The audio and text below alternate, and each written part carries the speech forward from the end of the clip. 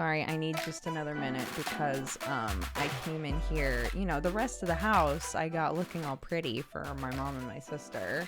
And every time I came in here, I started losing it a little because my room was a nightmare. And as I was starting pre-show, my mom and I were like, you know what? Fuck it. Let's just grab all the laundry, grab all the dishes, just get this shit looking better. So I just need to grab my coffee now. We're all good. We're all set to go. But I'm just gonna grab coffee. So if you need to grab a drink or take your pills or whatever, I'll see you in just a minute. Okay.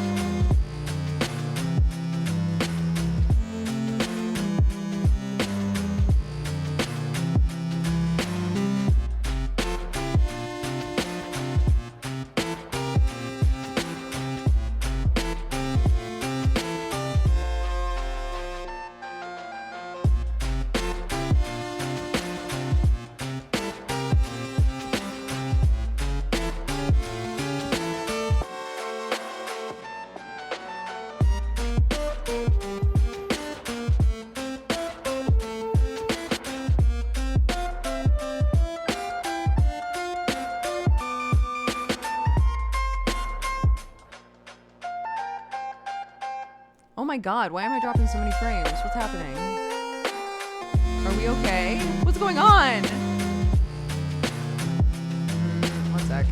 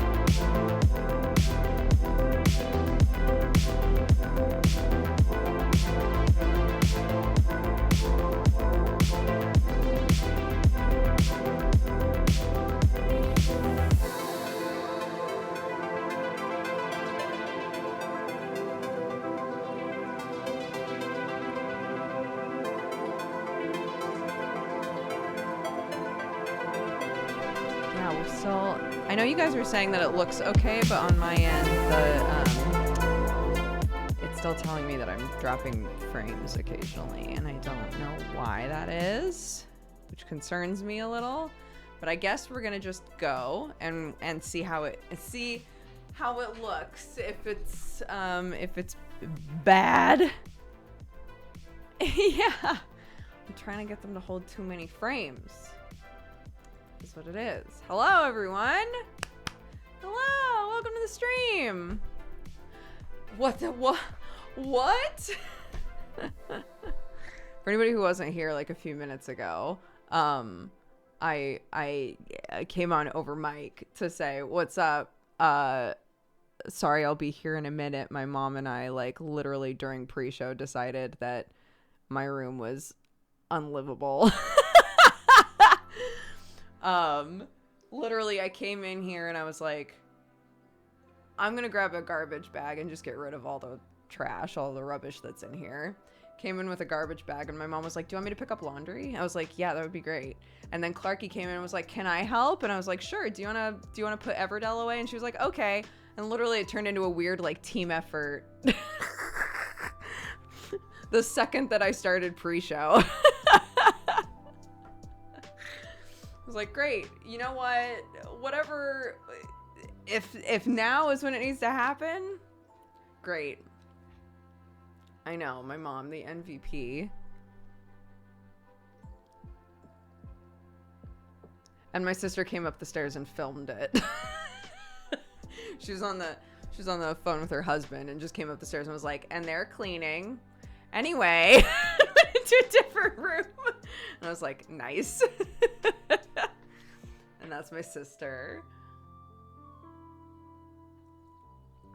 We were talking yesterday about how like I'm the sort of person I've realized where I get a whole lot done. I think it's called body doubling. I can't remember. I get a whole lot done. Like I get way more done if I have company. Like if I'm like, okay, I need to do this and there's just somebody around to like keep me company or like just be there, be in the room, you know? Which my mom is incredible at, and also so is my sister. But we were talking about it and we were like, yeah, mommy is the sort of person who's like, what are you doing? I'll help. Let's go.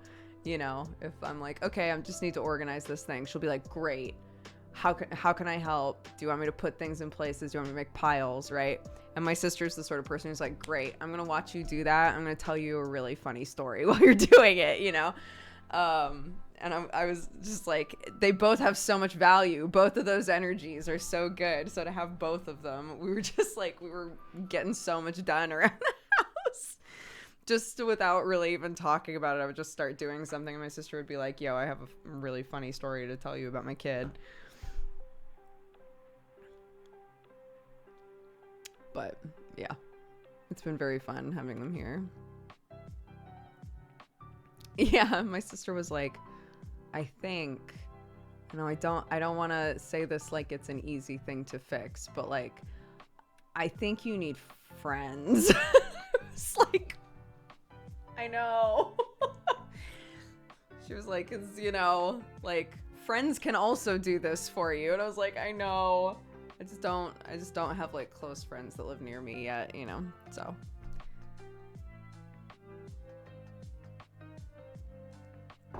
I do wonder though if you could like get a little bit of that feeling being on like a call with somebody, right? If I was like, all right, I'm doing a thing, I'm gonna just hop into like a Discord call with so and so, right?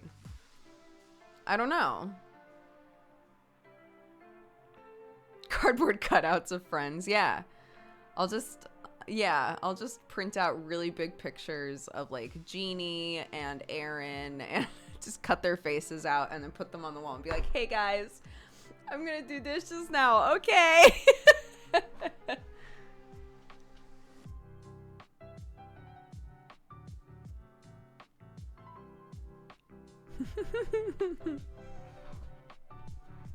Making friends as an adult is hard. It is. It's very hard. It's very hard.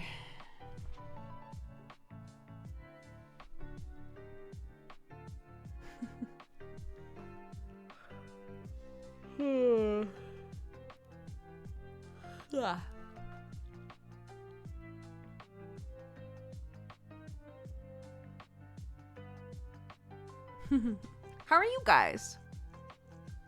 It's been a couple days. Yesterday was Wednesday, so. Thank you, Snady.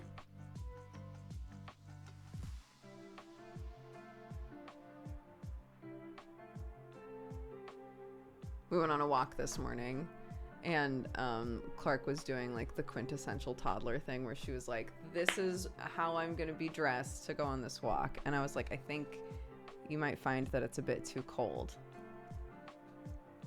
She goes outside in a dress and sandals, and then goes, it's cold outside. And I was like, yeah, I know. She went inside, she put on two jumpers, pajama pants, still just the sandals, which is fine. And I was like, all right, I'm good to go now. It's like, okay. So we start walking, and almost immediately she's like, it's hot. Within the period of time of us like doing this walk, all of her clothes were on. All of her clothes aside from the dress came off at a certain point. There were always rocks in her shoes, no matter, even if we had literally just gotten the rocks out, there were instantly rocks in her shoes again. And then on our walk home, it became very windy, and then she wanted to put everything back on, but then she needed to pee, and she was convinced that her trousers were wet. They weren't, so she refused to wear them. But then the whole time that we were on the way home, she was like, my legs are cold. Oh my god. I was like, this is why I carry a backpack. And my mom was like, very smart.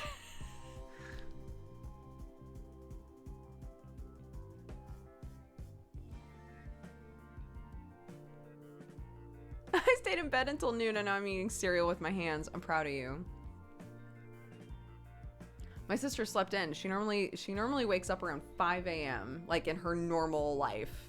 Even on her days off, it doesn't matter. She normally wakes up at 5 a.m. and is just up and like doing her life, right?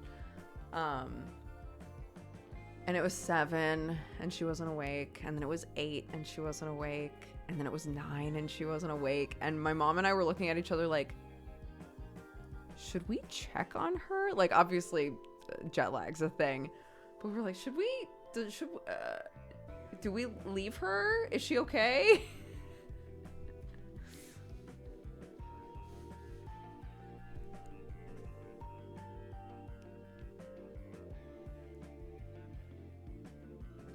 Eventually she woke up. I was like, you know what? She's on vacation.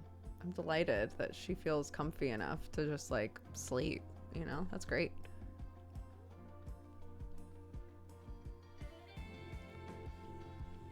As long as everybody's able to sleep and everybody's able to poop, I feel like the comfort levels, the comfort vibes are right in the home, you know? Like, those are the two concerns I have with my guests. Not that I'm asking everybody if they're able to poop, but you know. Sometimes when you go to a place, look, we can be honest here. Sometimes when you go to a new place, you get constipated and you're not sure why. It's just you've traveled and your body's doing weird shit and maybe you can't poop for a couple days, you know?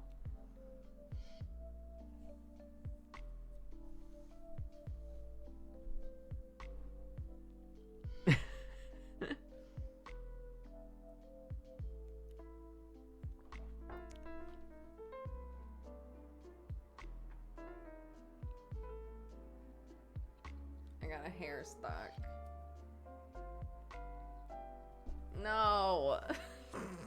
I tried to do a cool thing and pull my glasses up on top of my head, and I'm regretting it big time.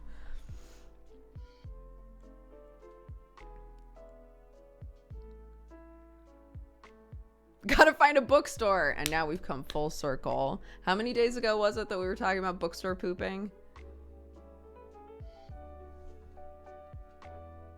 Are they watching your stream right now? I do not think so. I think Clark is making my sister play Catan with her, despite the fact that, again, my daughter does not know how to play Catan. She has her way of playing Catan.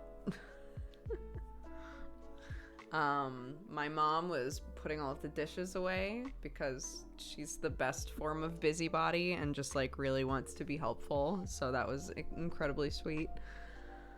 So that's what they were doing when I was downstairs heating up my coffee.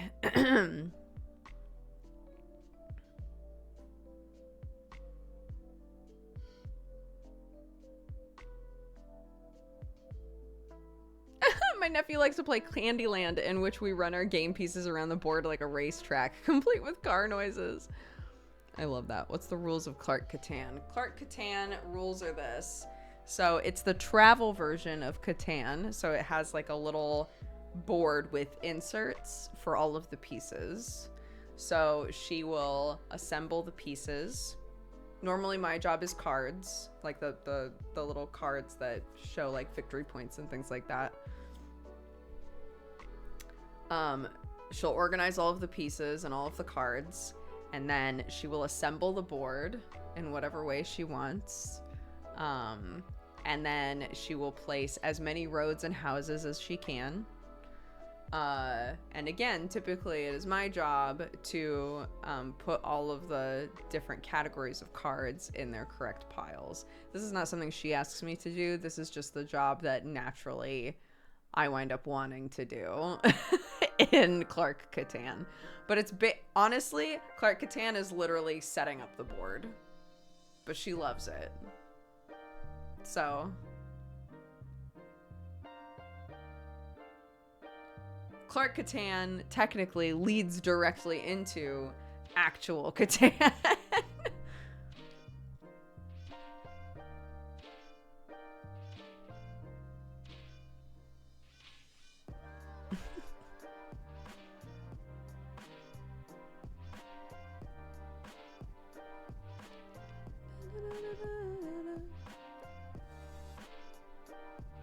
It's the prequel. It is.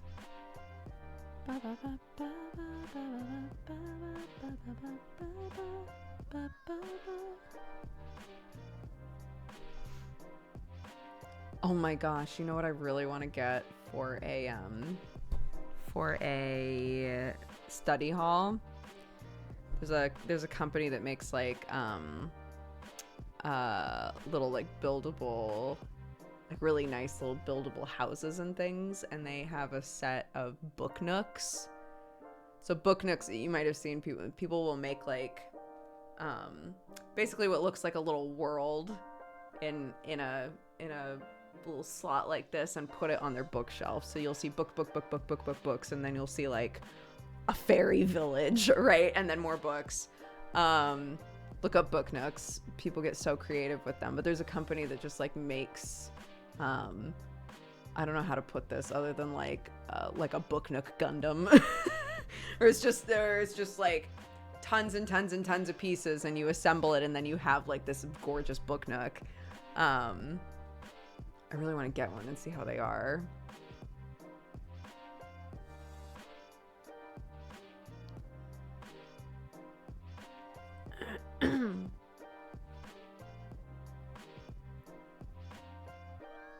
Yeah, people get really creative with them. They're very cool.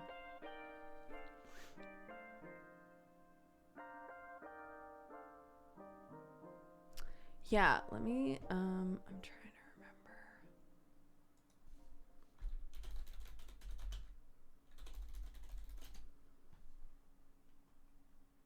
Let's see if I can find the company.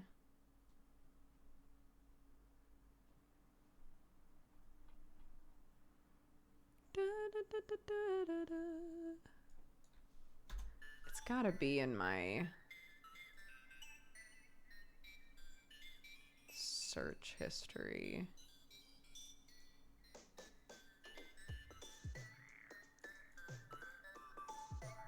That's fine. I'll find it later.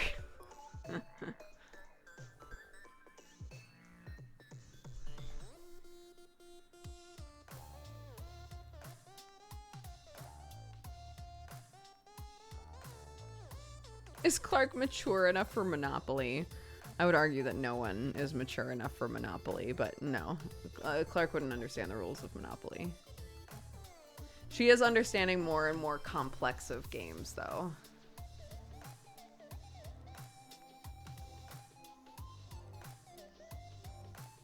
Which is very cool. It's been fun, like, trying to teach her a game and seeing how much of it she grasps, you know?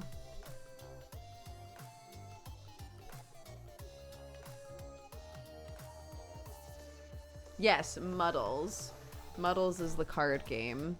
That's like you get a set of real animals and different real animals combined to make like weird combo animals called Muddles. People who enjoy Monopoly are not human. I've said this before, but Sam's family was really into Monopoly when I first started hanging out with them, and I was like, like, just literally any excuse to be aggressive and competitive with one another. Oh my god, wait a minute. Do not spoil anything, because I'll lose it. But, so I haven't seen season 1 of Bridgerton. I gotta be honest, I'm not super into, like, period shows or period movies. So I've had no interest whatsoever in watching Bridgerton, right? It was not on my radar. I know a lot of people who love it, but I was like, I doubt that I'm really going to be into this. Okay. So, Clark's at school. I was doing X, Y, and Z something, and my mom and my sister are watching TV. I went in there and they had Bridgerton on, and I was like, okay, I'll just like sit.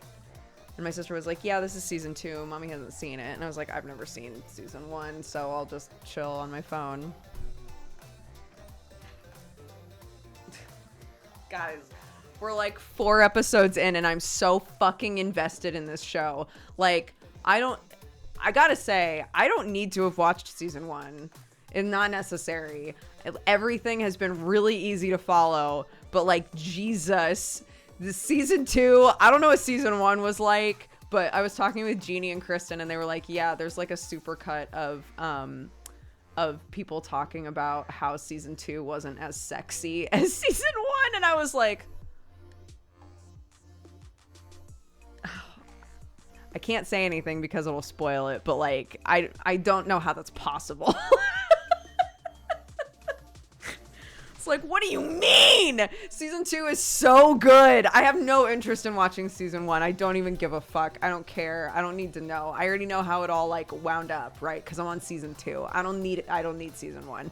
Season 2 is incredible. I'm all in. I'm gonna be really upset when it's over.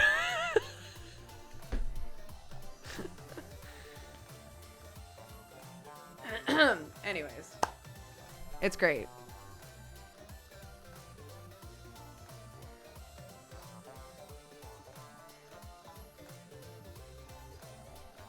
I can't.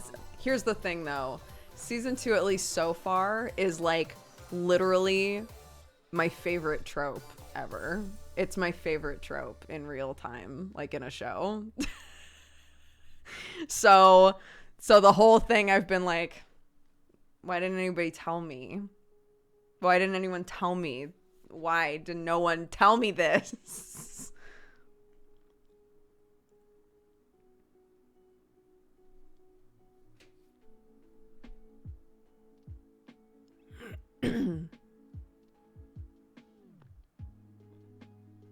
Anyways, that's all that I'll say. I'm really into Bridgerton right now. I never thought that I would ever say that out loud.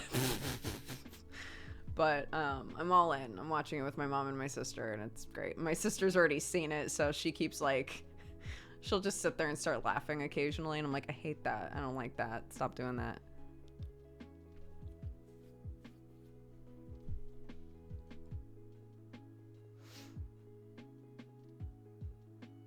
My parents went through all of Breaking Bad for the first time over the past few weeks. Oh my god. I can't imagine binging Breaking Bad that way. I watched Breaking Bad after it had finished, but like it took me a while because that show gets to be like too much sometimes to me. I'll either get really irritated or really frustrated or like, I think it's great. I think Breaking Bad's great, but there are so many points throughout Breaking Bad where I'm like, I have to walk away for a minute. I have to walk away for a while. It's emotionally draining. It is. It is also that, yeah.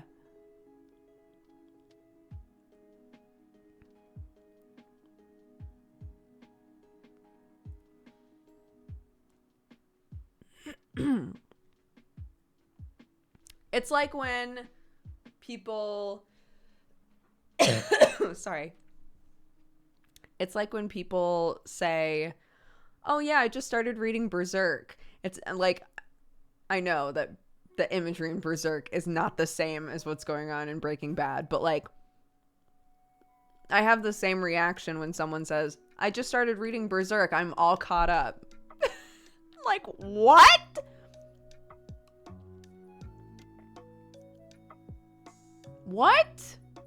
What? No, not I. Not I. I've read a lot of Berserk, and I love Berserk, but there have been multiple points in Berserk where I've said, and I'm putting that down for at least a month. I'm not coming back to that for a while.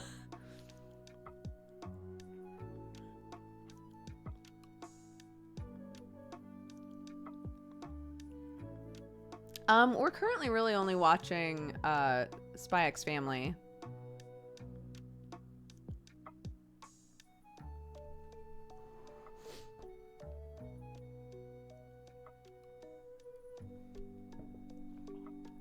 Oh my god, when I caught up to Critical Role, I watched like 3 episodes a day and caught up around 80 episodes in just a few weeks. Homie, that's power that I don't have.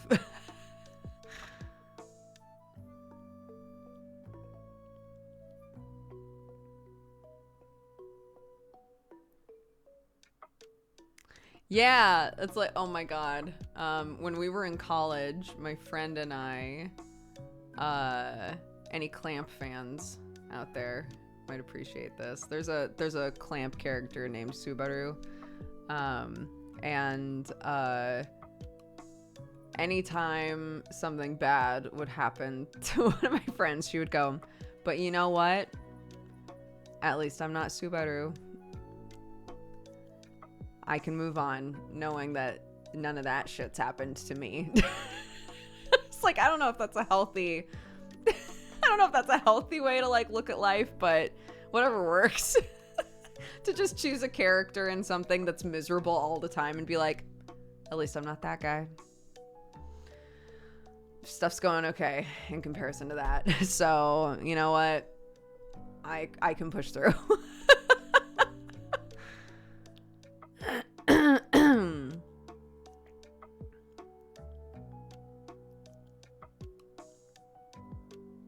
he do have it rough. He do.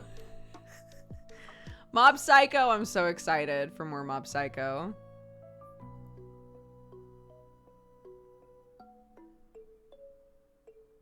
I put down Gantz for 3 years because I didn't know I was 3 chapters from the end. That kind of reminds me of, again, another thing that please do not say any spoilery things for people who haven't watched it. But I think I even talked about it on stream at the time. I didn't realize that I was like almost done with The Good Place. I had watched so much of The Good Place, and then I was like, oh yeah, I should finish that. And watched, I think, 1 or 2 episodes and was like, wait, is that the end? Like, I was literally 2 episodes or something from the very end of The Good Place and didn't even realize.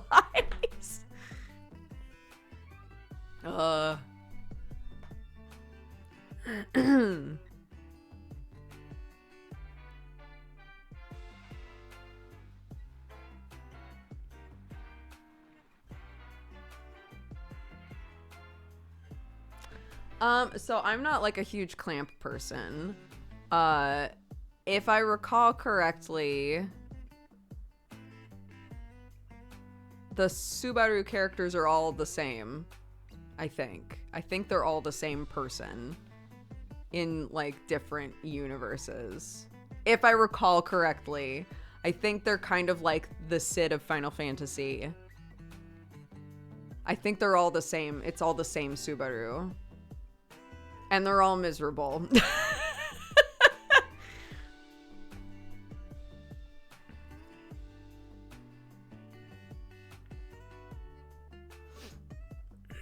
They play the multiverse game. They do. You know they do. Oops.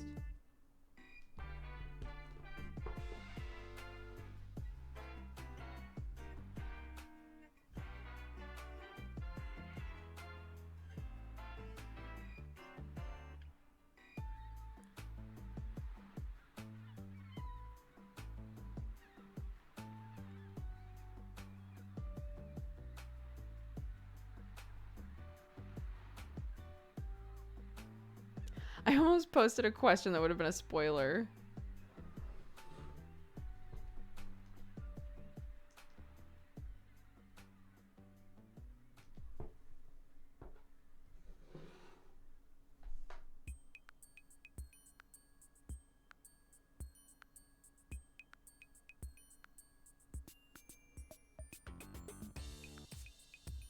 Worse when you're watching something on a streaming service and they take it off with no warning. I watched all of Stargate up to the very last episode and it was ripped away from me. No! Stargate. Oh. That is sad.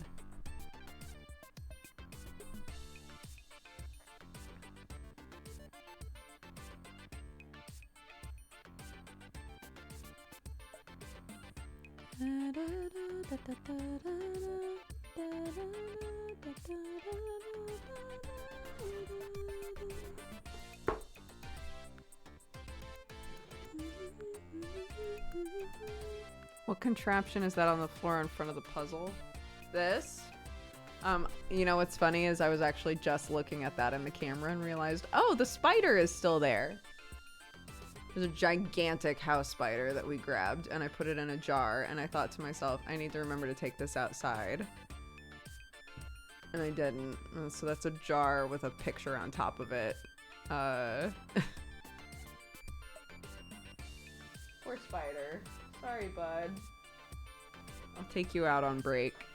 I'm not gonna show it to you guys.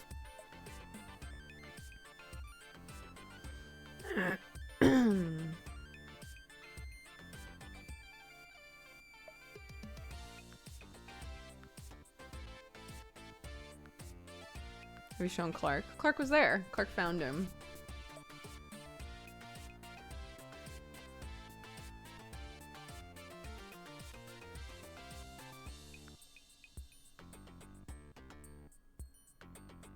I don't kill them. I literally just put them outside. And look, if a chicken eats them, then that's life. Okay?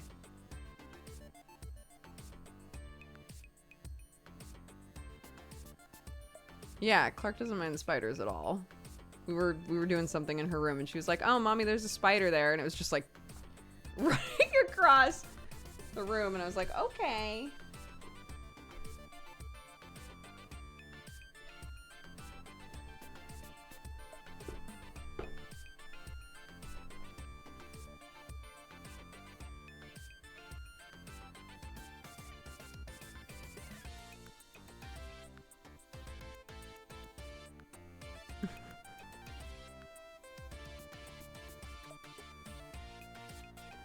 Look, I'm just saying, there are chickens outside. If I release a spider outside, there is a possibility that a chicken will eat it. I will not put it directly in front of a chicken, hoping that it gets eaten.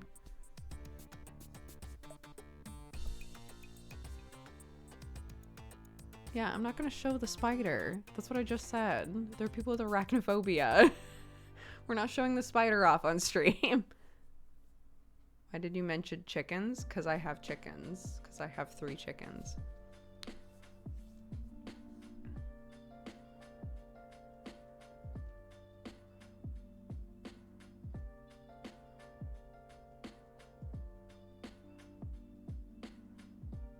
Do you know what species? It's just a big house spider. I don't know. There are no deadly spiders in England.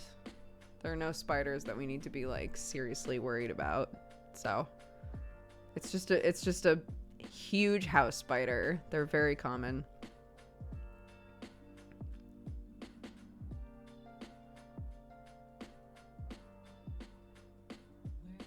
Are they cute chickens? I think so. Oh, my fiance got me your early bird special puzzle for Mother's Day, and he also got one for his mom. How sweet! I hope you love it.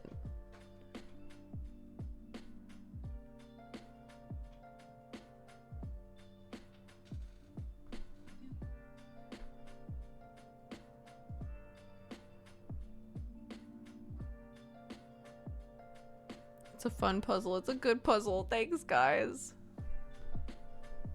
My mod's coming in with the support. My brother just got some ducks, and I have no idea why. Some people love ducks, dude. You get eggs from ducks, too.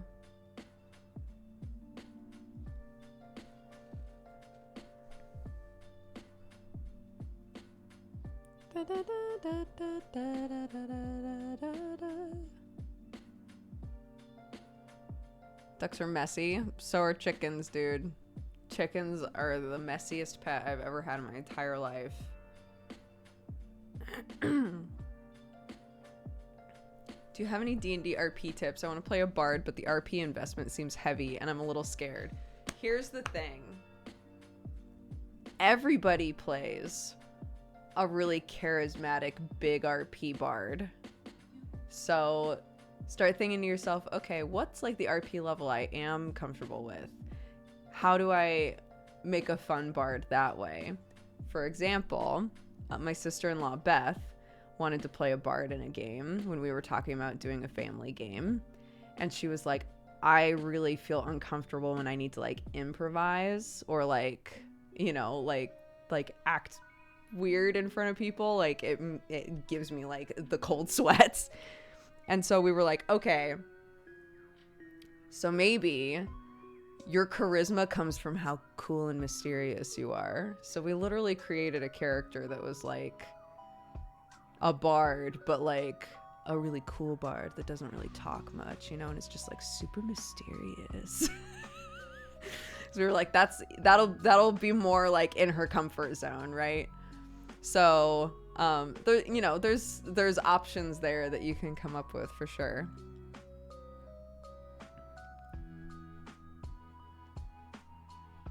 The brooding hottie bard, yeah. A mime. Social anxiety bard. Yeah. Like, I guess just like have a come to Jesus with yourself. Like how much RP do I feel comfortable doing?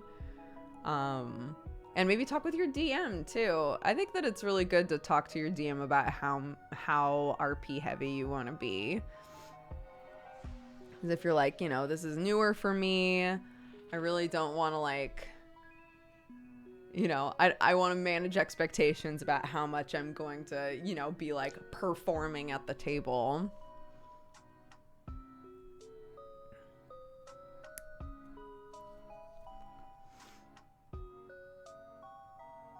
Oh my god.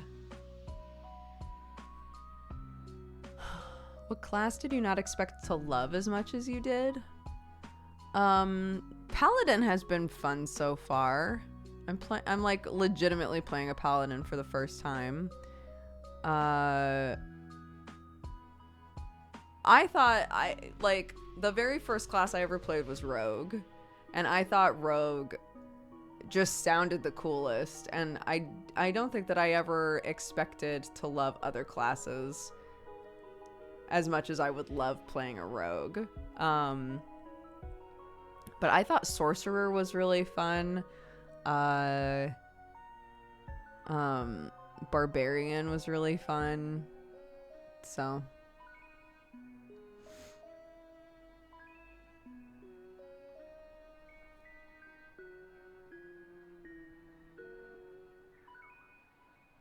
my first game was in 3.5, yeah. Tack,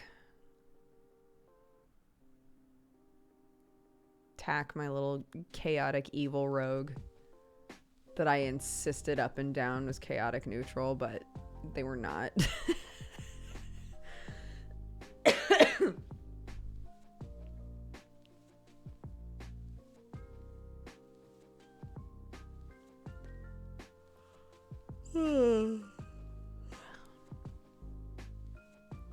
3.5 is chaos, and I loved it. Yeah, there was so much.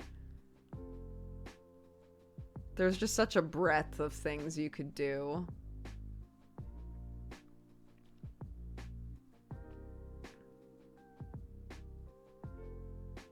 How are you enjoying season 2 of Dungeons and Daddies? I still have not listened to much of it. It's not that I don't enjoy it. When I am listening to it, I laugh. Like, I'm having fun. I just haven't been thinking of... I go through, like, ebbs and flows of what I want to listen to. I'll go through periods of time where I'm like, I only want podcasts. And I'll just listen to a lot of stuff like Dungeons and Daddies, right? And then I'll have a really long period of time where I only really want to listen to music. And that's kind of been where I'm at recently. I've been listening to a lot of music. A lot of... for some reason, currently, it's a lot of really weird, aggressive, like, indie girl pop. I don't know why.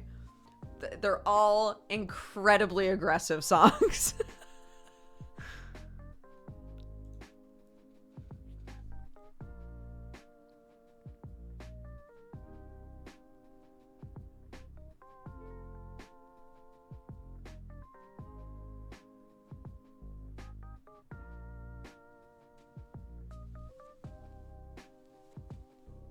Drop the playlist.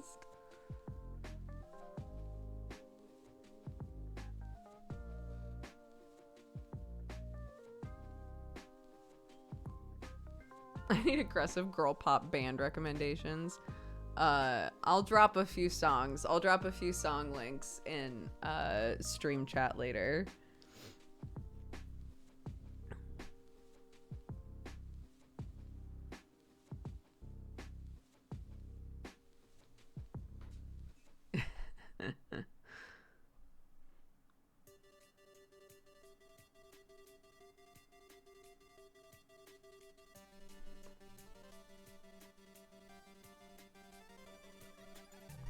For a second, I thought aggressive pop band was a TTRPG. Nar.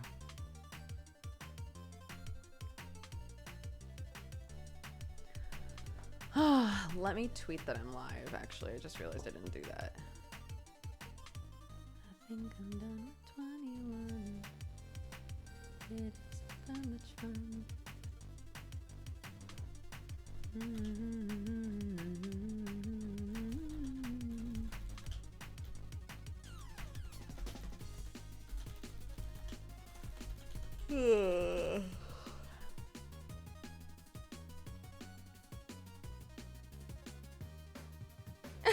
In the stream, you never know what is and isn't RP. Dodger running for mayor? That's RP. It's true. It's true. I have my friend Astro working on a thing on moral, and I brought up the video to like watch it and see how it was looking. And Clark came over and was like, "Oh, they added arms." And I was like, "No, my character just always has 4 arms." And she looked at me like, like, what? Mom, why would you do that?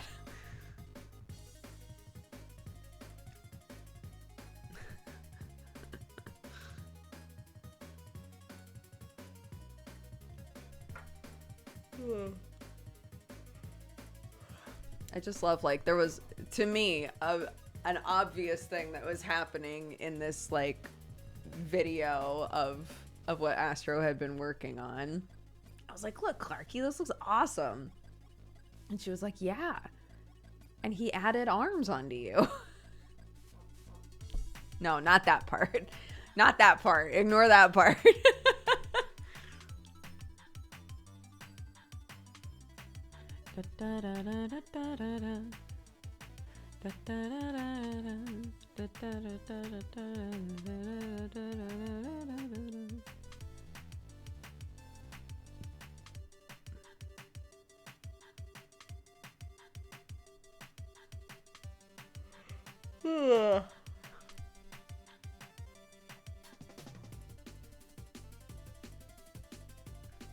Oh my gosh, today's Thursday. Deadbeats Day. Sparkle! Hey, bud!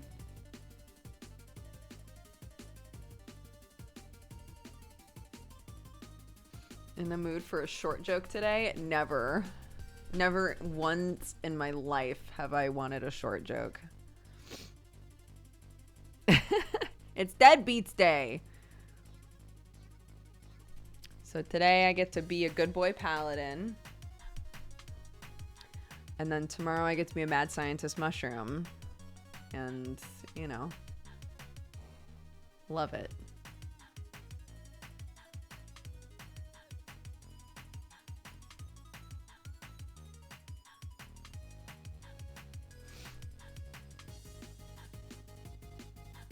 I thought they meant the joke itself was short. I'm gonna assume, I will always assume that that they would mean a joke about people being short.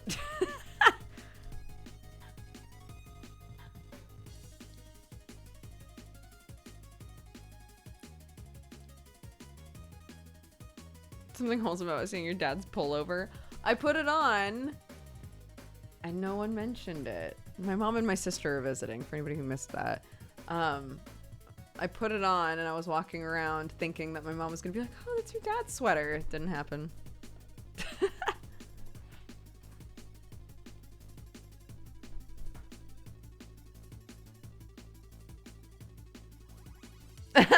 From a paladin to a crazy mushroom scientist. No limits to career changes. You know. You know how it is.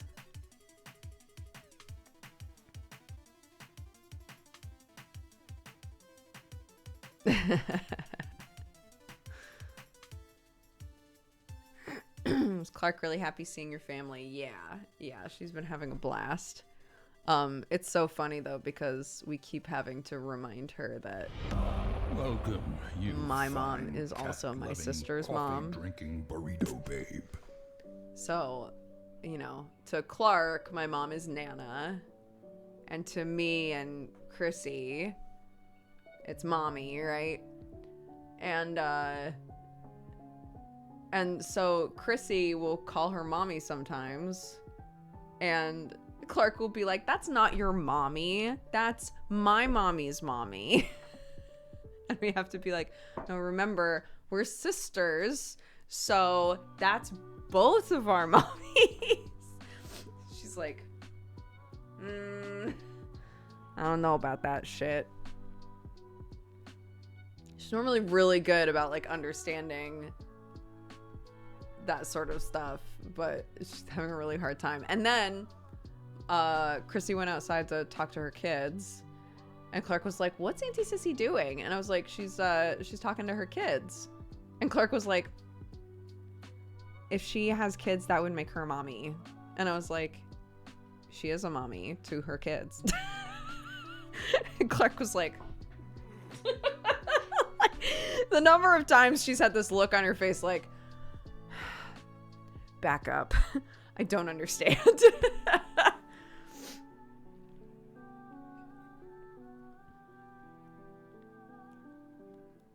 I was like, here's the other thing. Are you ready for me to blow your fucking mind, Clark? And she was like, yeah. It's like, Auntie Sissy's kids are your cousins. Just like how your other aunties and uncles, their kids are your cousins. Auntie Sissy's kids are also your cousins. And she was like, I have more cousins? I was like, yeah, homie, you have more cousins back in America. She was like, what the fuck? Like, blew her mind. Like, there's something sad about it because obviously she hasn't been able to see any of those family members for like over 2 years now, you know?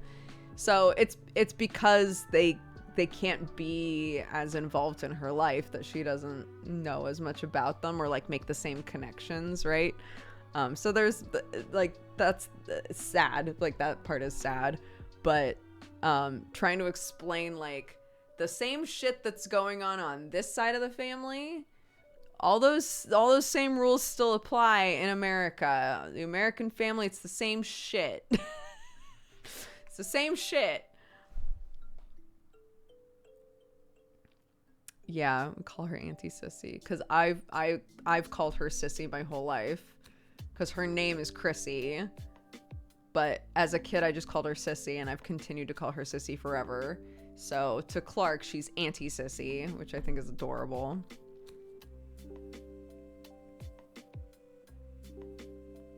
Yeah,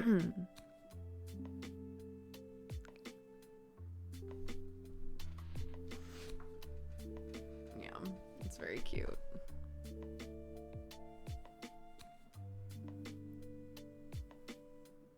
I thought it was because she's your sister. It is. Yeah. So I called her Sissy because she's my sister, and I thought that's what her name was when I was little. I thought her name was Sissy. It's like the movie Land Before Time. I would have full-on fist-fight arguments with my brother because I was convinced that movie was called Bambi for Time, and no one could tell me any different. I knew there was a movie called Bambi. And so the other one is obviously called Bambi for Time. And my brother would be like, I swear to, he's 11 years older than me, right? He's like arguing, full on arguing with like a toddler who's like, it's Bambi for Time, Jared. You don't know what you're talking about. Oh my God. Hilarious. Incredible.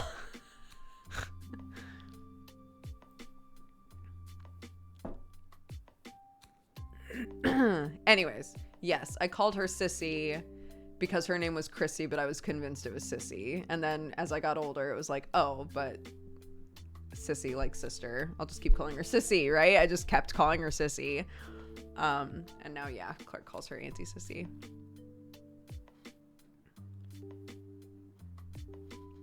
It's just so funny. Kids will like, they'll do something a certain way or they'll say something a certain way for long enough.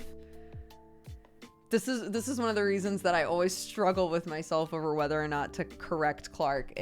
If Clark says something really cute, I have like a war in my mind of, do I correct this or not? Because I know from the experience of being a child that if she does it for long enough and then suddenly I spring it on her like, hey, by the way, you've been saying that wrong forever, she'll be like, that's a really weird goof that you're trying to pull on me, Mom. That's a really strange joke to be saying right now, as though I don't know that it's called Bambi for Time.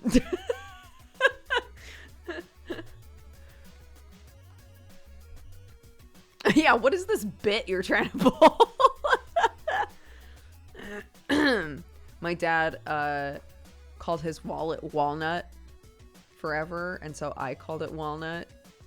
And that was another one that was really hard for me to figure out was not the right word. I called guitars T-tars. I called them T-tars for a very long time.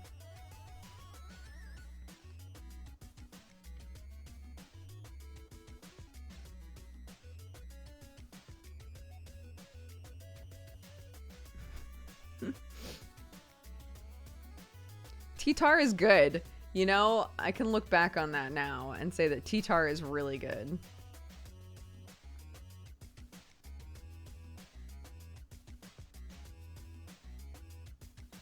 I called onions garlic and garlic onions all the time. Same. I also did that.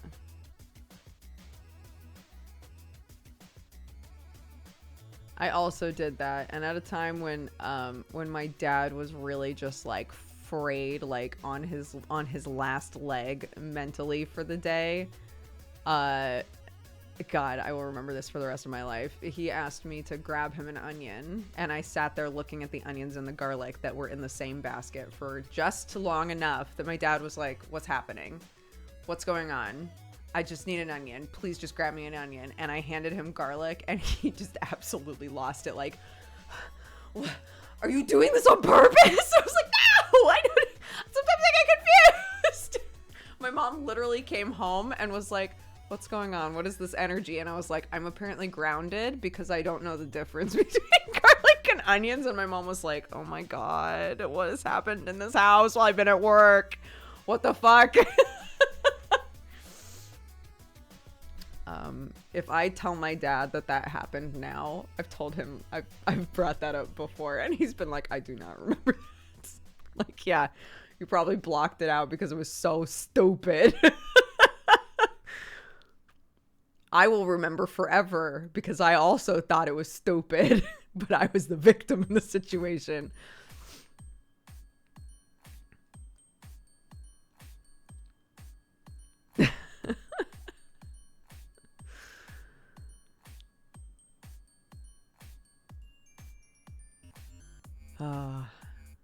Parents.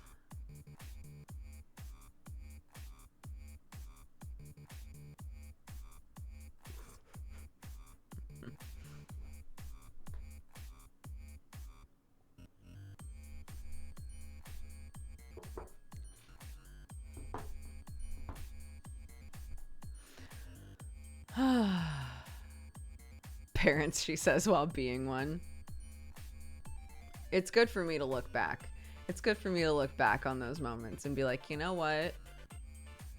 I can appreciate and acknowledge that my dad was probably like really going through some shit. And I know now as an adult that he was going through a lot of shit.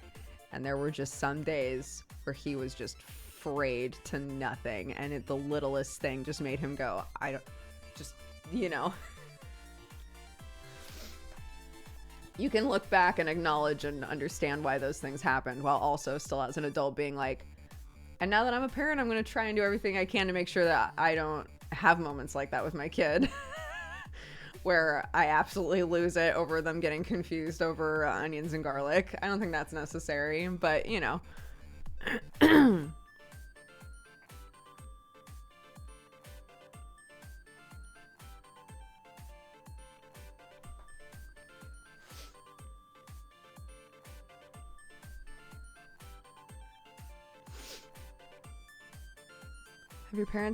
Have you ever had your parents tell you a story about you as a kid that you've seen reflected in Clark?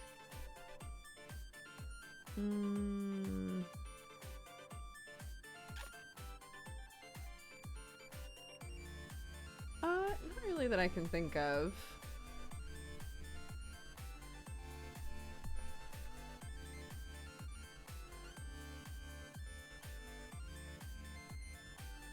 Clarky's her own animal, dude. Hello, my love. Hi. Coffee? Oh, sure. I just heated up the last dredges. before I started work, but I would love a fresh cup. Thank you, darling. Who is he? He's so cute.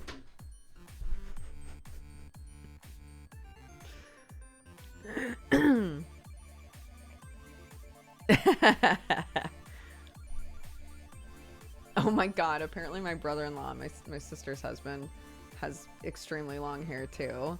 And the second that Chrissy saw Sam, she was like, okay, so now I need to try and gauge whether or not your hair is as long as my husband's is, because he thinks you guys are competing. He, you know, you're not actually competing, but he is competing with you in terms of hair length.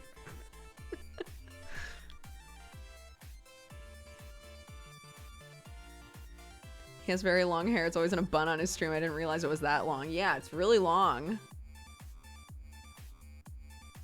I love it. I love it. I think it suits him, to be honest.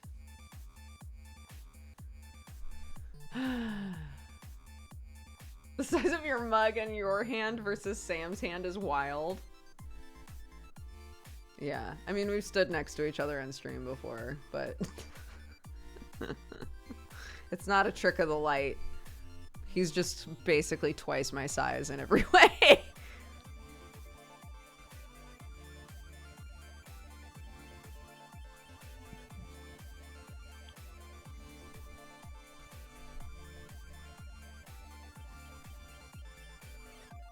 I find it weird that we can never see Sam's face when he shows up on your stream. He's just too tall. He's too tall, so he gets to be a Peanuts parent.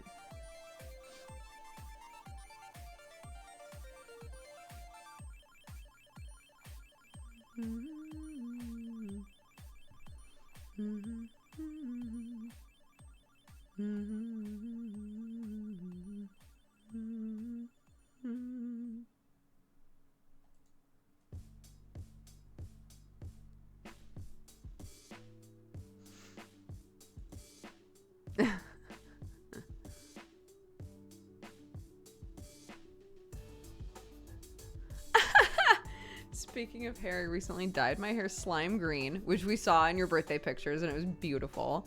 It's now fading to a high visibility type yellow color, and the people in my little seaside town have very loud yet very silent feelings about it.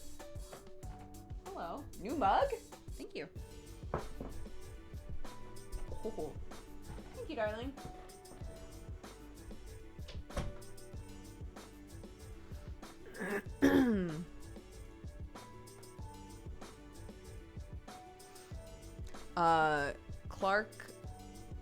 Clark has my brother's hands, and I guess Sam's hands. And what I mean by that is, like, you know how I have, like, kind of like squat fingers, which I've grown to love. Clark has really, like, long fingers like Sam does. And big feet. All the Thorns have big feet.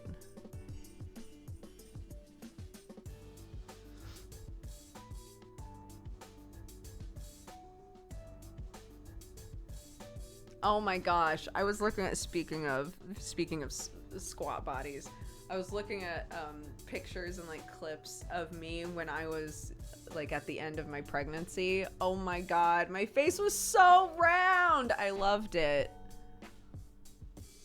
I looked so jolly, dude. I looked so round and jolly. It was great. I can only hope that that's my future.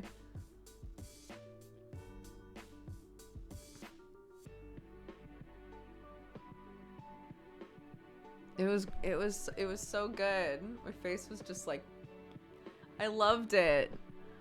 I loved it. It had such a like specific vibe to it. And I remember saying on stream, like, I kind of hope that my face stays a little round for a while, and it didn't.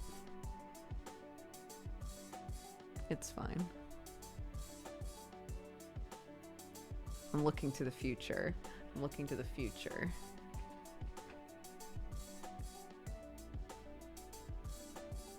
When I'm old, when I'm in my nonna phase, you know, and I just wear an apron 24/7 and I'm just like baking weird shit and forcing people to eat it.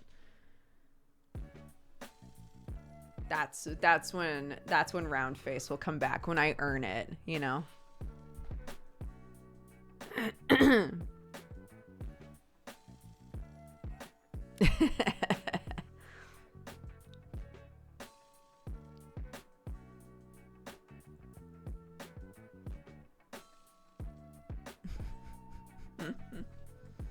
Oh, I'm due to give birth on Saturday. I relate to the round face. Yes. Enjoy it. Enjoy it while you've got it.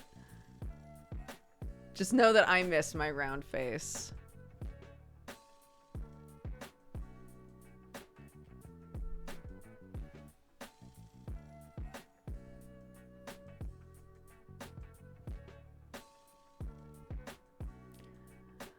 How come all of the worst days are in the time of my life, time of my life, time of my life.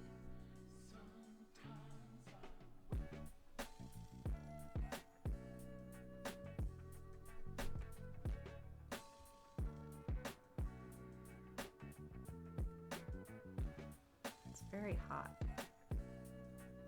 Where'd my neon divide mug go? Swapped it out.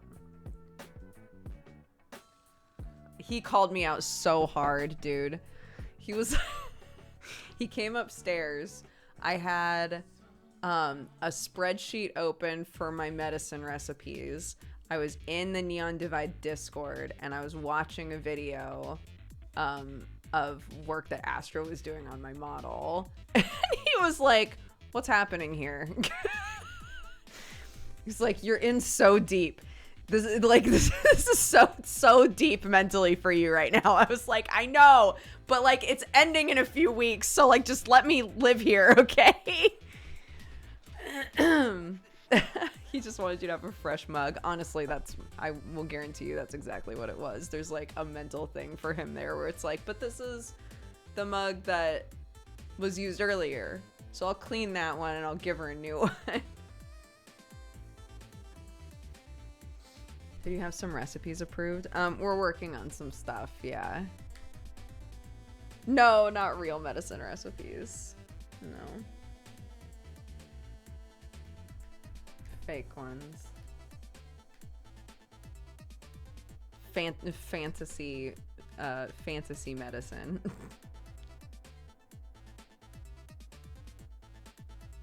This mug? This one's from Warsaw, I think. Yeah. It didn't always look like this. I ran it in the dishwasher a couple of times, which I was not supposed to do, and now arguably it looks way cooler than it did before. So, this is what it looks like now, but it used to all be this color.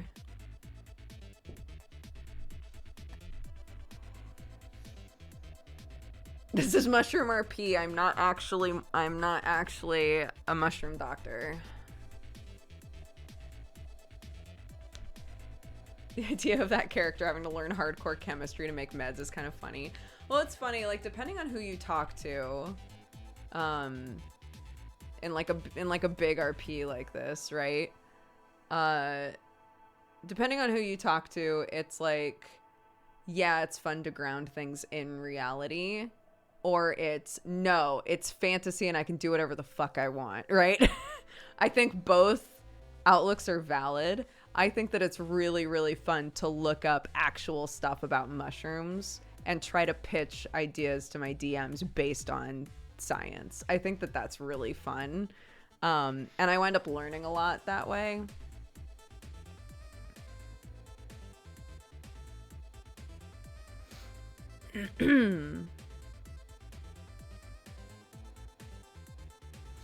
Juno can't live in Undercity. Juno needs the sun to live. I think it's all of the maybe not. No, that must be a racial flaw. That won't be their actual flaw. They have, the cactus people have a racial flaw that they need sunlight.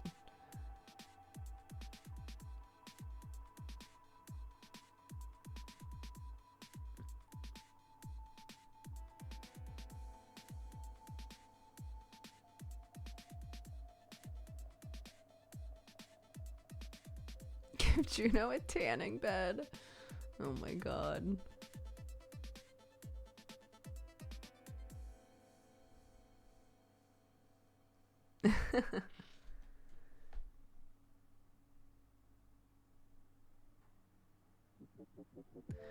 To the person who is asking about Sam, Sam is in some D&D stuff. He and I are in a game together called Godforged that's on Sundays. Our friend Joe DMs that. Joe's an incredible DM. So we're both in that. He's also in one of the IO campaigns. Not the same one as me. So the one that's happening tonight is called Deadbeats, and that's an IO game. Sam's in a different one called Curious Curios, and he plays an adorable little raccoon paladin. I think those are the two D&D campaigns he's in currently.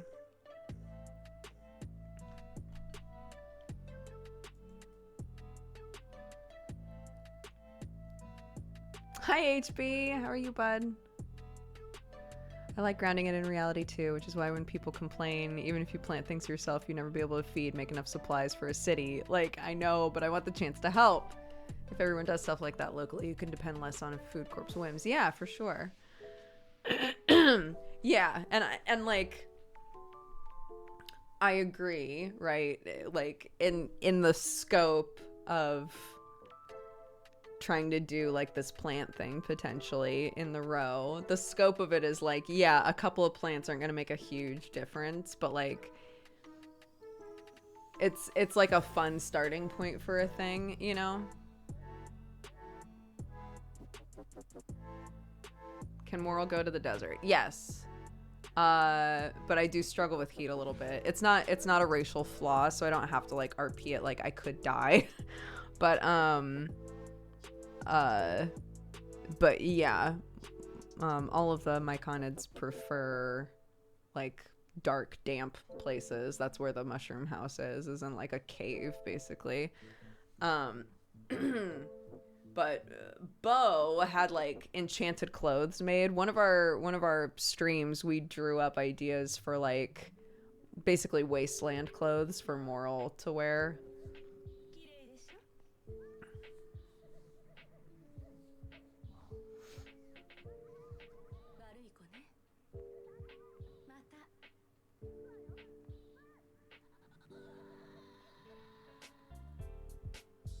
So we'll see.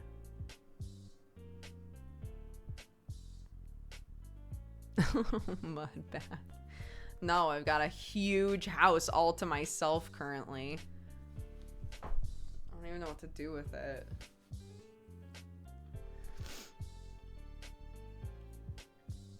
Yeah, the myconids can sleep.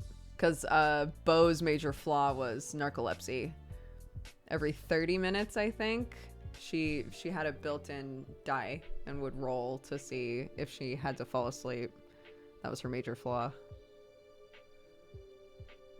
So potentially she would just fall asleep when she was like in danger. So that's why, if you'll recall, your major flaw is supposed to be something that could potentially get you killed.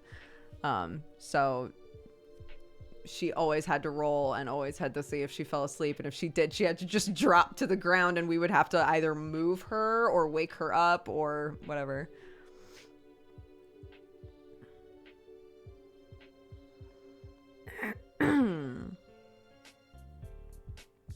What is the red garden, Sparkle?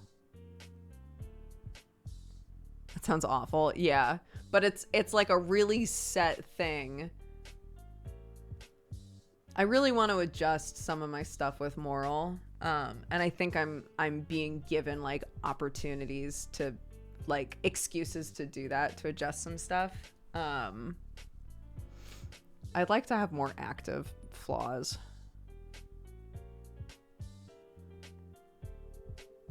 We're talking about Neon Divide. It's a VR RP.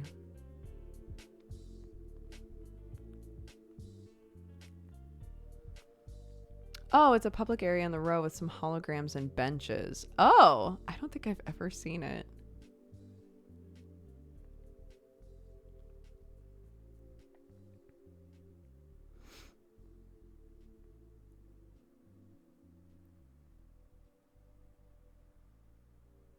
But I was saying, like, and the only reason I would think of this is because Bo has it built into that model as well, that Sketchy built it into the Bo model.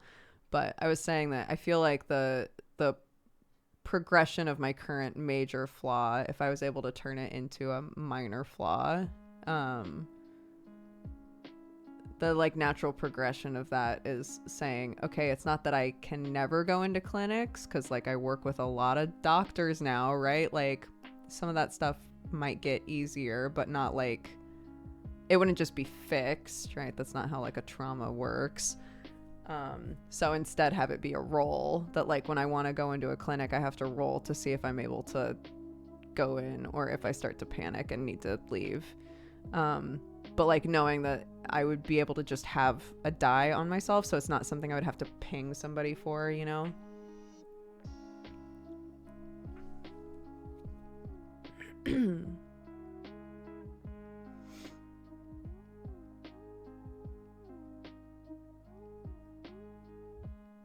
Yeah. I want to die on me too. Yeah, Sketchy knows how to do it. I'm sure a lot of people know how to do that, but there are a few things that I'm realizing like, well, wait, I know, like this is just like a set roll. Like currently my medicine, the way that it works, right, is I have to, I will 100% make the medicine as long as I have the right ingredients. It's not a roll to see if the medicine is successful or not anymore. It's a roll to see how much of it I'm able to make, the mushroom medicine. And that's like a set thing. I think I can roll for that myself if the DMs feel comfortable with that, and then I'm not having to ping them to be like, hey, can you roll for me even though I know the numbers? Because at crafting desks you can spawn in a die, so I can just bring everything to a crafting desk and just roll it myself. I don't know.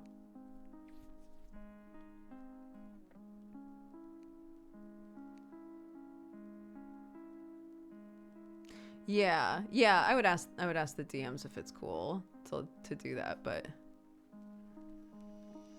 please leave the medicine making to the pharmacists. I will not. I'm a mushroom with a mission. I make medicine really fast.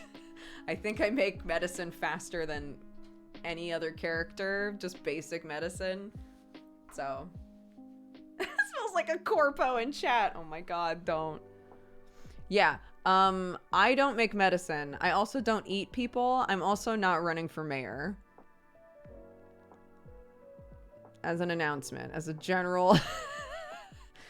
These are all things that my mushroom character is doing. It is not me. I'm not doing that.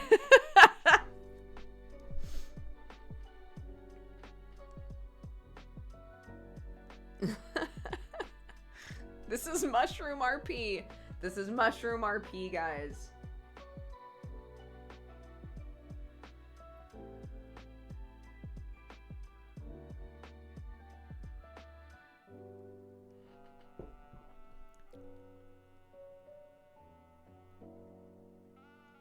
Moral is running for mayor, yeah. I don't think anybody else is anymore. I think it's just me. I don't think I have to run. I think I just do it. But we'll see. We'll see if somebody's like, no, just kidding. I want to be mayor. Dodger's not actually a mushroom. Thank you, Marianne.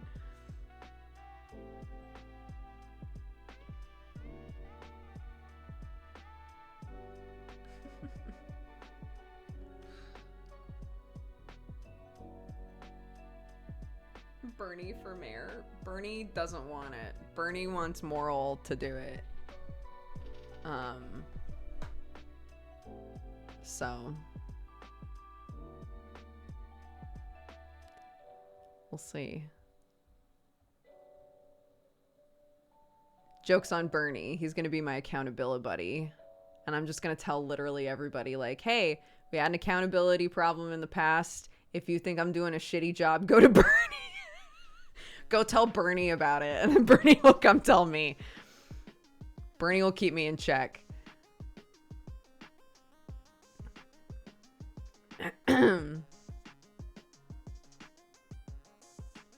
Uno reverse card, Bernie. You know?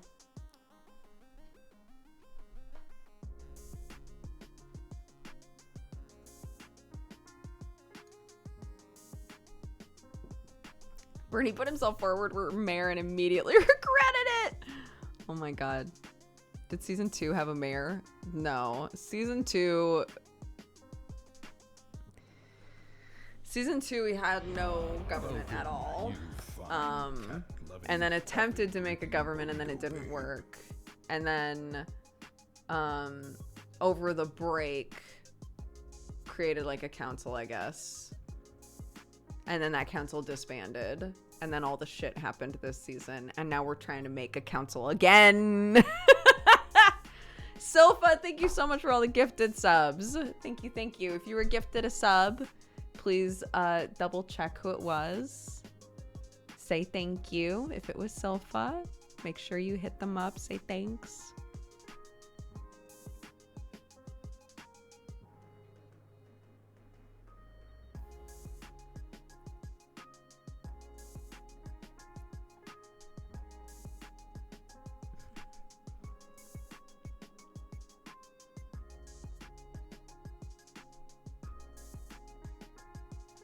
Bernie could be chief of police. We have like a, I don't know, what are we calling them? Like a neighborhood watch. We have like a militia basically in the Undercity.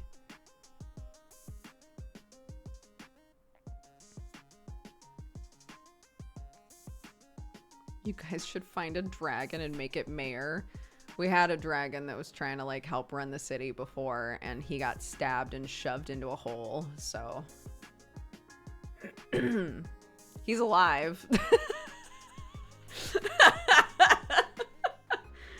He's alive. It was just a lot, you know?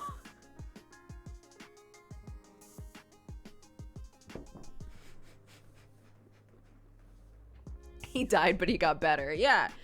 You know, we thought he was dead, and then we went to the wasteland, and he was there in sunglasses and a Hawaiian shirt, basically. Shout out to Sparkle for making Cece's shirt. Actually, I think Sparkle made Cece's whole vacation outfit. But anyway, yeah, that poor dude. Got stabbed, thrown into a hole, came back. And now he's just vibing, you know? Now he's starting an empire of shoes that are Crocs, but not Crocs. I also love Cornelius.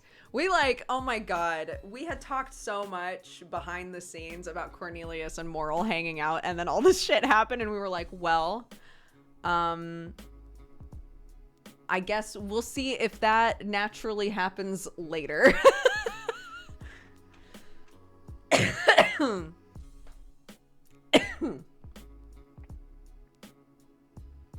Was there gold at the bottom of the hole? No, but I think there was like an undead dragon daddy down there. It's the only reason he lived.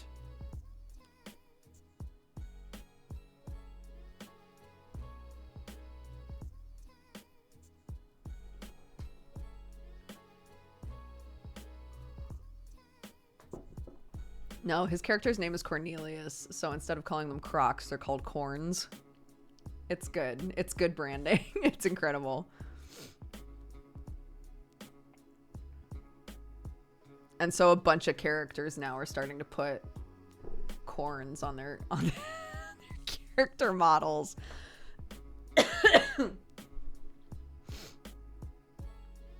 I'm at an impasse because again, I really want to put the spiky goth Crocs on Moral, but Moral would never buy clothes. Like, they're down the line, there might be a situation in which they would, but not now. Moral would not buy clothing right now. So I'm like, how do I get this stupid mushroom in corns?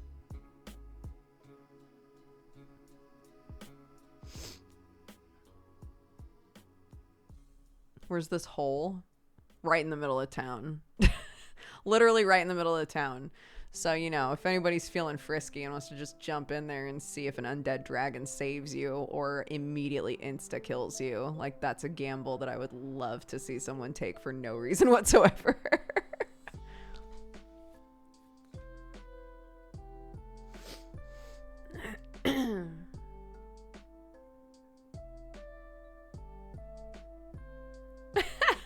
Just backflip into there. It'll be nuts. I would love that shit.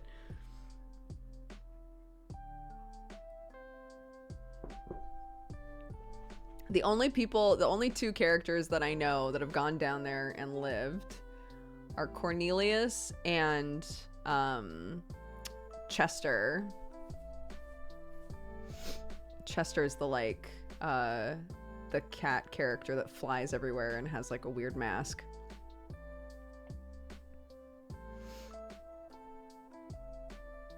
And I think the only reason Chester's alive is he rolled really well, I think.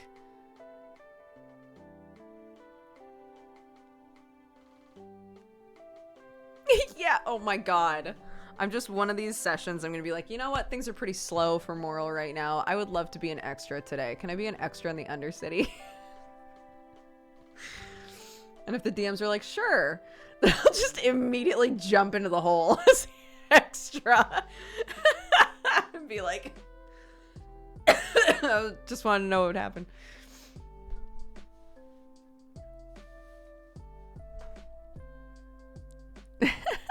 Yeah, for anybody who doesn't know, it's Big HB who's in the chat, is a lovely person, is one of the extras in Neon Divide currently. Yeah, I'm gonna load in and immediately just run for the hole.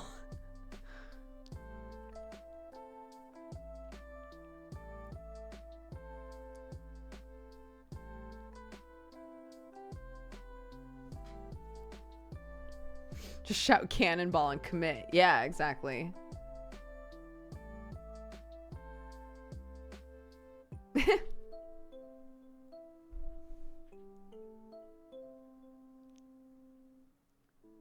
Oh my god. That's actually such a good pitch for a group of extras one session. That they're like from Trident and they're trying to film like a Jackass style show in the Undercity. That's so good. They can like go try to get the Kraken to chase them and like all kinds of shit. There's so much shit that like a Jackass group could do in the Undercity. Oh my god.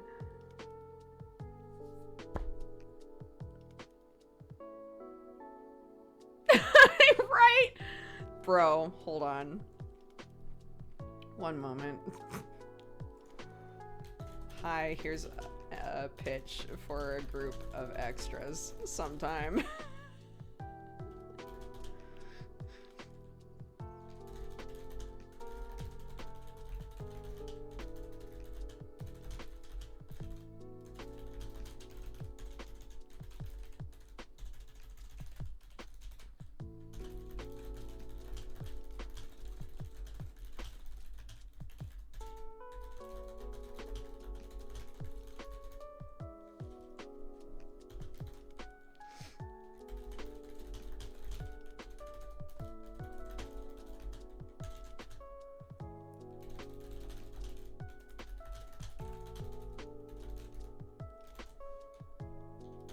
Great.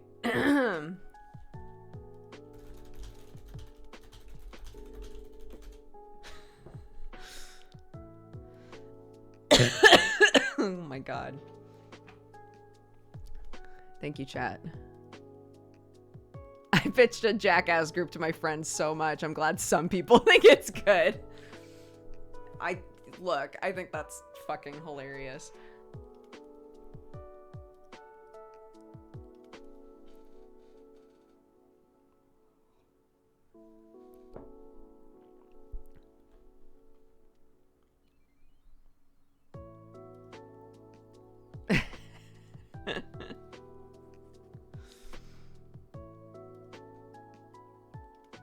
We Were Here Forever is out. I know it is. Yeah. Jesse and I are talking about playing it together.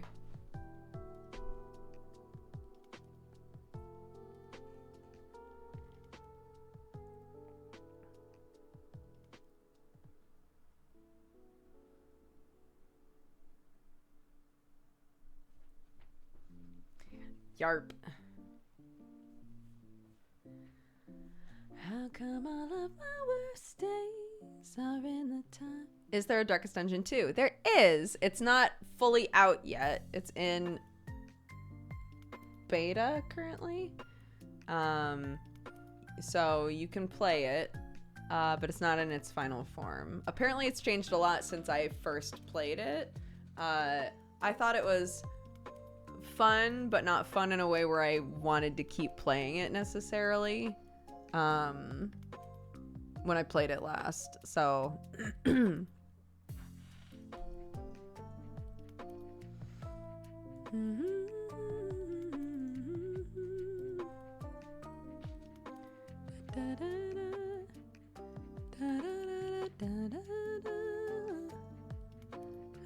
come all of my worst days?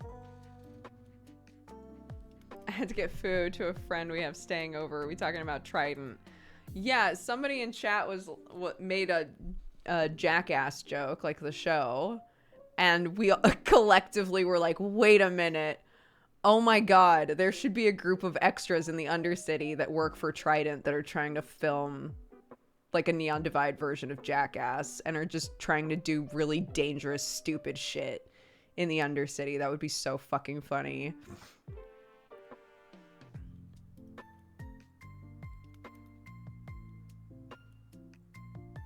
For some reason, when he said he would play an extra, the only kind I could imagine you playing is a spirit. I guess you have big spirit energy. Thank you. I would love to play a spirit. I love the spirits so much. They're so fun. Yeah, I'm really curious what the plan is for the finale. So we were told there's going to be, they decided to extend it to 20 episodes, but that the finale is basically going to be like a two-parter. And I don't think any of us know what that means. We're like, okay.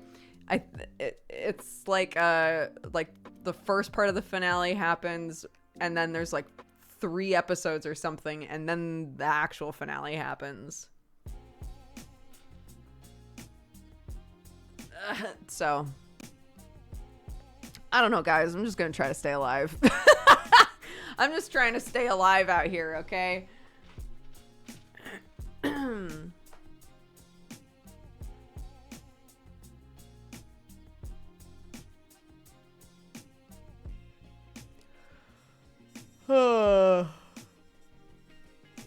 That's all you can do as a character.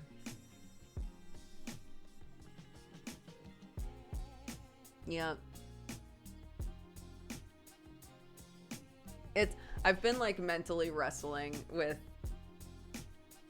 the running for mayor thing because we've talked about this a lot, the difference between like what you really want your character to do and what your character would actually do. I think Moral would do it, but I think it's really stupid for Moral to do it. If that makes sense.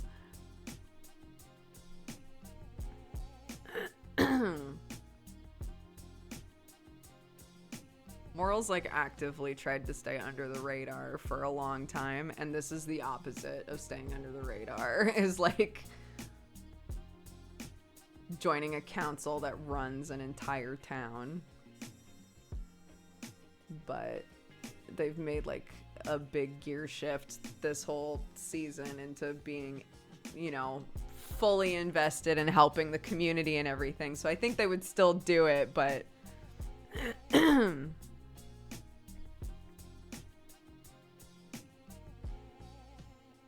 Moral becomes Bruce Wayne and has a secret hero persona. I can't use weapons. One of my flaws is pacifism.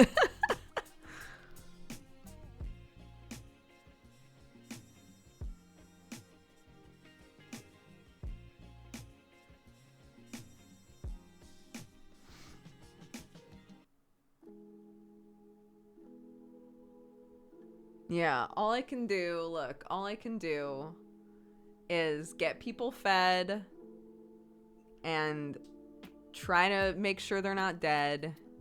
I can give people food, I can give them medicine. And other than that, like that's like my whole bag right now.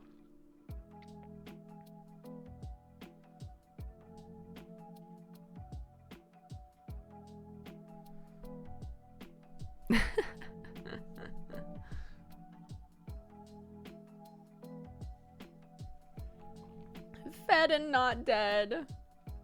You still got your stun spores, right? I've never canonically used them ever. And something went wrong with the model when we were adding stuff to it where I don't even have them as an option anymore. And part of me is like, do I get that fixed?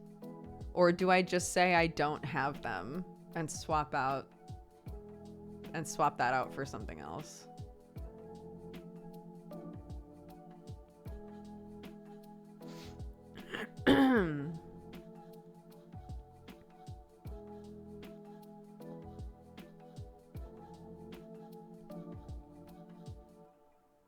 Could Moral be an eco-terrorist?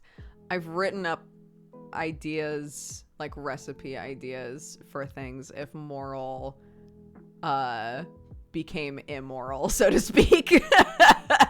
if Moral took like a really weird turn here. I am prepared to start making some fucked up shit. Yeah.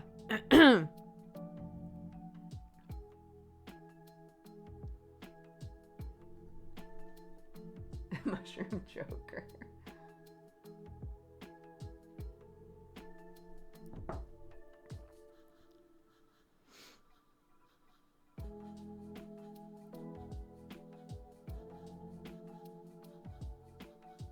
Oh, baby's keeping me awake. I'm joining in the coffee time. Yo, been there. I hope baby gets to sleep soon.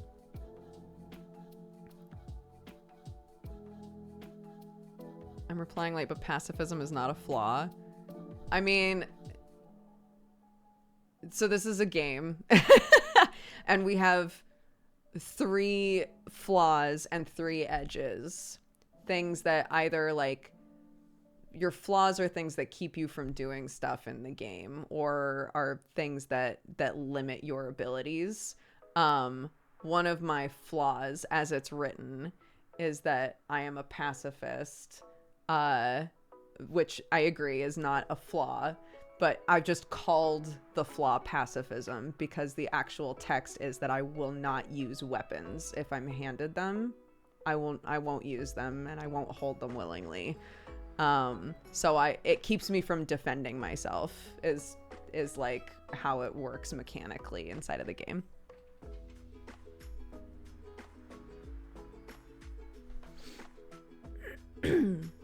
I was checking my GameCube and only half listening. No, it's fine. I'm sure that there's much like when I say, yeah, so I'm running for mayor and people go, Dodger's running for mayor. I'm sure that it's probably helpful for me to explain that anyway. So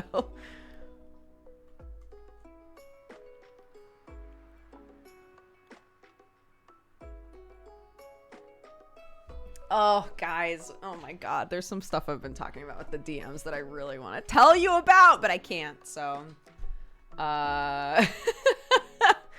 but some of the things that you guys are talking about are things that I have written down, like, as a just in case. Yeah, I'm also running for mayor, and I'm a mushroom, and I make medicine, and I eat people.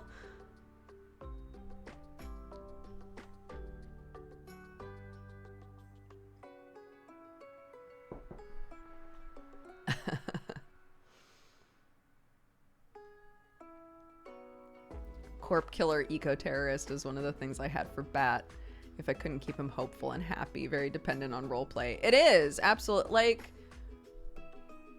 a lot of shit has happened with Moral lately, and I literally think if not for the support system that Moral currently has, like the people and the characters that Moral is interacting with a lot, I would be much further down that hole, you know?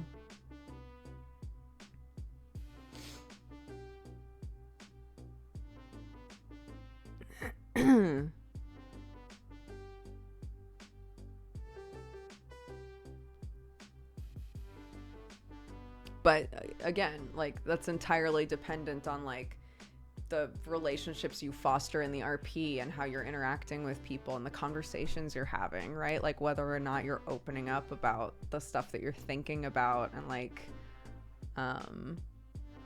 you know, either having it affirmed or getting a reality check, right? Like that sort of stuff. That's you need all of that in order to kind of feel out where your character's going.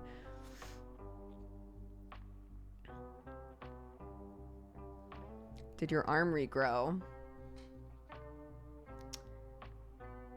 Yes, it did. Yes, it did.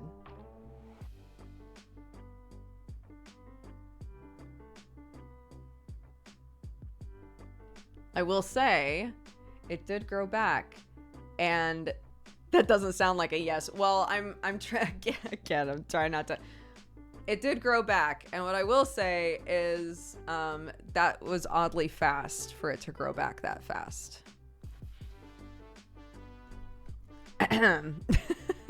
Protect Nico at all costs. Look, literally, Nico is like one of the characters that is keeping moral afloat right now. And I think vice versa. Like, I think our characters are relying on each other a lot currently, which is really interesting because our characters were not close at the start of season, really.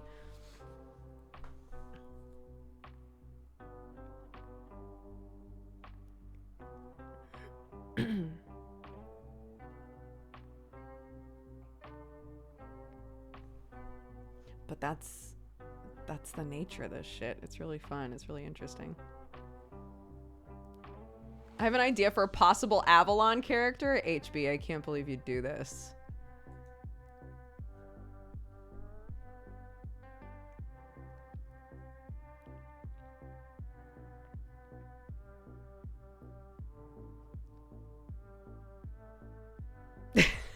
Nothing, never mind.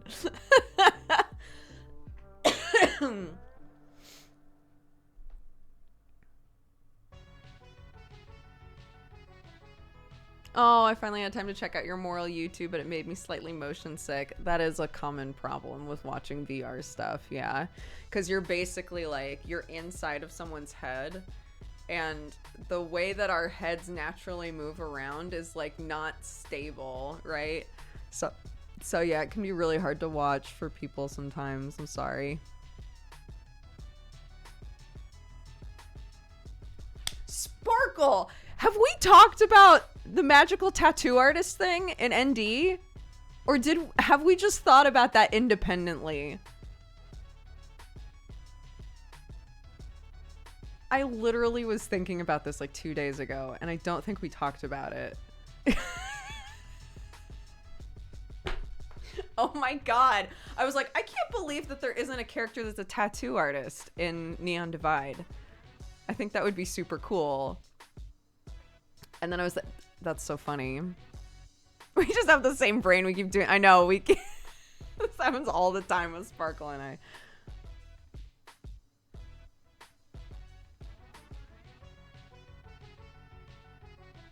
Sparkle's lovely, by the way. You should go watch them. They do stream Neon Divide.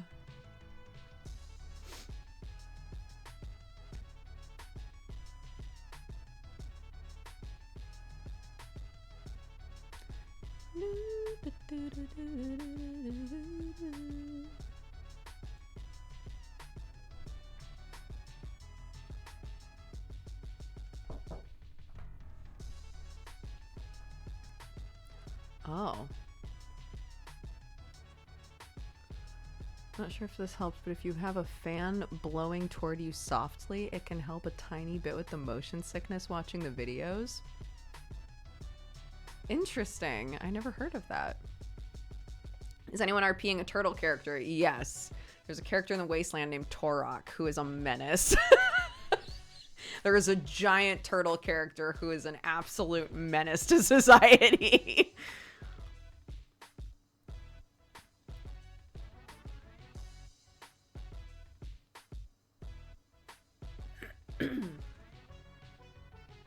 Well,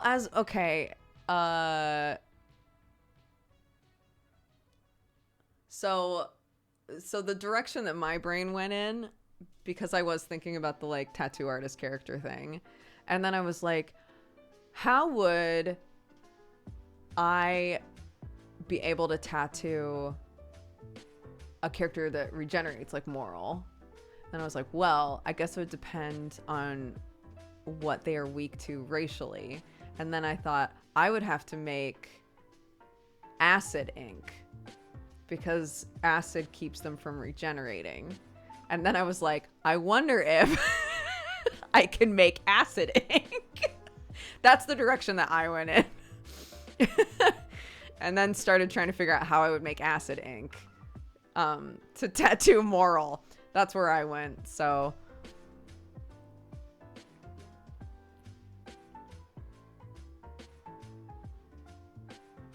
our favorite clown cult drug addicted turtle. Torok. He ripped the door off of the hookah shop, dude. I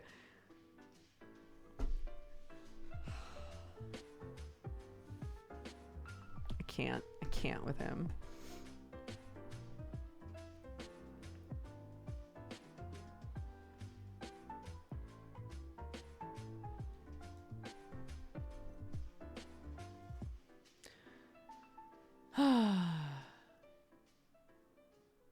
Would scarification work on Moral? No, they literally regrow. They regrow everything. But there are specifically 2 things racially listed as flaws that keep them from regenerating. One is fire.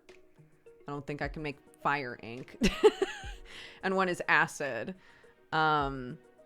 So, like when we were in the necropolis, that air down in the necropolis is poisonous. And there's also acid everywhere. So if I got hurt, which I did, I couldn't start the regrowing process until I was out of there.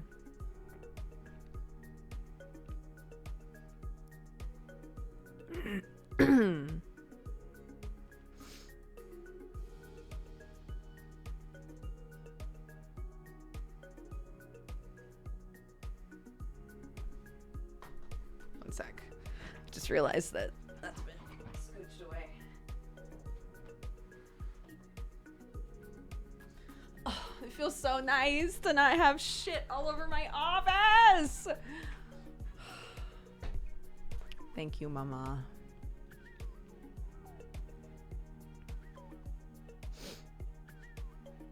Another option I had in the back of my head was based on the game Nausea. There's a character there that has a living tattoo that's a parasitic alien living under the skin. What? That's tight.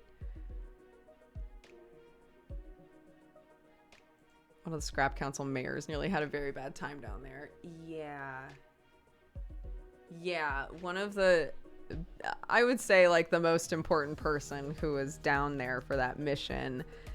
turns out their major flaw was poison. They are weak to poison and nearly died down there. I was like, oh my god. Hi, Besso. We're just talking about VRRP stuff.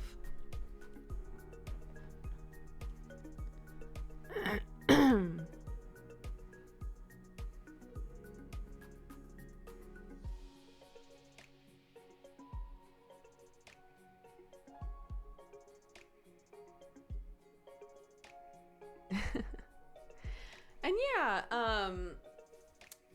I've said this before. I feel like it's important to say, but if you stopped watching me or stopped watching Jesse after John passed away, I think that is totally normal. It's extremely understandable. I think it's lovely if after a few years now you've come to like see what's up and see how we're doing. I think that's really lovely. But I think it's really understandable to not, if we like reminded you of him and that was difficult, that's totally normal. I understand that.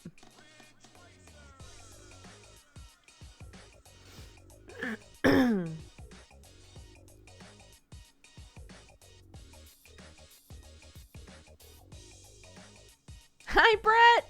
It's Deadbeats Day. Yeah, baby.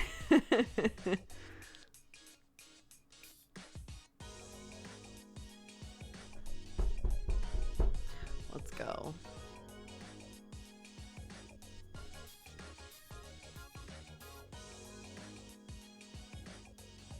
If anything, regeneration would make healing from tattoos easier with fewer complications and more permanent because the ink gets locked in faster.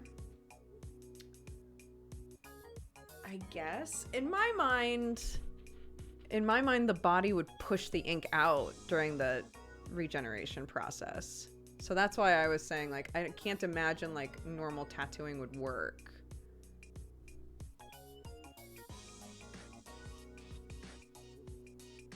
But I don't know. I guess you could argue either way. We're talking D&D regeneration. So you were talking about the VR like LARP that I'm in, and my character is a mushroom character that has major regeneration. So like you can chop off just about anything, and it'll regrow if given enough time. And I was saying, like, I was trying to figure out how I would, if I wanted to tattoo this character, how I would do it. I was saying I feel like one of the like built-in racial things is acid keeps them from regenerating. So I was like, I feel like if you made acid ink, maybe then you could tattoo it and it would stay there. But somebody was like, well, somebody was just saying that the ink itself isn't a wound, right? So your body would heal the wound, but the ink would still stay there. Which I guess makes sense.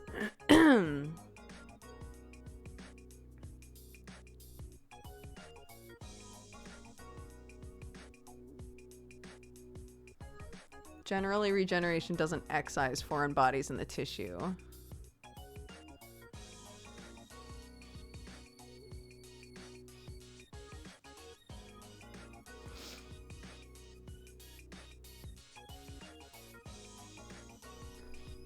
Yeah, I would have to ask the DMs, but yeah, it sounds like you could argue either way.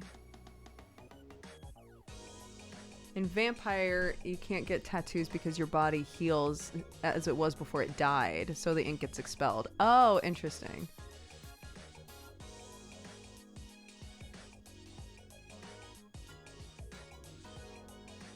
Interesting.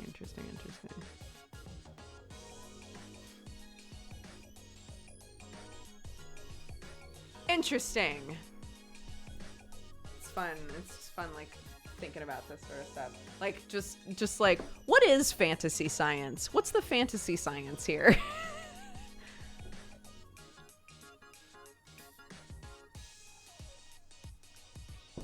If only I did one of my theses on tissue regeneration. Oh, wait, I did.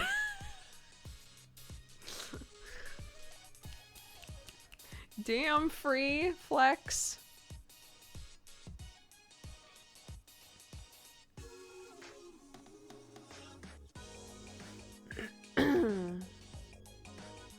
Moral is a mushroom, yeah. They're a sentient mushroom. So it's not skin. I'm basically regrowing back like a plant.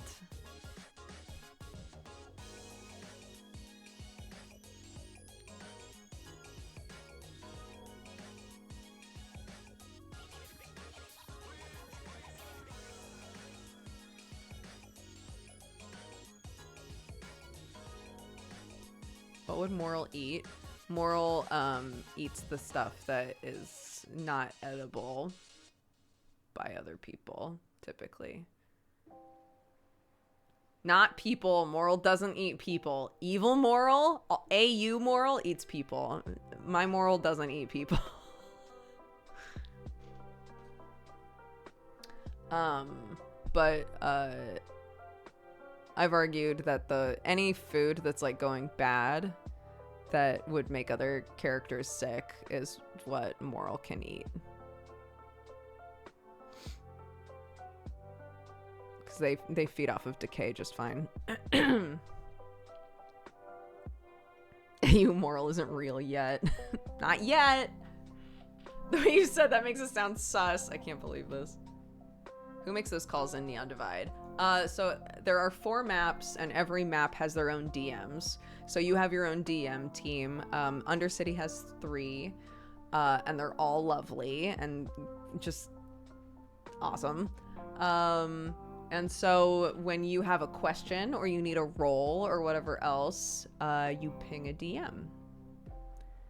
And then whoever's available, or if it's for something specific, whoever knows the most about the situation, like if say that you're in a mission and you ping a DM, there's probably a DM that's in charge of that mission. So they will be the one answering all of the pings having to do with the mission because they know what's going on, right? And yeah, and they make the final calls on things.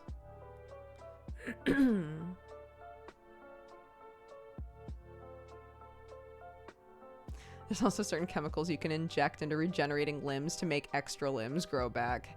Hell yeah.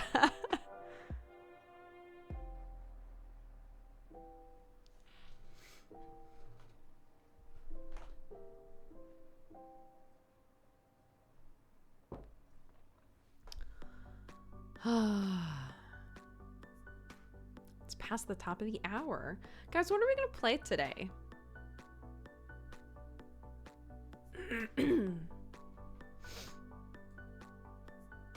What are we playing?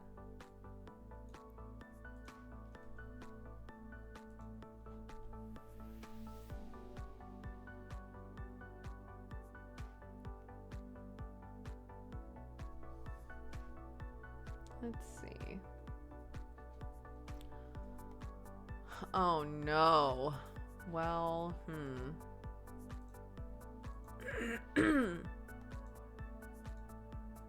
God, I'm so predictable.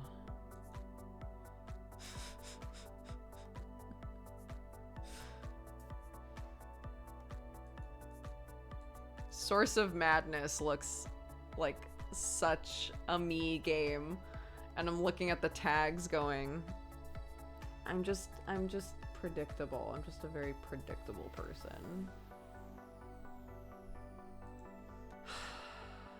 Hold on.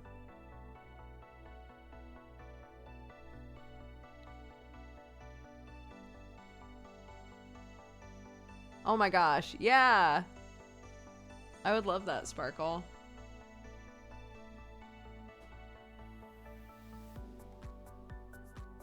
There's also a rhythm looter shooter dungeon crawler game called Soundfall, but it's multiplayer. King of Kinks? I don't think so. Not on my Christian stream. Let's see. No, that's not what I want.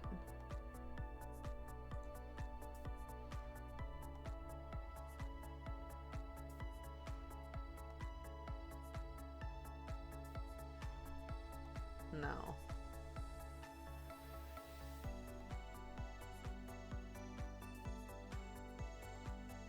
Is this literally chess? Is Shotgun King just chess? Sam played Soundfall yesterday? Interesting.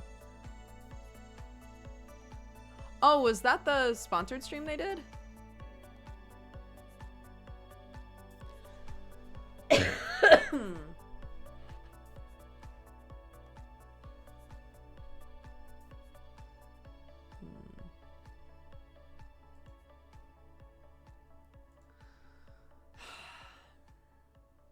I'm just gonna look. I'm just gonna play Source of Madness, okay? Because it looks fun. Because it looks fun. It looks like a game I would like. One day I'll deal with this. One day I'll deal with this. Not today, but one day. I could just take it and just chop. I could just take big chunks and just chop it. But then I feel like it would probably look worse.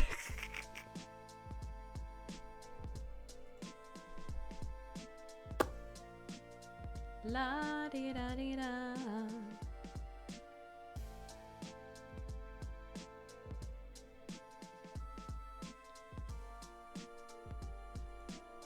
Oh my god, Dragon Knight, that sounds like a very sad game.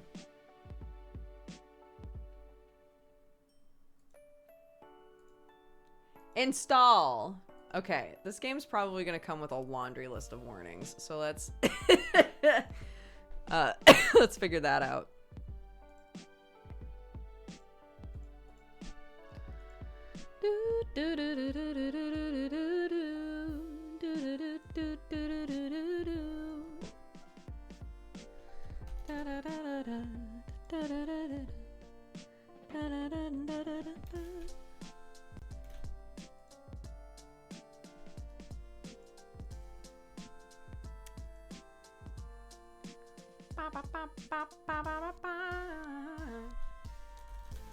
I'm just a little mushroom lady. I want something to munch on lately. I'm getting kinda hungry lately. La di da di da. I'm gonna assume there's a body horror element to this game. Let's go to the store page. What you got for me? No warnings? You just put warnings on your Steam page. I'm fucking begging you. I'm begging you.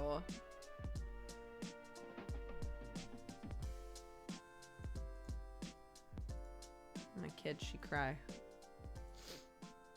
My kid, she cry.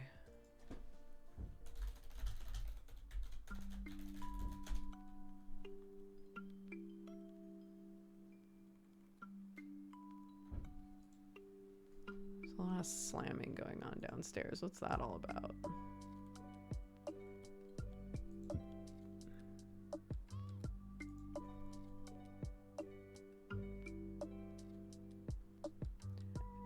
Strong violence is the only warning that that one has. Sure.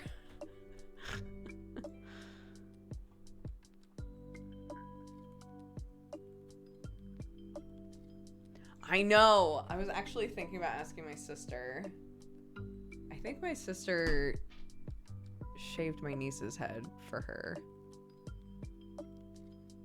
It was either that or... I think maybe.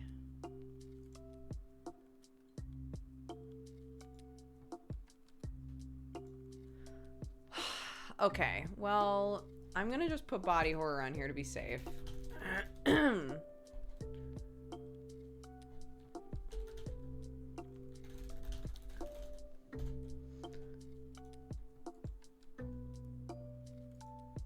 La di da di da.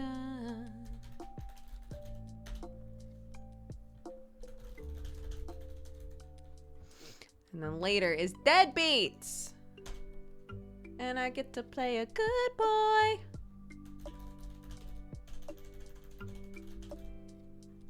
A good Reese's Puffs boy. Eat 'em up, eat 'em up, eat 'em up, eat 'em up. Reese's Puffs, Reese's Puffs. Eat 'em up, eat 'em up, eat 'em up, eat 'em up. Meow.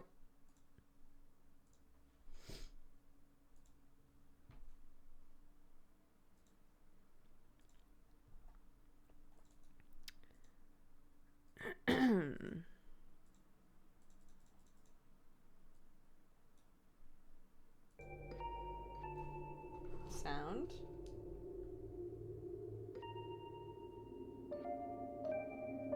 Ma'am? Ma'am? Come on.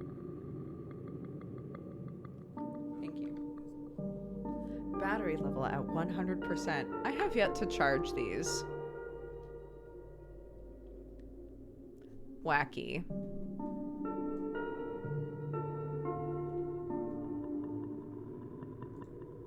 Okay. Summer! You ready for Deadbeats Day? Reese's Puffs, Reese's Puffs.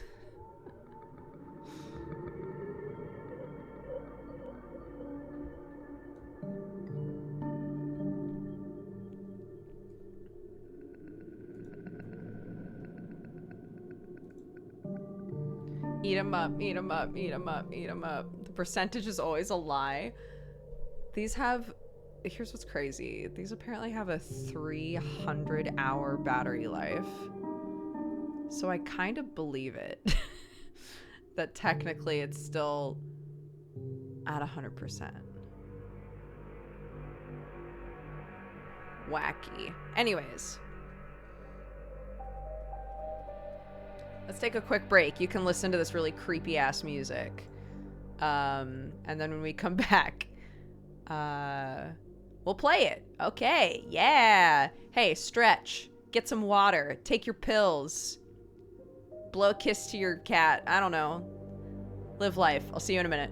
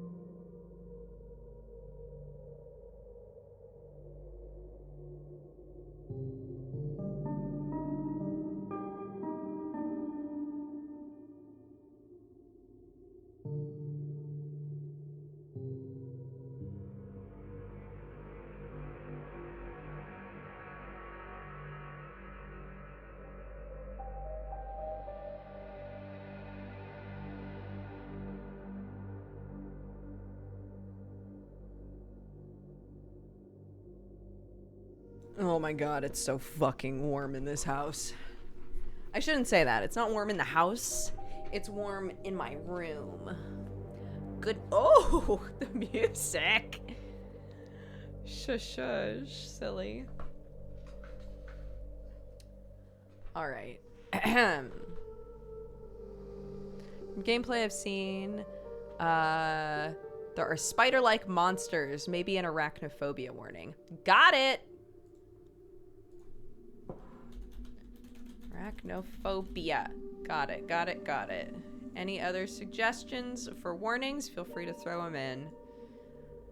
Hello, I'm digital now. Oop, let me. Beep. Okay. Oop.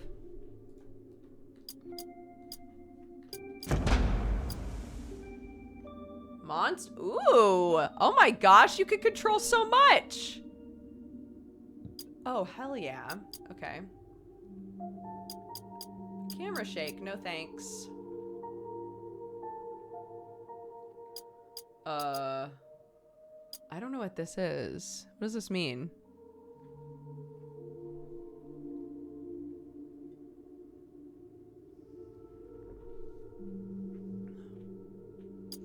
Oh. Okay, well, that's not necessary then. PNG Duker is always more chaos than Meat Space Duker. It's true. I put my chaos pants on, one leg at a time, just like everybody else. Oh. Yeah, okay, whatever. Sure. Yep, sounds good. Let's go. Far up in the skies, Whoa. on those baleful, moon-cursed nights, you can see the towers of madness staring back menacingly. We must open the third gate to give access to the moon once more. We do this unwillingly, but we must.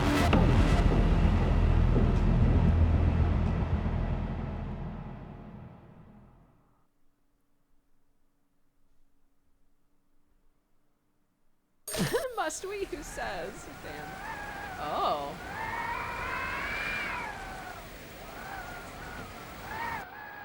Let me turn audio down a bit.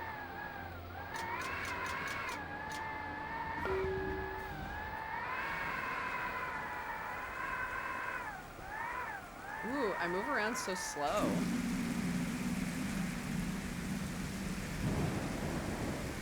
Oh, yes. Hold on.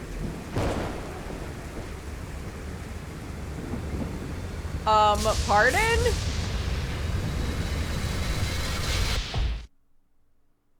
Took shelter in the old sewers. Hmm.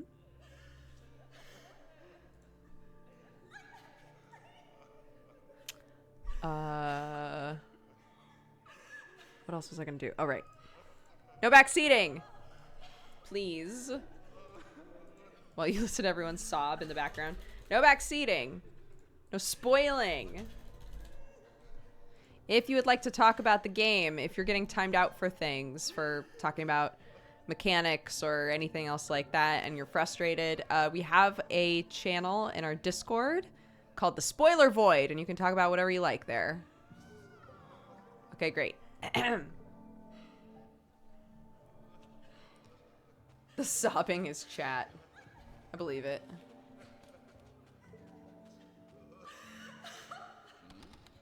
They had so many legs, too many legs. I wish I never saw them, these strange bestial things. It must be insane. I am insane. Are you insane too? If I am mad at his mercy, may the gods pity the one who in their callousness can remain sane to the hideous end. What will happen to us? I dare not dream. My dreams show too much of what is to come and what was. This game lives in the void. Okay, I Still can't do anything except move.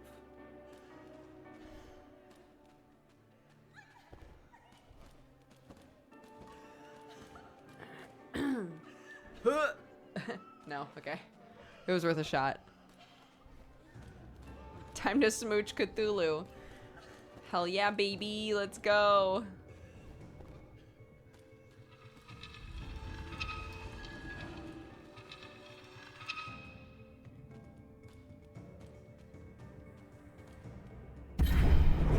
Ma'am. Magical power surges through you. An unstable way to warp through space. Oh.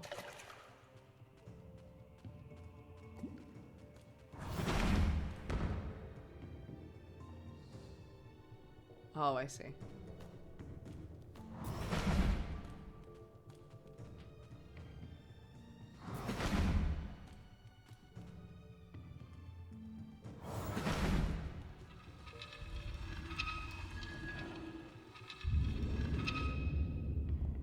Another refugee. Indeed, we can offer you a safe haven. Take this ring of power and make your way to the Blood Hall. Y'all need to come up with more soothing things to name stuff, because this would not make me feel chill, you know? If I was looking for a safe place to go, this doesn't give the vibe, you know? Be wary, strange beasts broke through and corrupted the lower levels of the tower. If Yog Sothoth wills it, you will survive. Great, thanks. Throw off your chains, equip the ring, destroy the barricades. Okay. Attack. Yeah, I'm trying.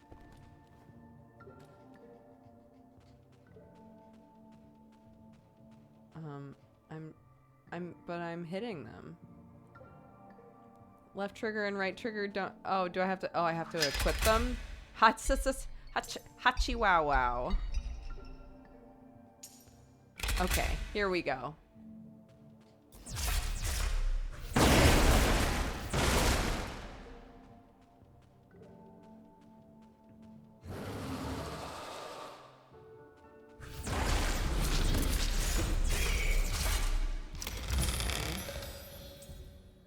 Fireball ring, eh?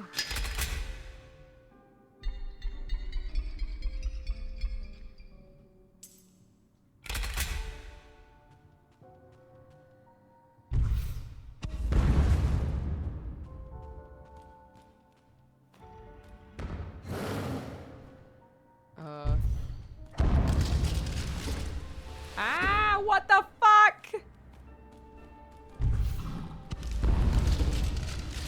What the fuck?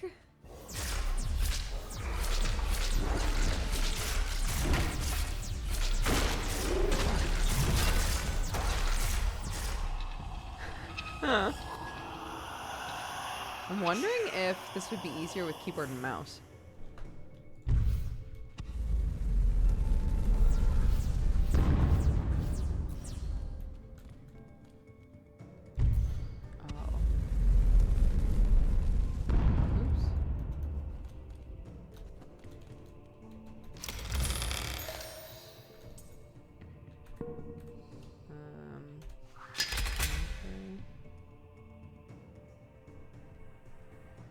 What did I just pick up?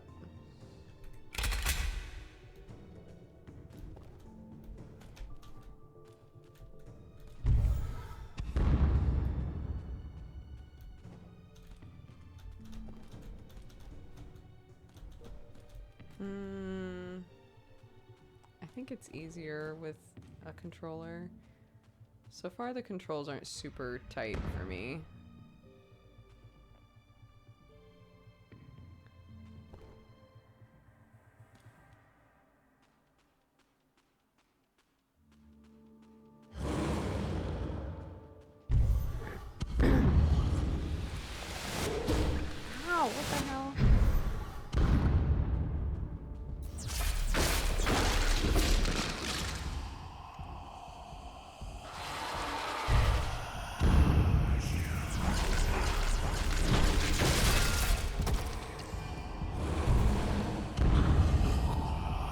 hard to tell if I'm getting hit or not. Like, I'm not getting hit at all by anything, but I don't know why I'm not getting hit by things.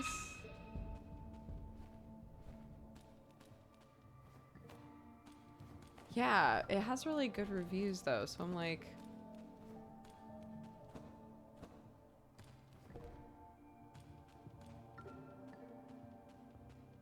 Does it get really good?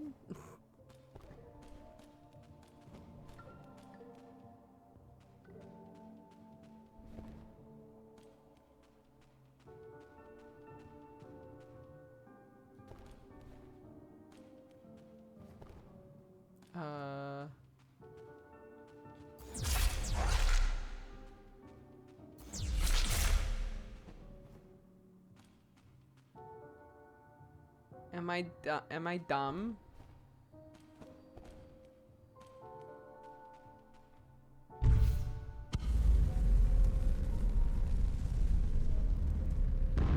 Nice.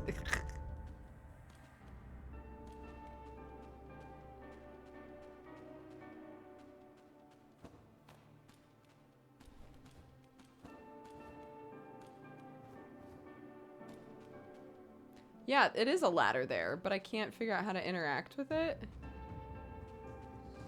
Normally if I can interact, a Y shows up. Huh? What? What? Oh my god. What the fuck? Okay.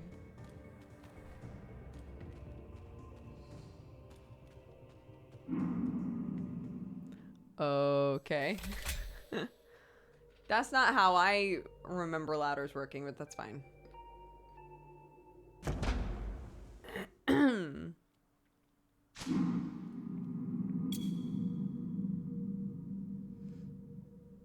Oh.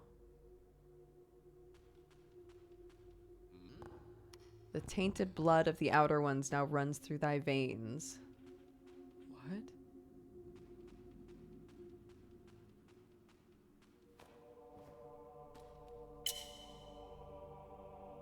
A well-built cultist, fresh from the fields of the loam land, dashing leaves behind it a cloud of corrupt magic. Enemies in the cloud take 10% more damage. Okay. I'm a cultist in this game? Okay.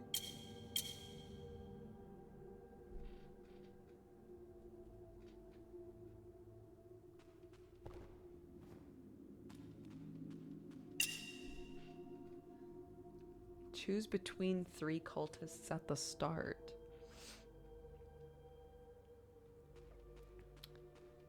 Wait, what did I buy this with? Oh.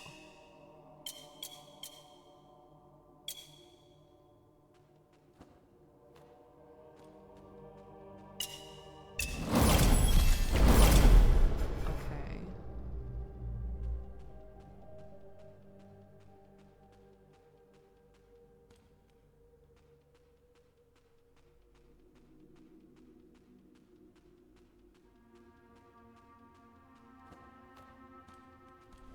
Yeah, thank you. That's because I am a well-built cultist. Careful, one can get lost in the Tower of Knowledge.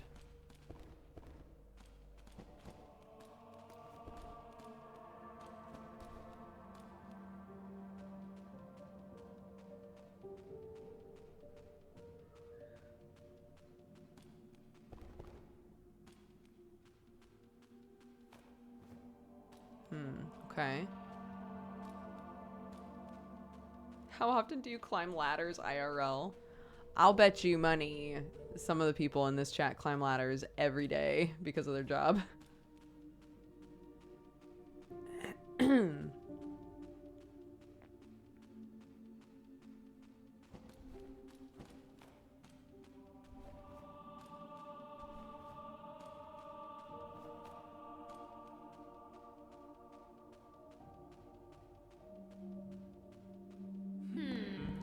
The Lady is the light that guides us, and the Supreme holds back the shadows. We are truly blessed. Sometimes I wonder if the Supreme is truly human.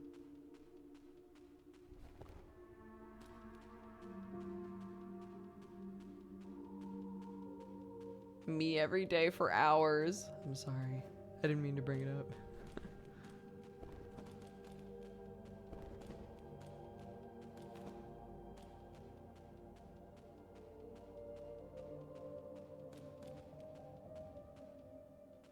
Why can't I talk to them? A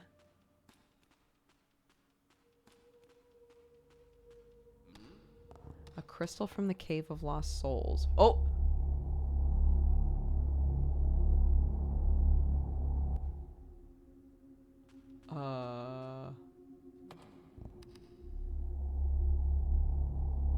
Okay. Yes, our cloak is red now. We are a basic bitch cultist, apparently.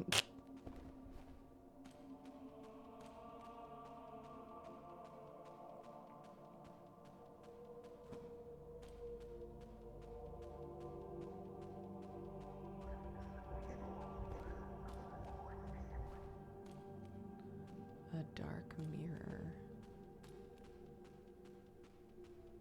Y'all will just pray to anything, dude.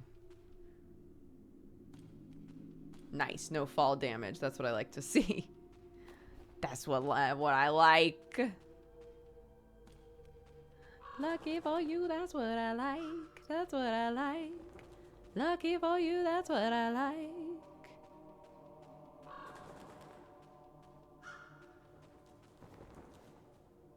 No? Okay.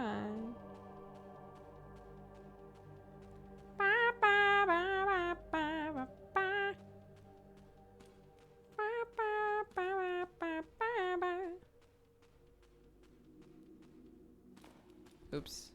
Okay, well, come on. Come on. Why? Thank you.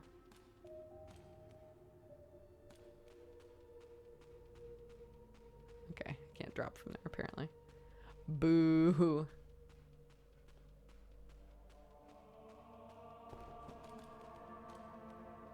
Why? Let me talk to the people.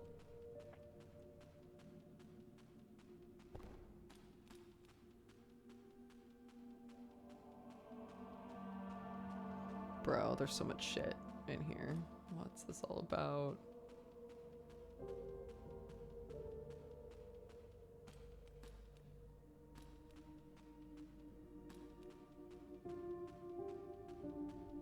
Where do I start my runs? Oh, probably here.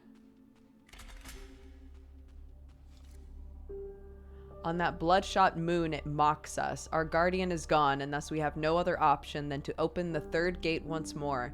We must travel to the vile moon of our past mistakes and destroy whatever holds the key.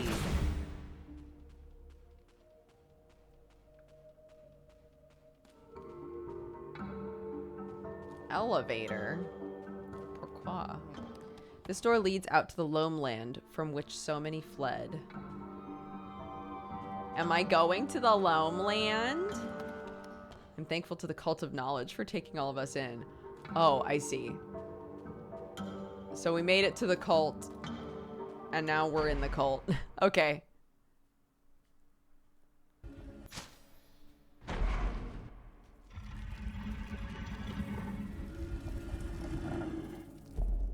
Things have changed. Achievement. Okay.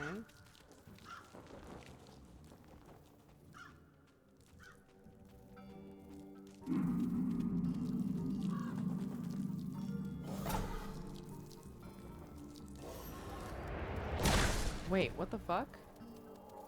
That's not what I had before.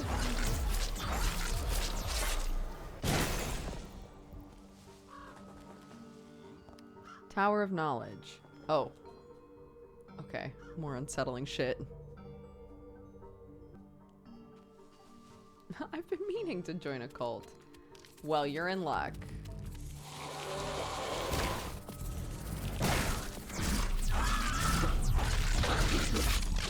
Okay, I'm finally taking damage. Ah!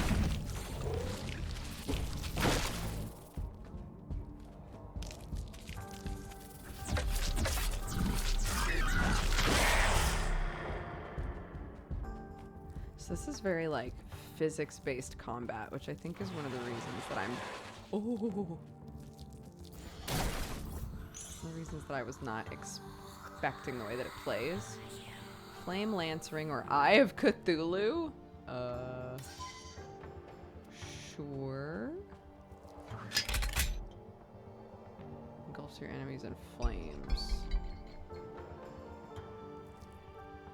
Bamboo Burst.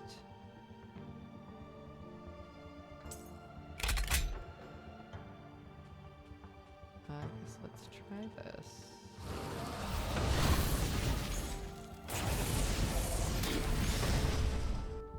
Hey, that's pretty effective against these guys.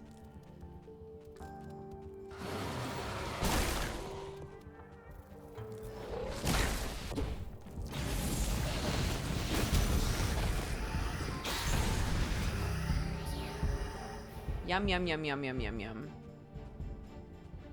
I need to remember I have a dash. Oh.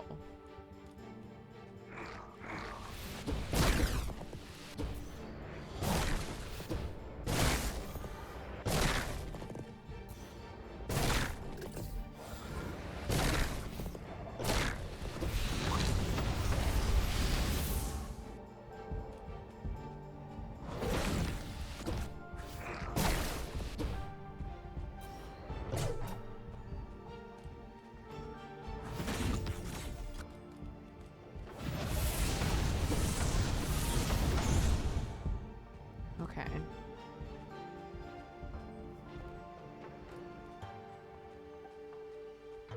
Does anyone else feel like they have no idea what's going on screen? It's definitely, oh my god.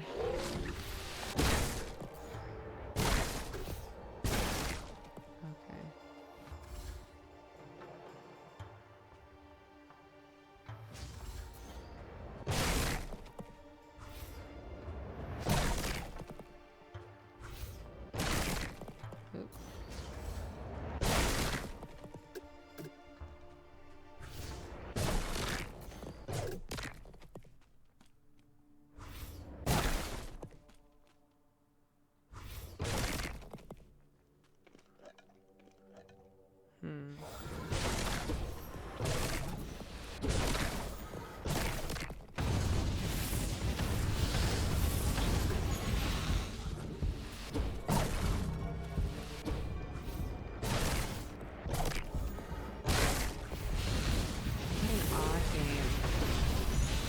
I really like the art style. I'm still getting used to how it plays though. Like, look at this. Look at the way these things move. It's so weird.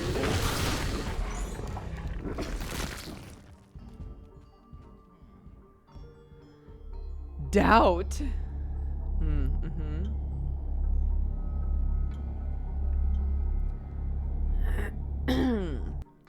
All right.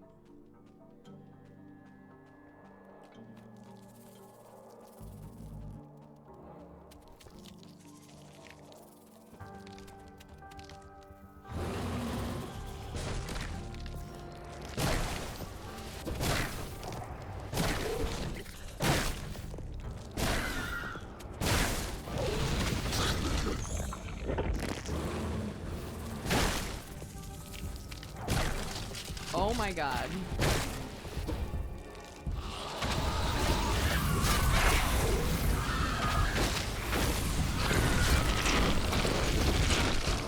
Word. Okay.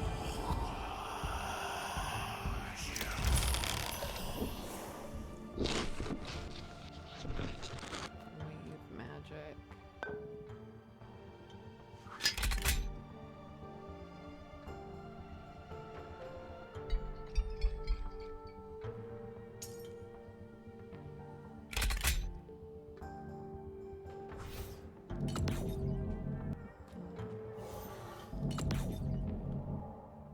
It says ultimate though. What does that mean? How do I do an ultimate version of something? Maybe I can upgrade them? And then it's like upgraded version.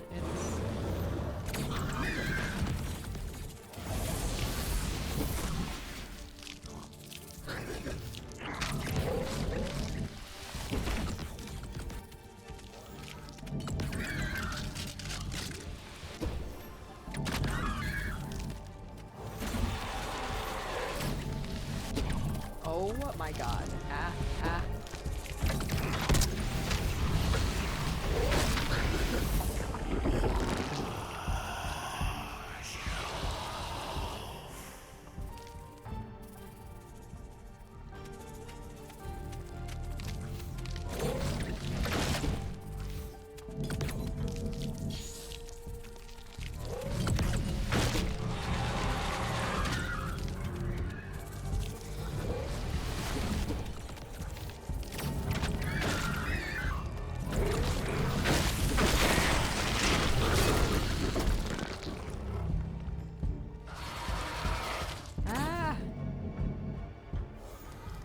Like, look at this. These things move so weird.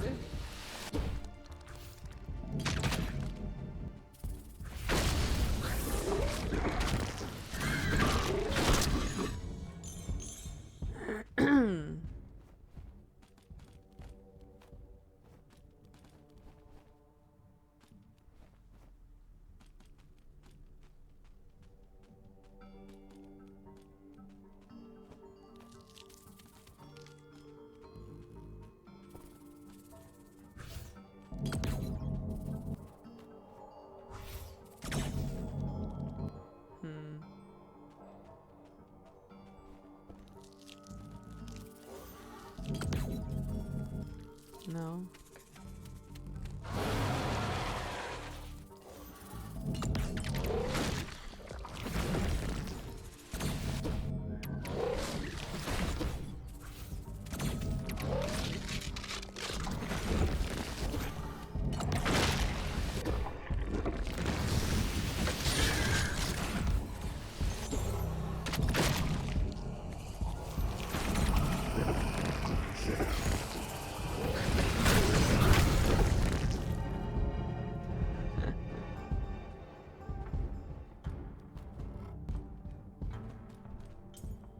I just heard Clark yell, "This time I'm gonna tickle you!" Ooh, what's this? Summons 2 devices that shoot arcane magic. Ooh!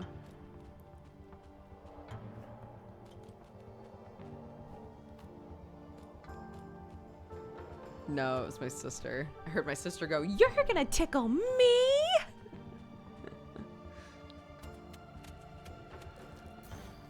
Funny.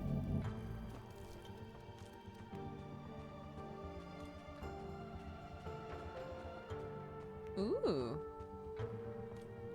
Oh my god. Ah.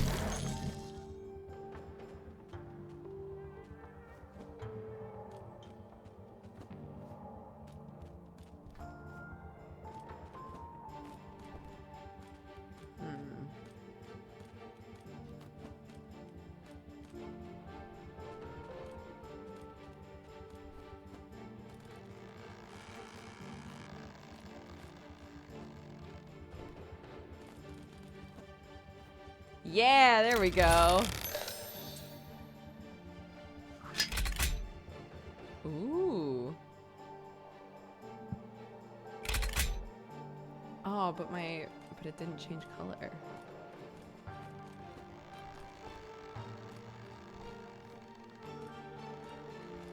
Is there anything in here? No. Okay. Oh no, am I stuck now? No. Okay. Okay. Cool. Cool. Cool. It is a very bendy tree, I agree.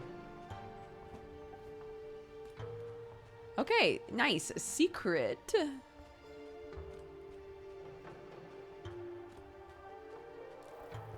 You to the tree. Oh my god. Wow.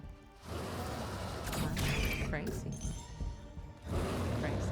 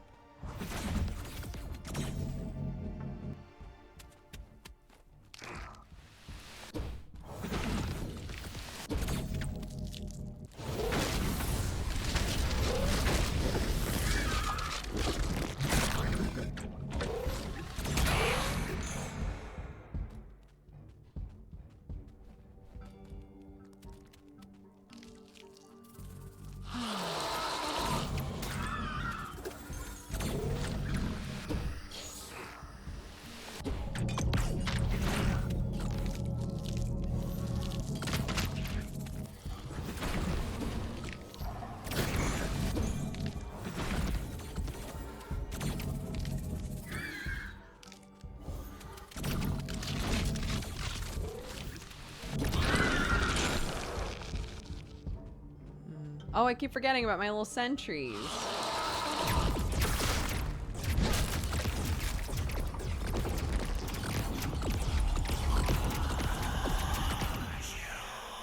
Good job, homies. Poison rot. Go on.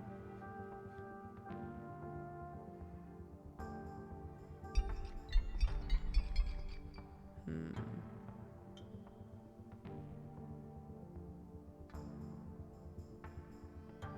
Three to five? How come this one's 3 to 4 and this one's 3 to 5? What? Should have checked that.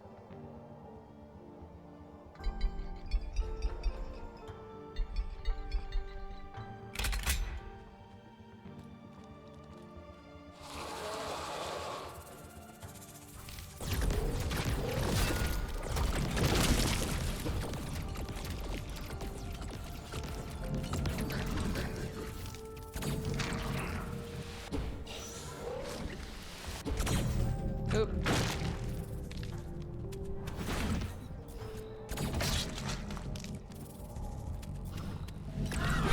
Watson, I love you. You are the best. Watson, I love you. Please don't eat my food. I don't even have food up here. Was she sniffing? Oh Lord, she's sniffing. Merchant Roy, what are you buying? Can I sell? Ooh, I can. Sell. Let's see what we got here. Gain critical hit chance when spending life to cast a spell. Basic hooded.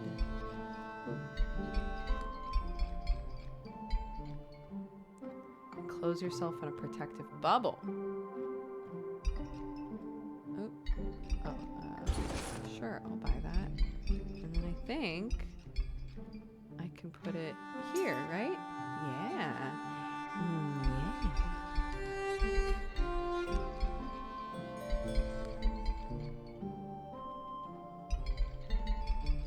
Hi, darling. Hi, yes, hi, darling. Hi, baby, I know.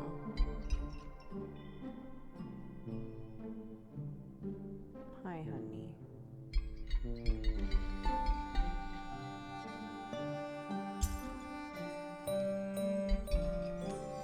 Hi, sweetheart. What you got? Expensive shit? Yeah.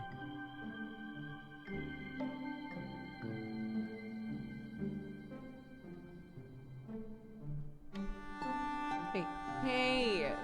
Watson, your booty! Watson! Watson, no! Please.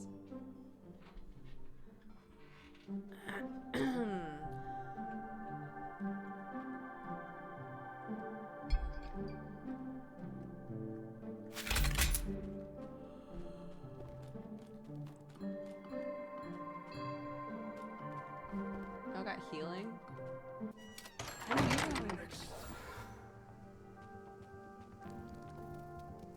Can I put it away? No.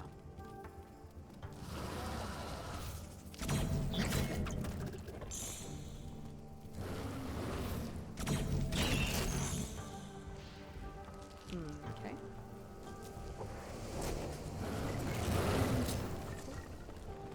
Hi, ma'am. Yes, that's fine. Okay. Come on then. 'Cause I'm about to die, baby, so you could put a little on. I would so appreciate that.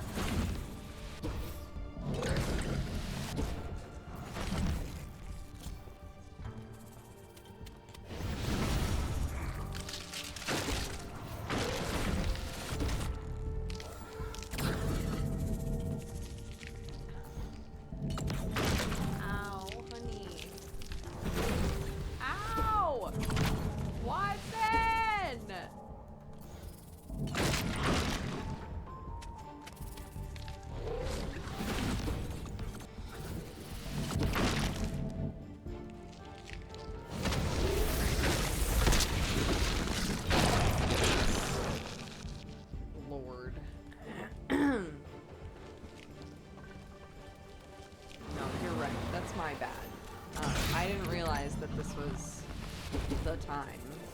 I didn't realize this was the time to be doing this. That's my bad. I made a mistake here, and then I died. And that's not your fault.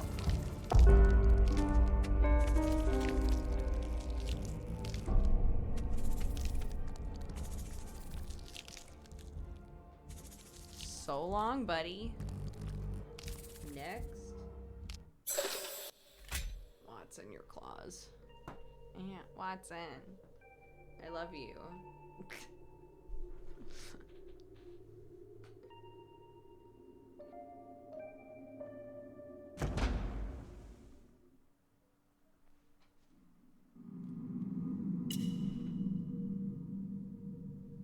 What do you mean? The enemies are beautiful.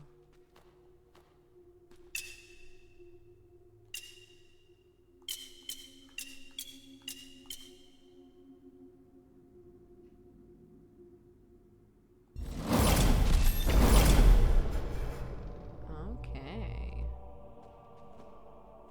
I got a little bit left. Can I use it on anything? Half a life flask. Ooh. More gold. I can't even get that shit yet, whatever that is.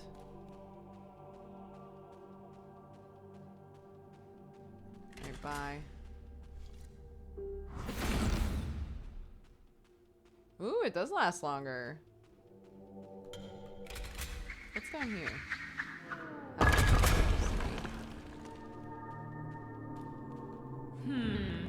In time, we will deal with the terror residing in the dungeons of forgotten knowledge.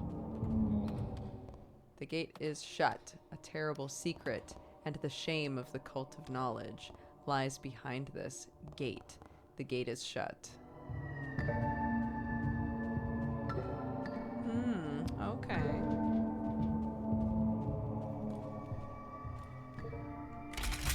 Okay, bye.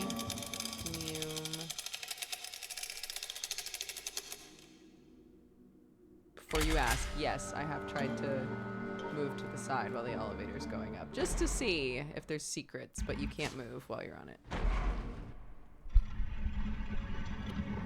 Watson's currently on my lap. She's vibing.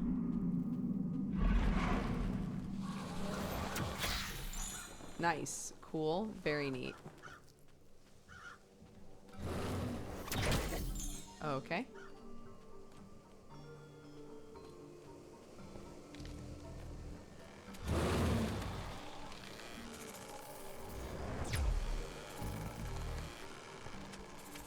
Well...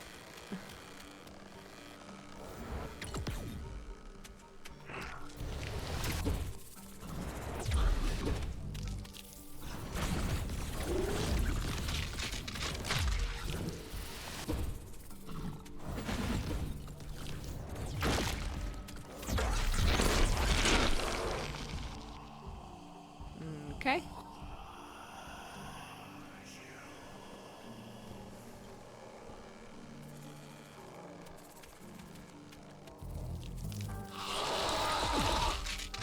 Hey.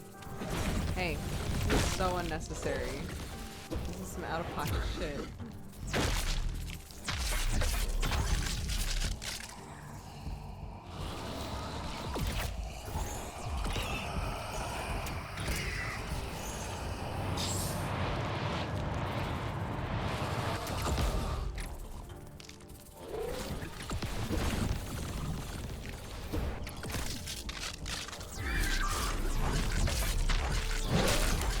Understanding the combat a little better now. The thing that stresses me out is the trees, because that's not how trees. You know what? Fact. That's not how trees. Oh, I didn't think to go into the lawn. Ma'am? Ah. Hey. Maybe another time.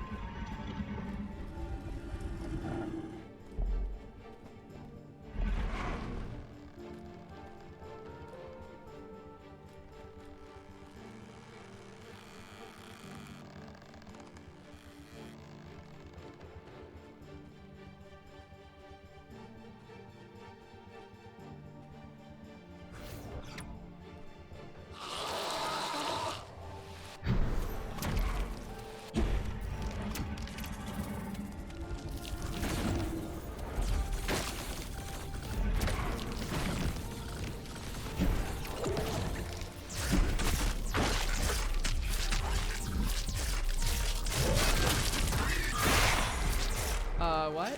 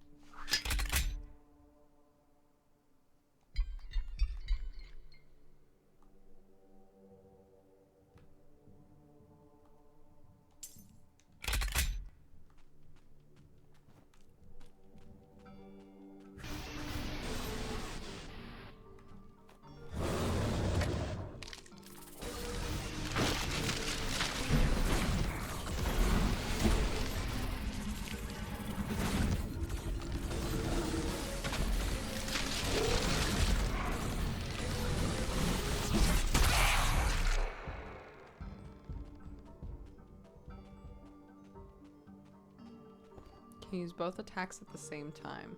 That's a great question. Actually, no. Oh no.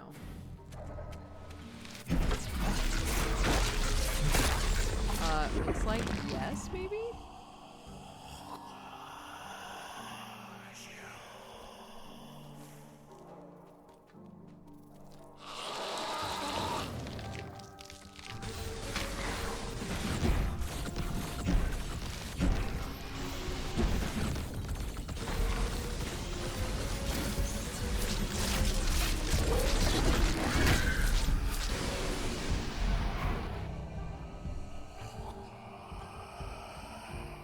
Trees are chat's most hated or loved part.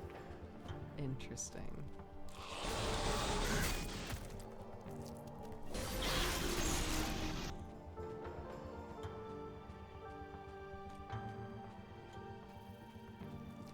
Like, if I were to feel like I was, like something was maybe wrong, you know?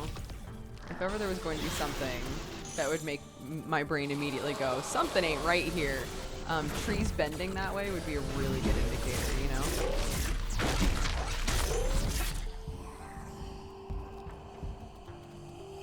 So I think how weird they are has value, so to speak.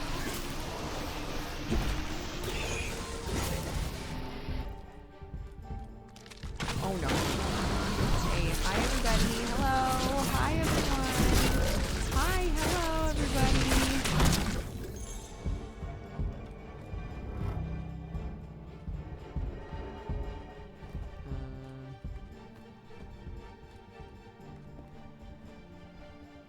This hole, it was made just for me, etc.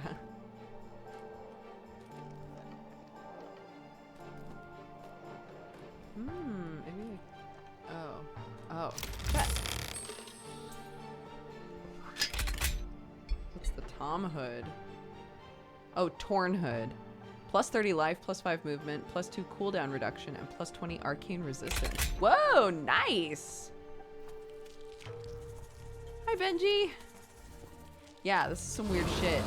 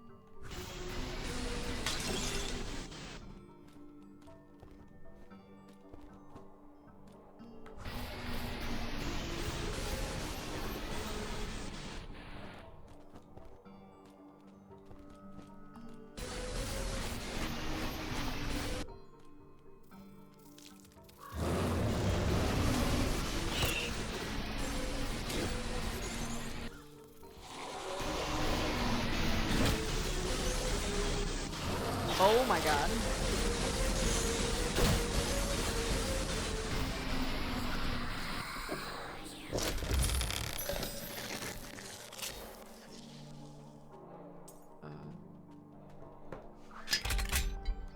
I think that's the same one we got last time, right? Yeah. Arcane device.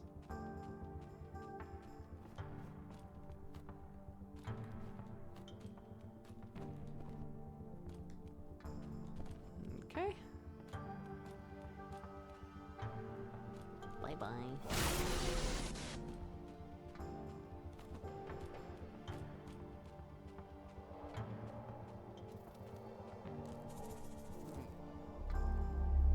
Okay, alright.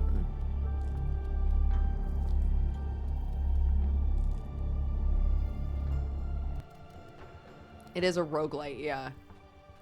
Which I think is why it was like, each time you play, you start, there are 3 potential types of cultist you can start as. It's like an unlock we got, and I was like, there are types of cultists? What does that mean?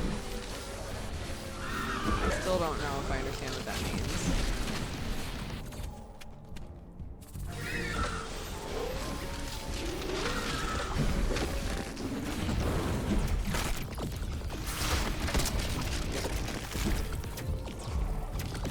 God, I thought it was dead. Okay.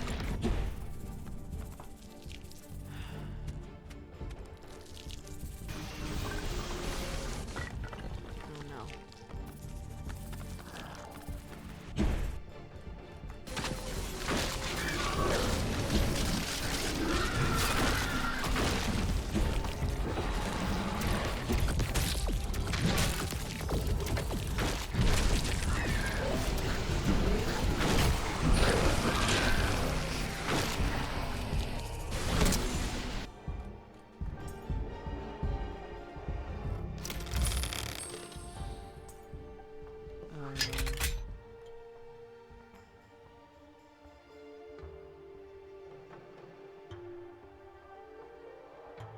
Okay.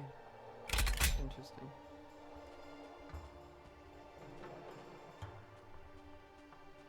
Okay. It's hard to tell. Oh, yeah. Yeah, for sure. I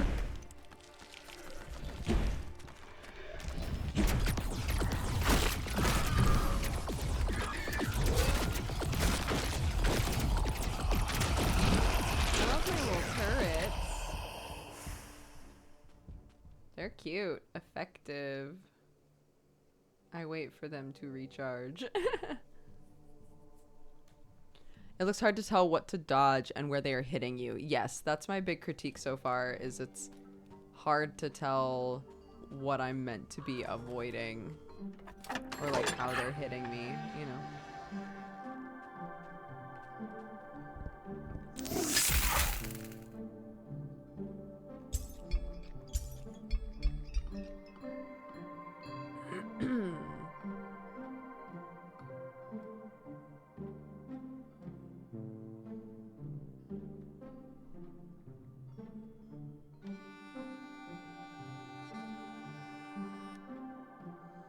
Arcane Burst 2.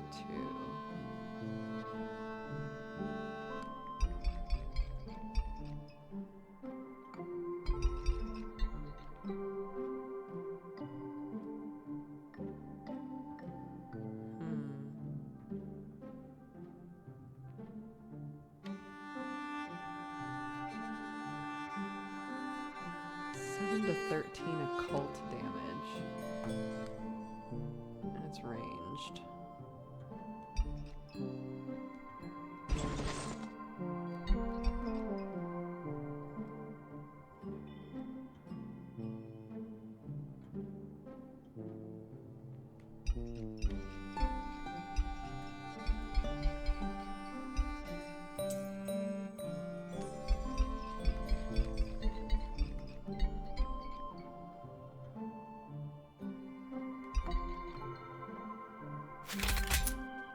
Okay.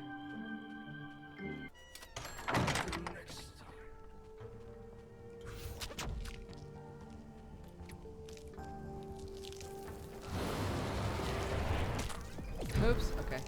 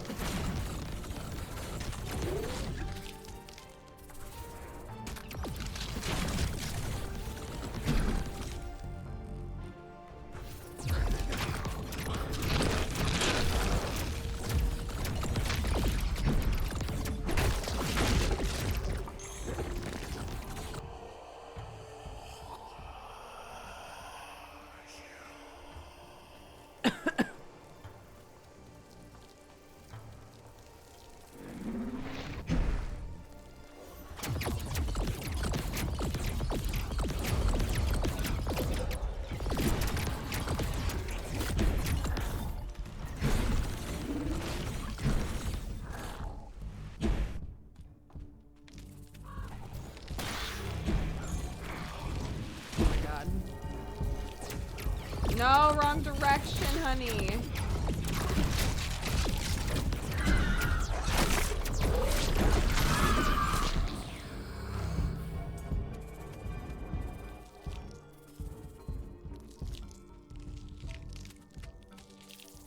Oh, Lord.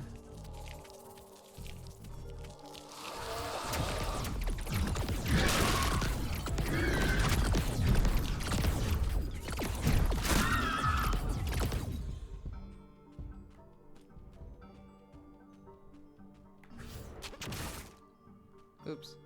Wrong ability to use just then.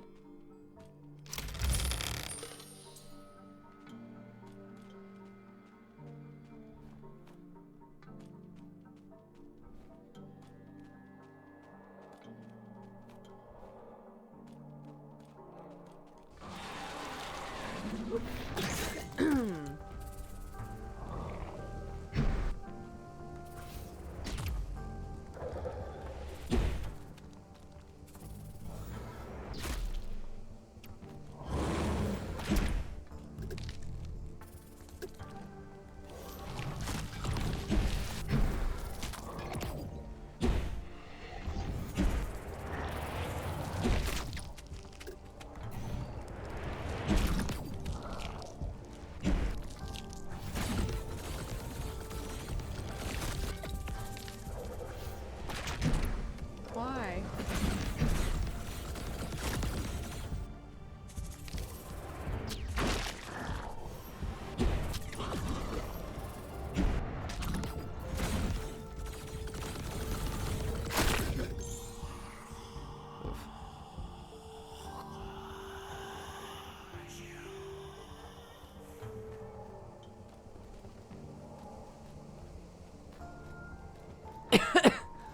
Yeah, it's like,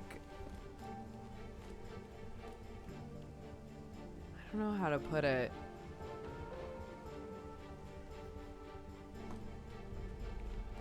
It's Geigery for sure.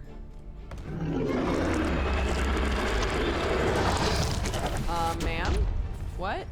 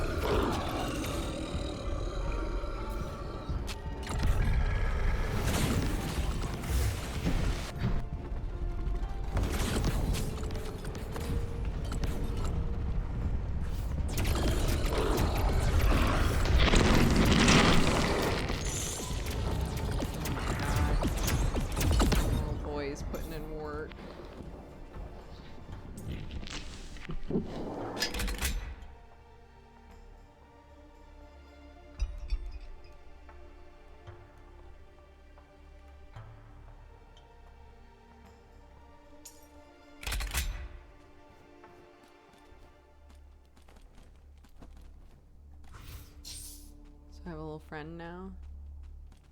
How long do they last? Forever? Ooh.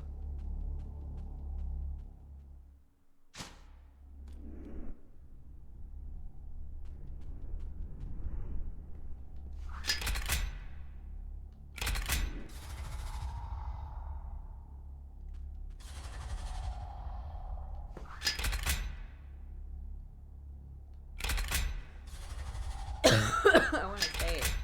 Wait. Oh, I see. So at this point I can save and exit if I want to. Ma'am. Ma'am. My little mammy whammy. Would I be able to ask?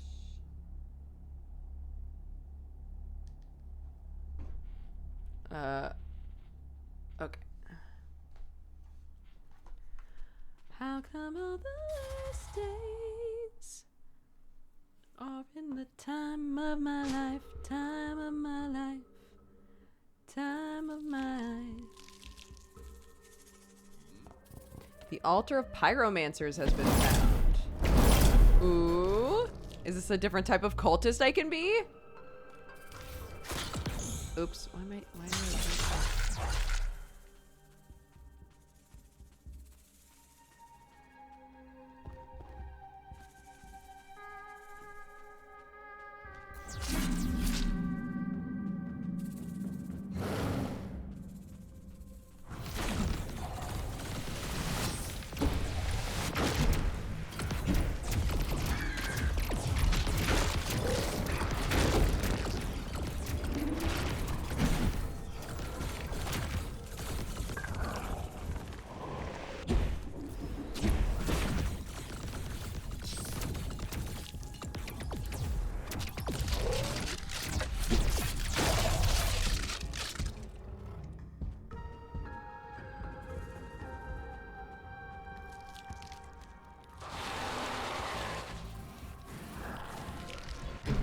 haha.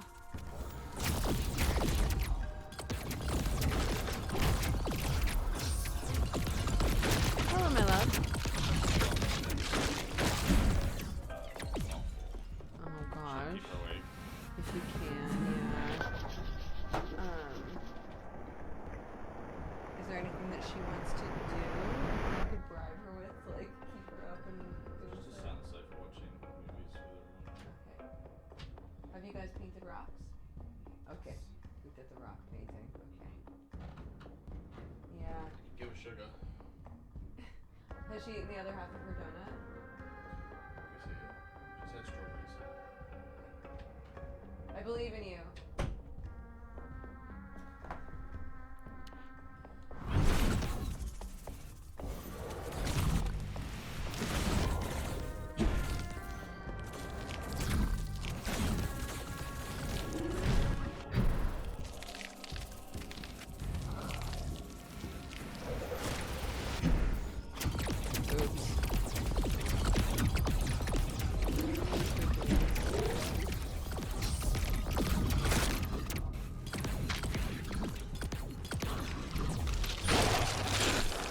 God.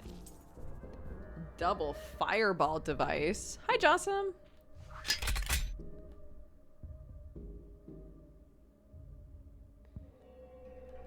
Fire shield. Fireball device.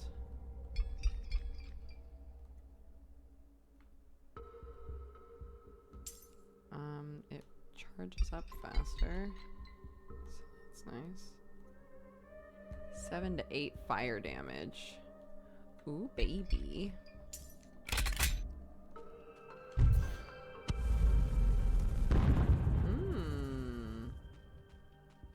I like that.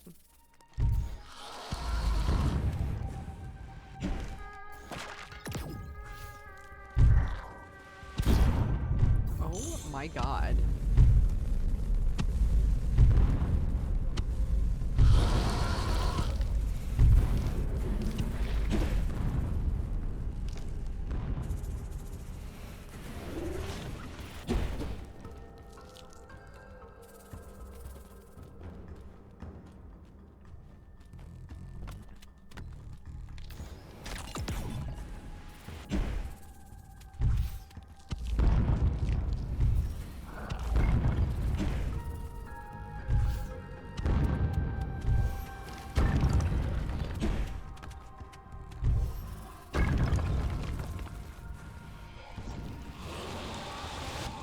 Oh my god.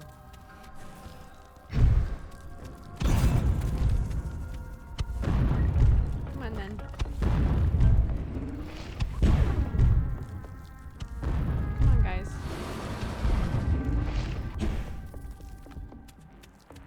Oh, I'm seeing what that means.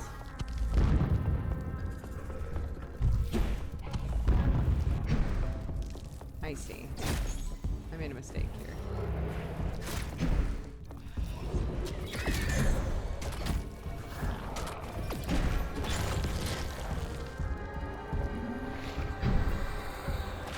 So the number that it's giving me is not its cooldown.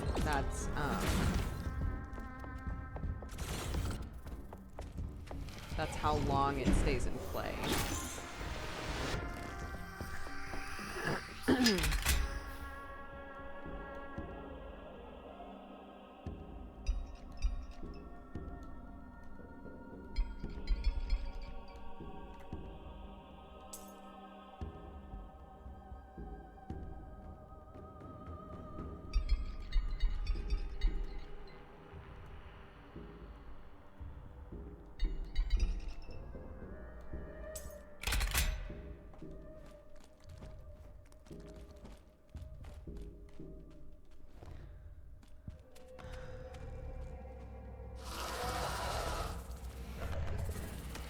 Go on then, break it.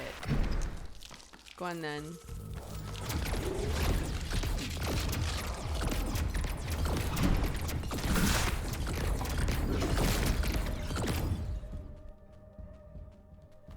E.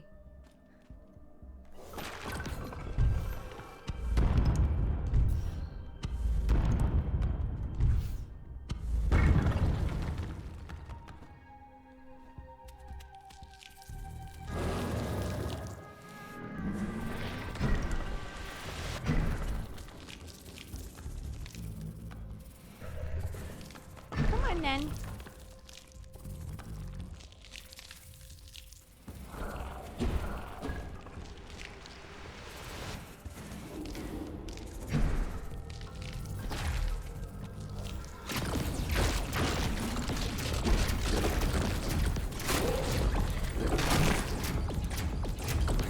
Guy.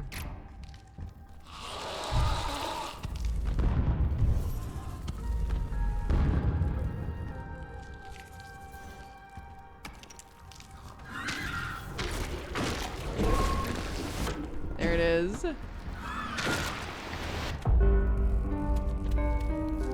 all of your abilities just have cooldowns. Was that my name? Sarah Fernander?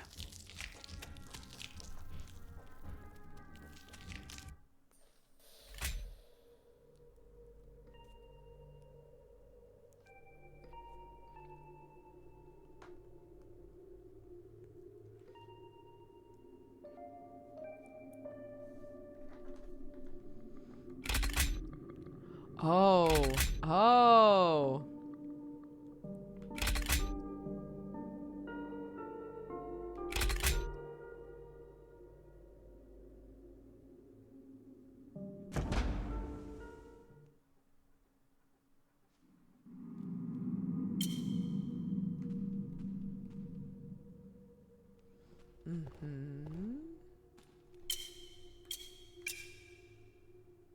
Pyromancer. Plus 20 fire resistance. Plus 15 critical hit chance against burning. Dashing leaves a firebomb that explodes for 45 fire damage and causes burning. Nice.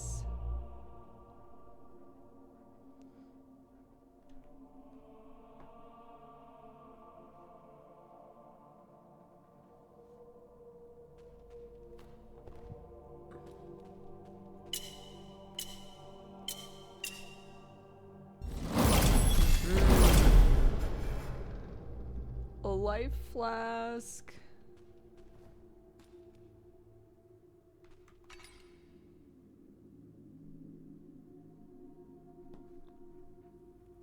Why is that specific sound so loud? Would that be special effects volume? I guess, maybe? I can turn that down.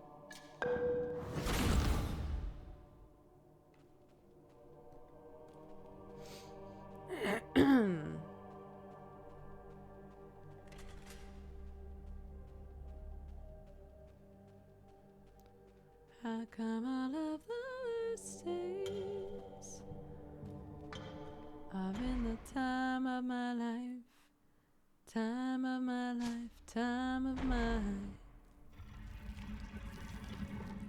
Baby, it's my birthday, but I still wanna die. Time of my life, time of mine. It's faces that I want me back.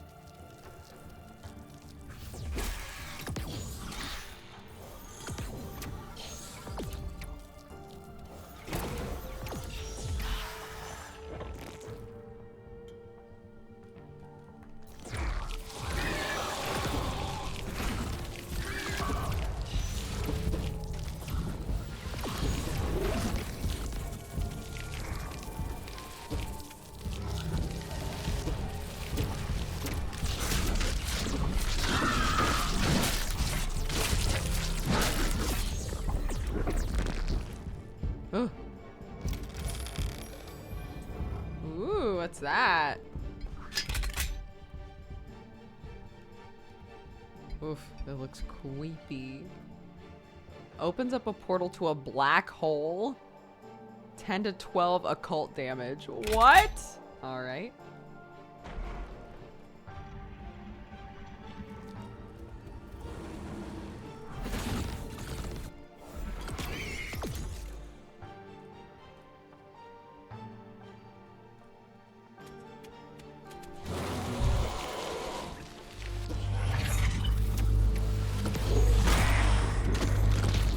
Ah! Oh my god. Oh my god, I was worried it wasn't gonna close for a second there.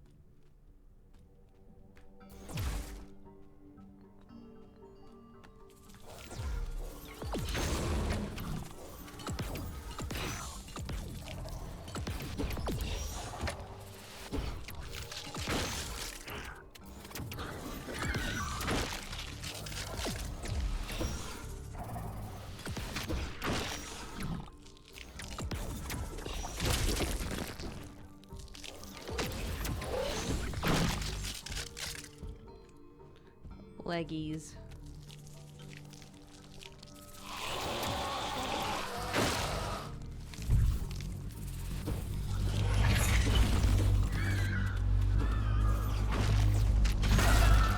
Oh my god.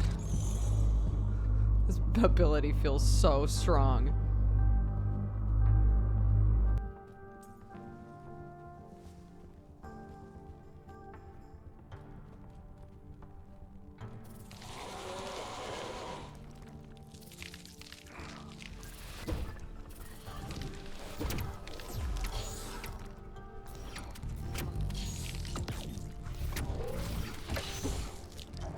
Why does he keep trying to attack with his leggies?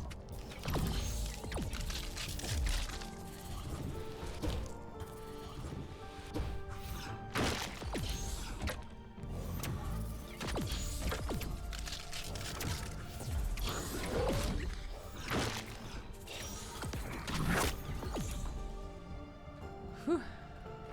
These enemies are disconcerting. Yeah. I'm getting more used to them. But yes, I agree.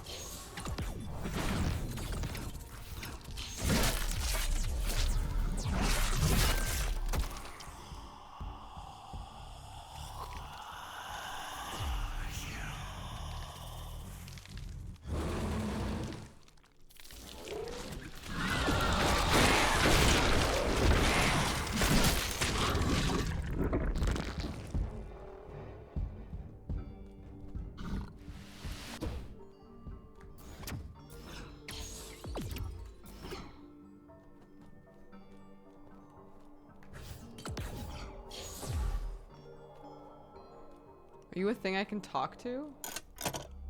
What?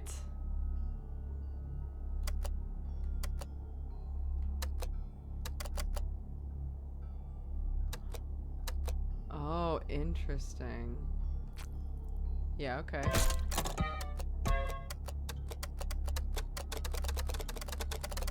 Gamba, gamba, gamba, gamba, gamba, gamba, gamba, gamba. No! Yeah, okay. What's my curse? But what is it? But what's my curse, though? Tell me. Another dark gateway? 10 to 12. This is also 10 to 12. Okay. Plus 10 lightning damage, plus 10. Plus 10 cold resist, and plus 10 nature resist. Interesting. Lightning damage and movement speed. I'll swap. This seems more useful.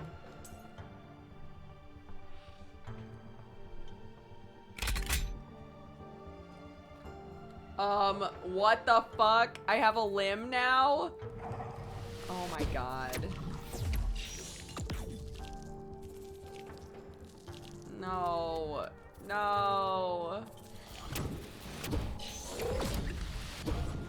Oh, I cut off my own limb. I wonder if it goes back. It's a bit fucked up.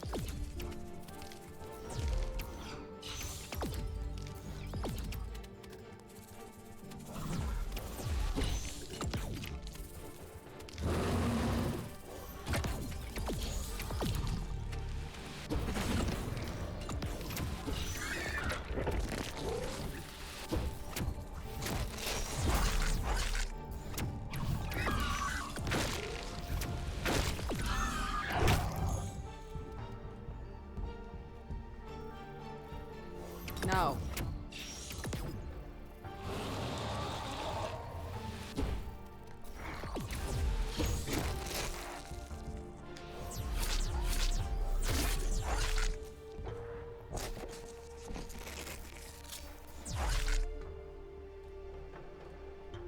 Dungeons of Forgotten Knowledge. Oh. It's the same as before?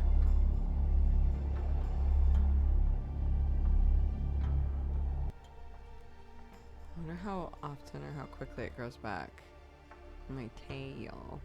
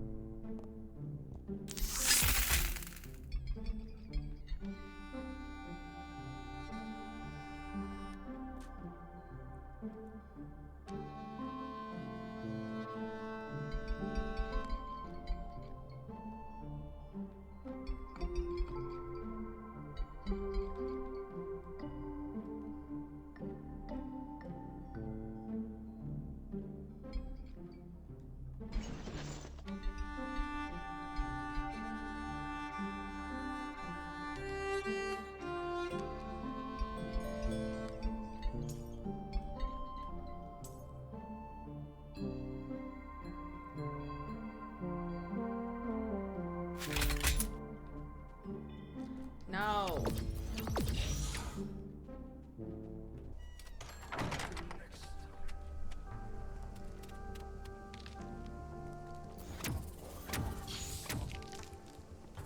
Blood sacrifice? Sure, what's this do? Okay. I don't think that was worth it.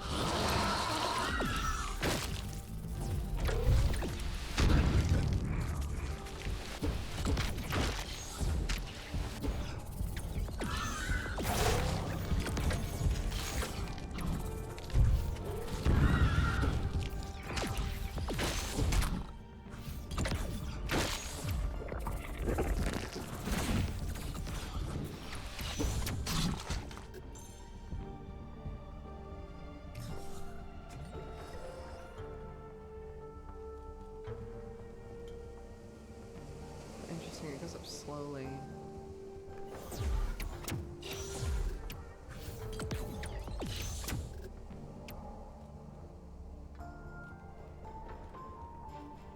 No.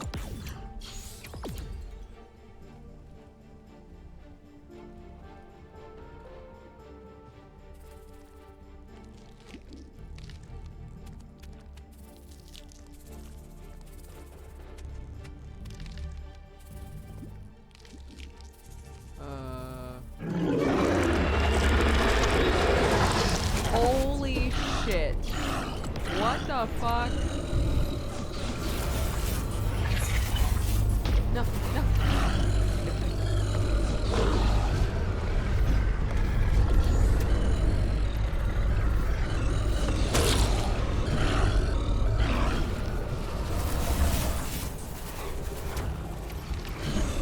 Oh my god, he survived it. He survived it. He survived it. Abort.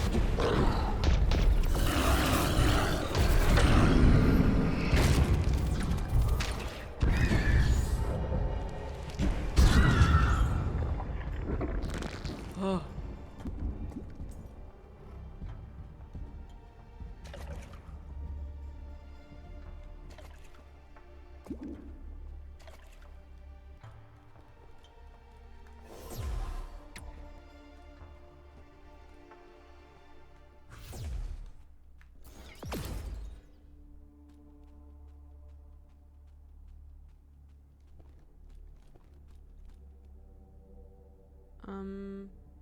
We don't, I mean, we don't have to.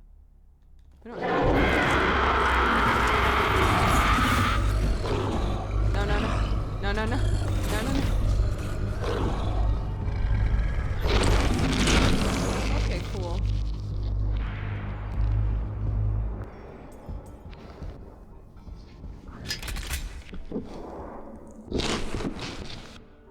Fire resist, movement speed.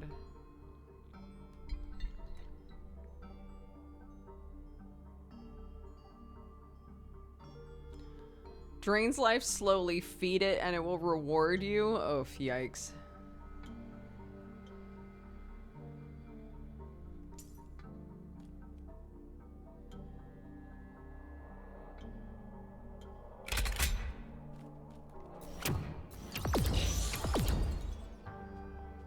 The way this game does blood is really interesting.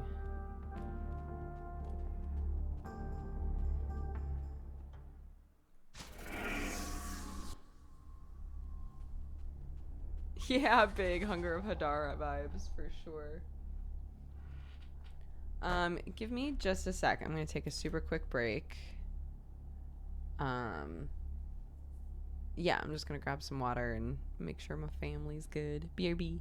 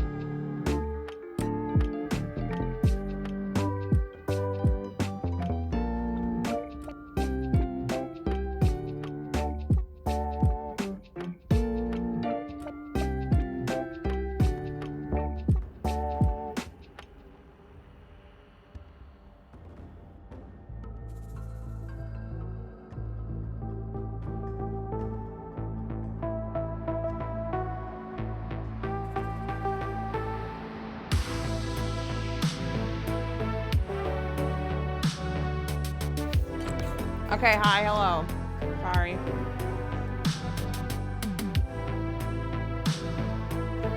My sister is so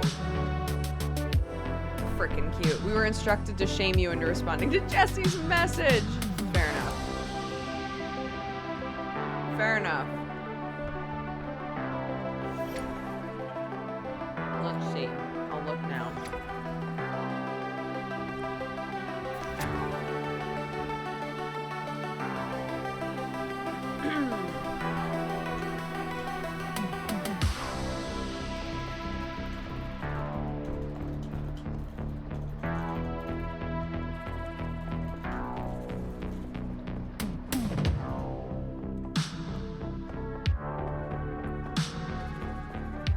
Okay.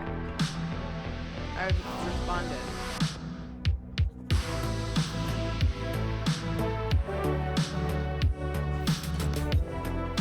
Oh my god. What is happening? What's going on?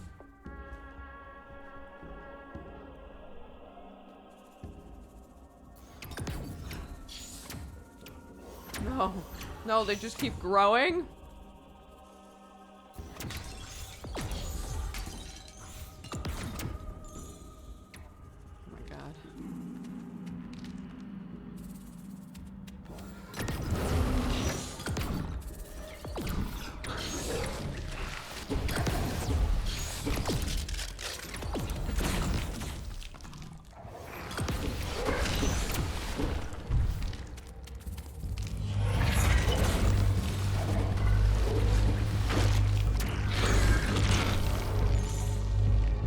Nice.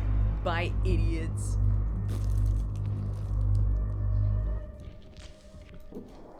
What? I can't see you. Okay, there we go.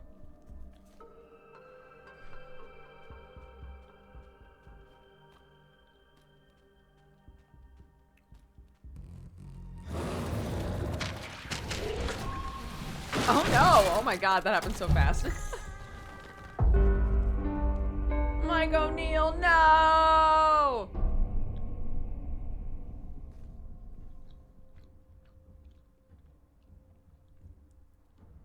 Can I name my cultist?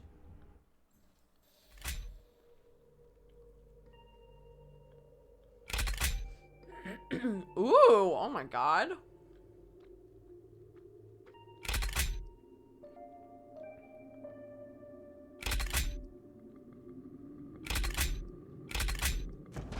This.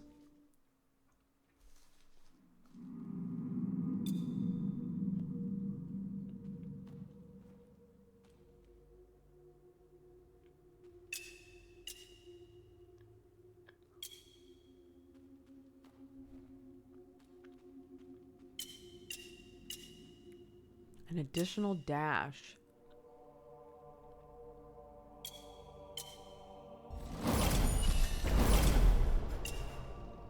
Void affinity. Oof.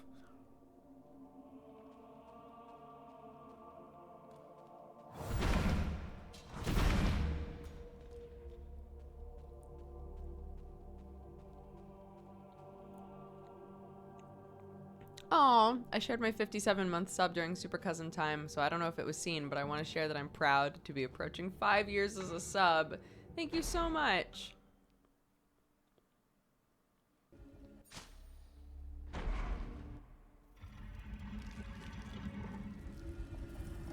This looks awesomely gothic. It's weird. This is a weird-ass game. Prepare yourself.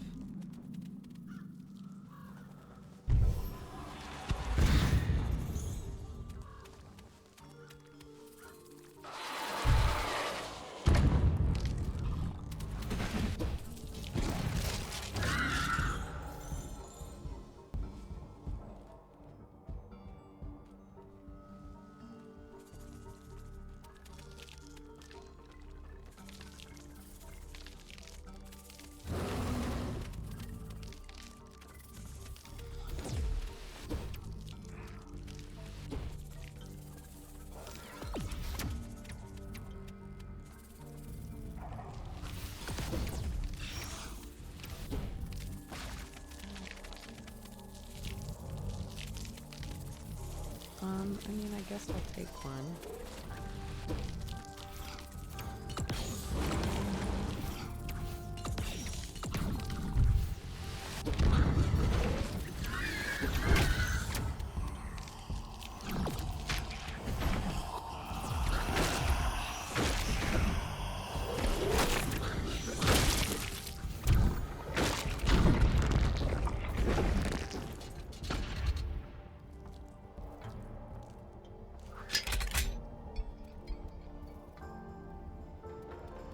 Increases damage dealt.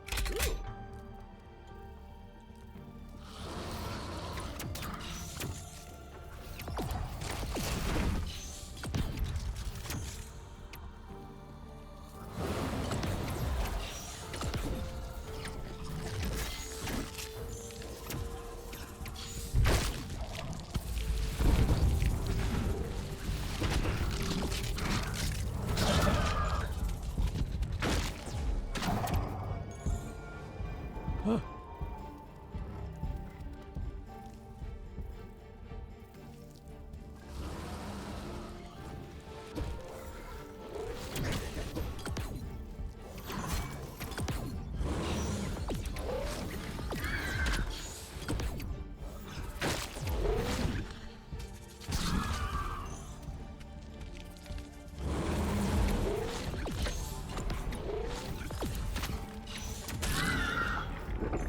Bit of yin and yang. What's that do? Plus 25% damage, plus 25% damage taken. Yeah, okay.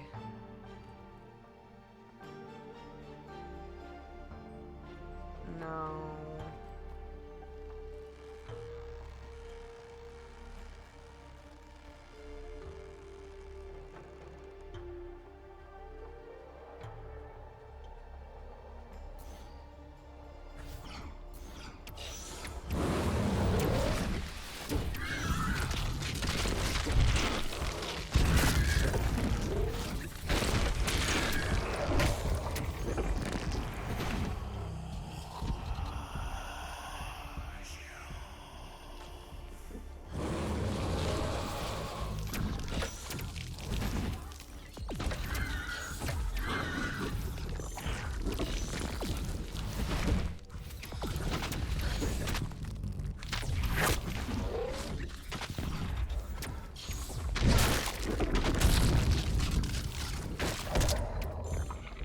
Whew, okay. I feel like I'm improving at like the combat style in this game. Ooh, ooh.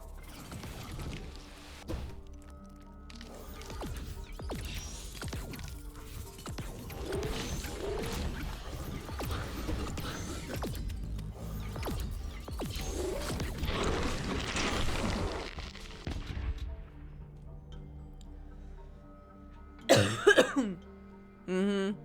Yeah, it's super weird, Stoob.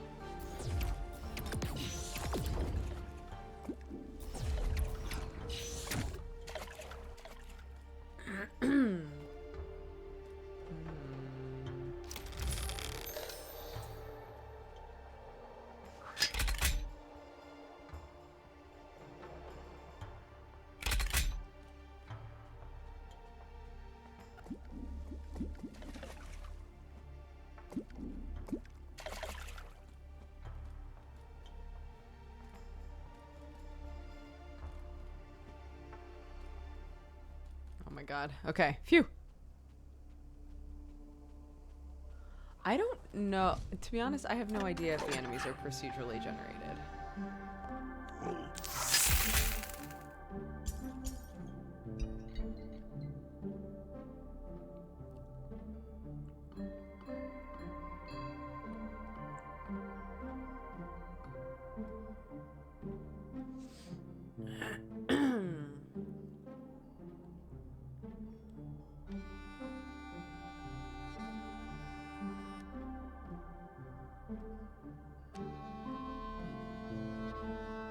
This seems good for me.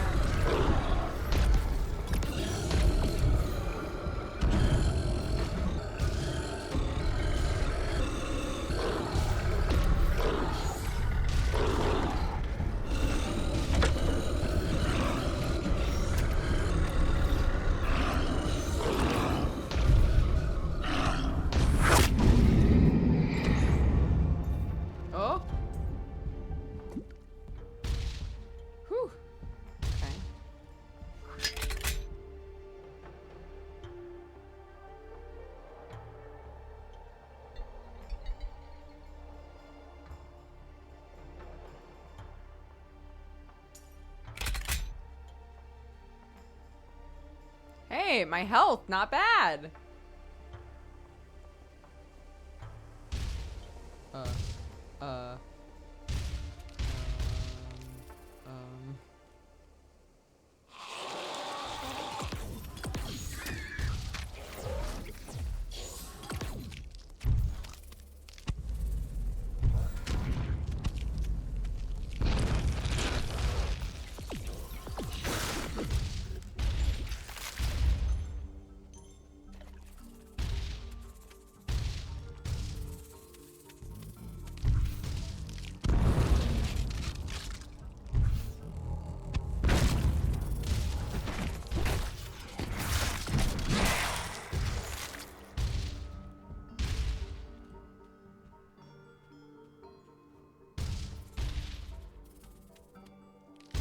What?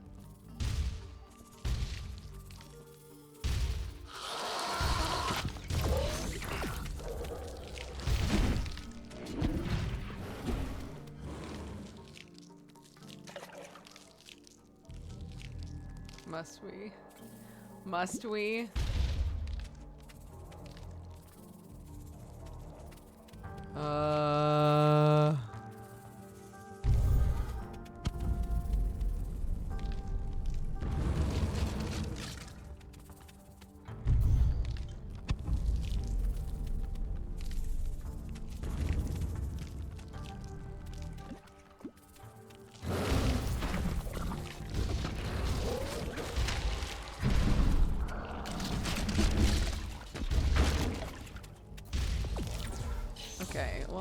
it's not the big boy down here again.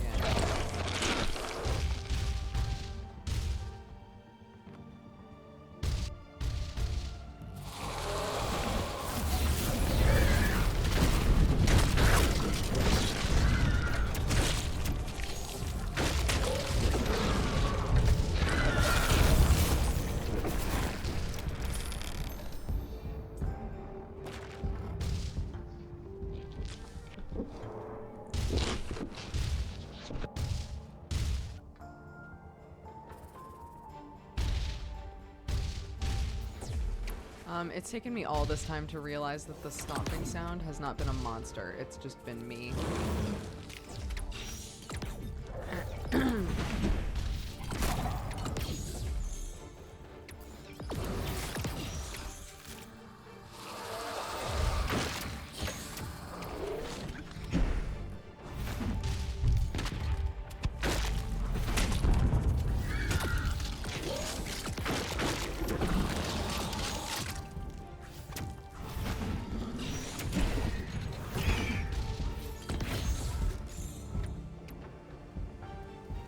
It was me. I was the stomper.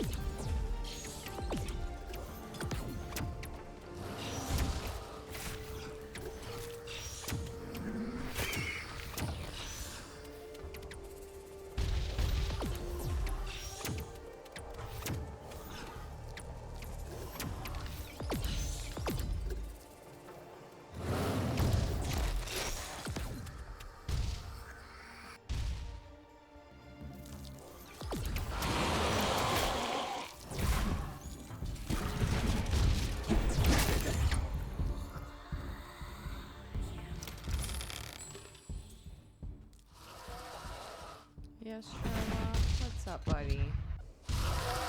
Oh my god.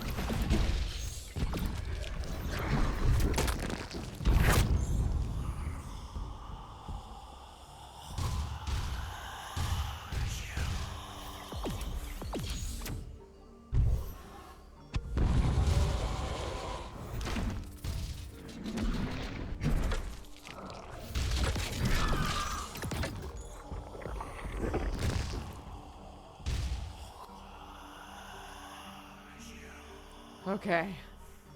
Well, we were doing okay.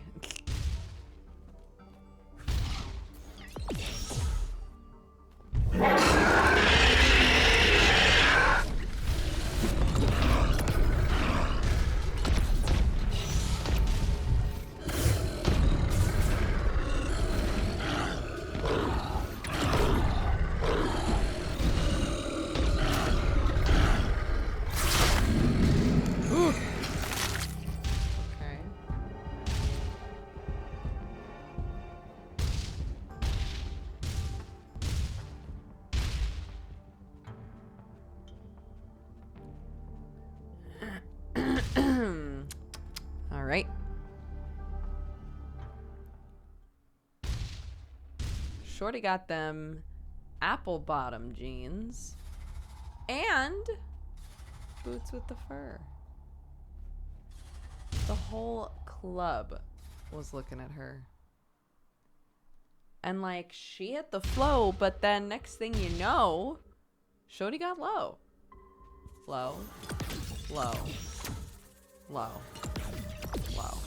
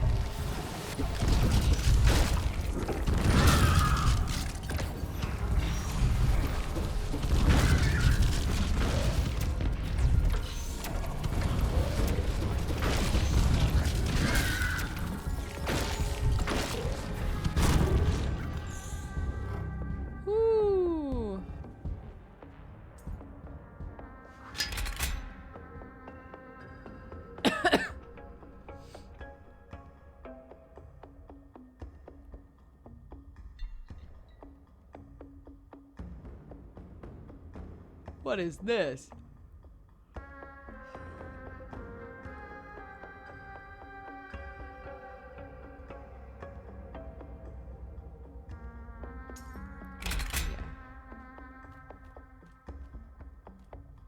Any smidgen of life that I can get, I will take. Oh, what does that do? Oh. Plus 6% crit chance, plus 6% life. The game is just giving me life at this point.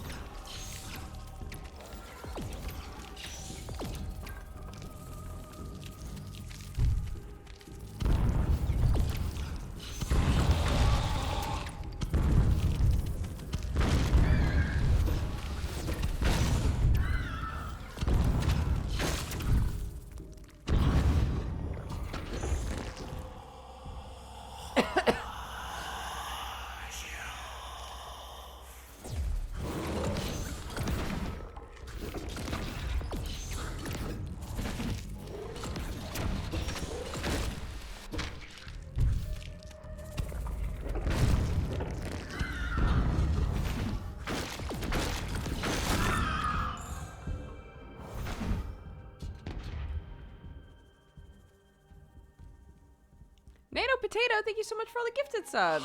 Oh my god.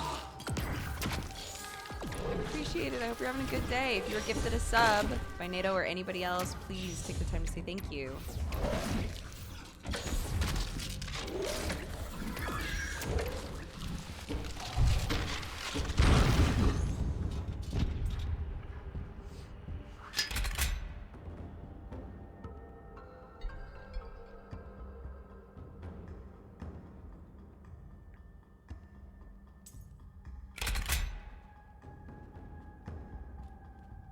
Do I want to know what's on her character's head? I'm a cultist in this game? I don't think any other explanation is really needed as to what I'm wearing or why.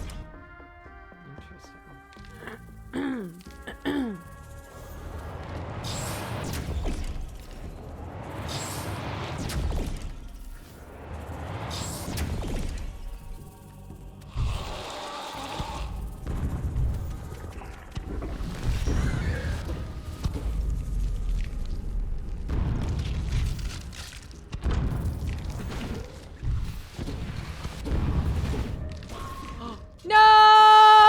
Aw, man. Thomas Fisher. Could have been. We had so much promise, Thomas, you and I. Promise, Thomas.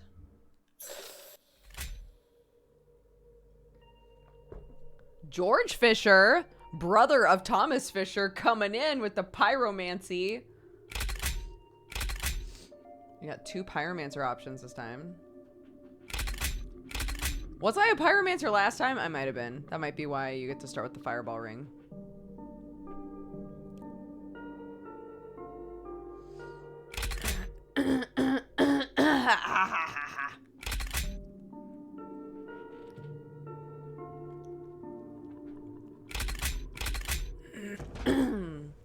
His brother. Furious at the state of affairs.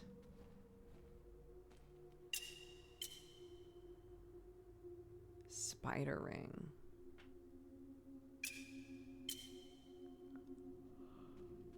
Force push rig. What do we got going on up here? More life flask use, please.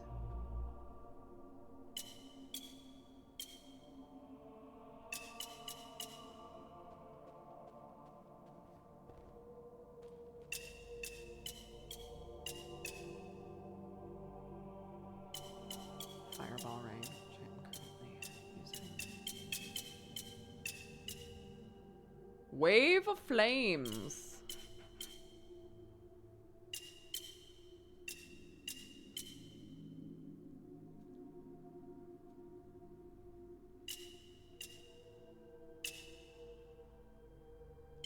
What? No! I thought that they were glowing, like lit up, because I could buy them, but apparently not.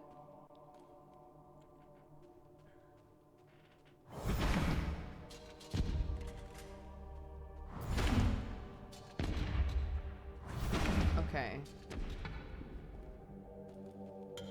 So I guess probably that dash ability is also specific to pyromancers. I probably could have seen that if I read the description on the pyromancer, but I didn't.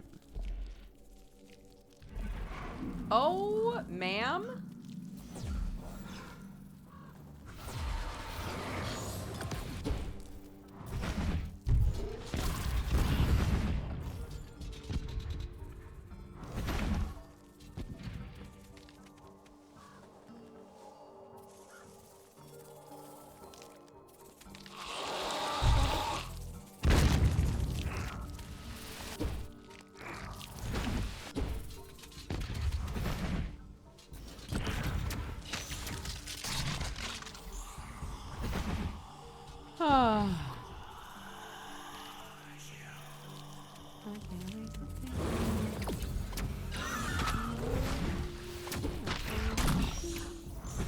I did all of the things that they all told me to do.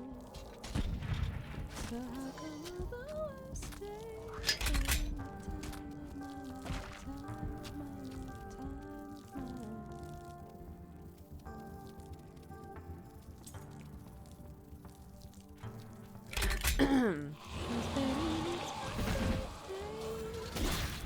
And I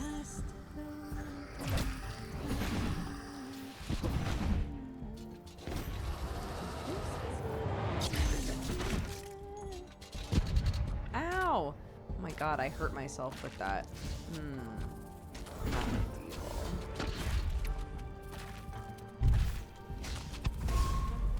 Oh my god. Okay, this, George tried. And that's what matters. There was a reason Thomas went out first, you know? George wasn't ready. But he really wanted to, you know, he really wanted that revenge story. It just didn't work out for him, but maybe next time.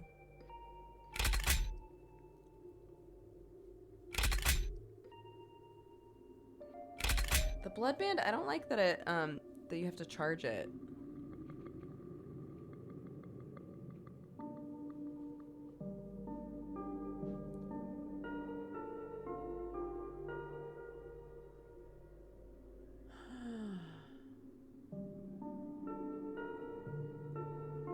George was 21 years older than his brother. No! George was the dad? No! Can't believe this.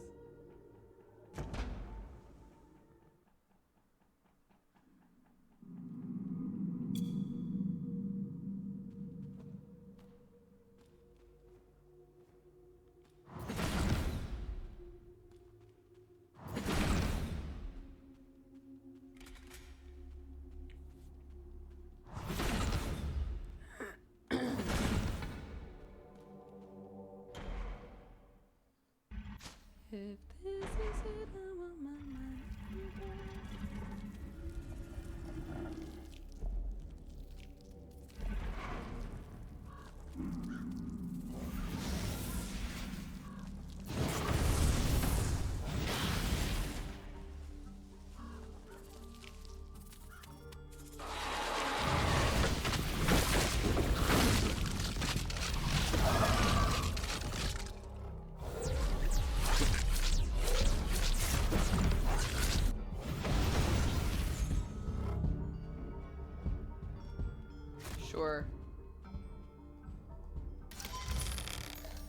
Ooh.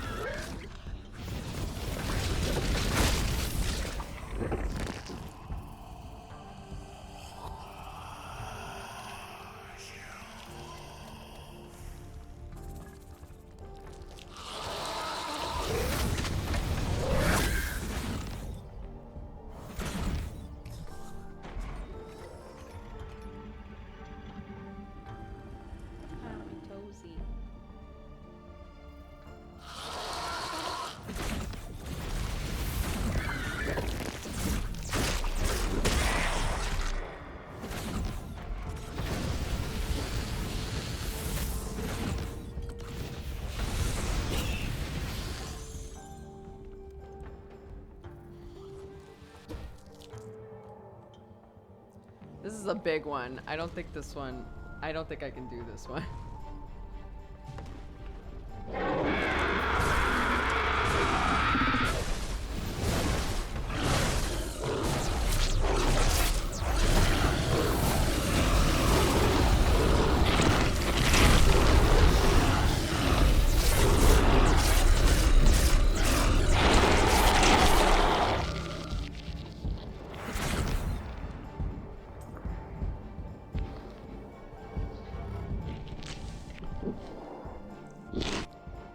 Kidding, I guess.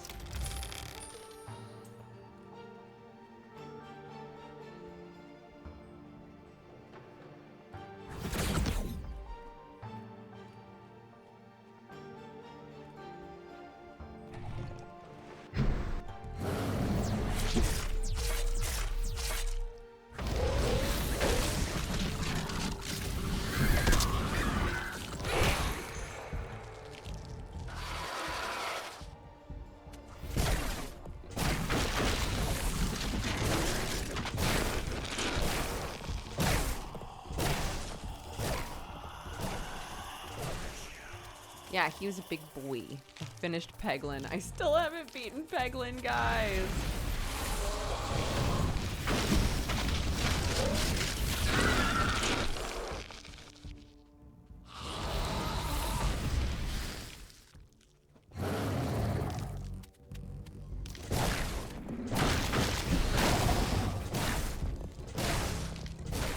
Come on, man.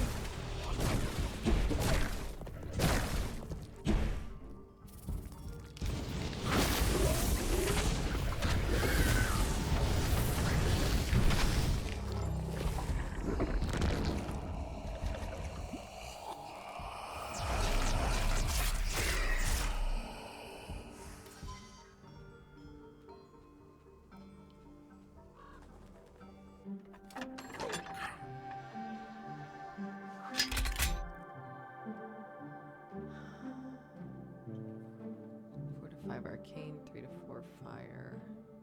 No.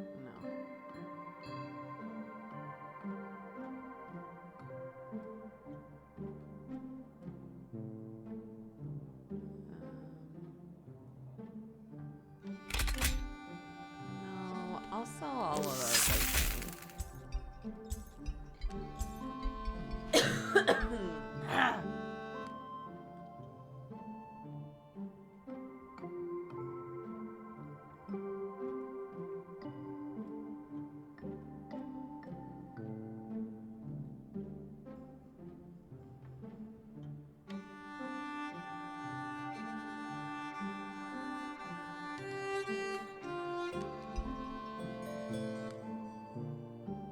Ooh.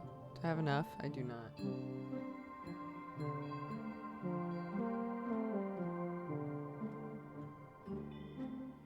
Not enough for that either.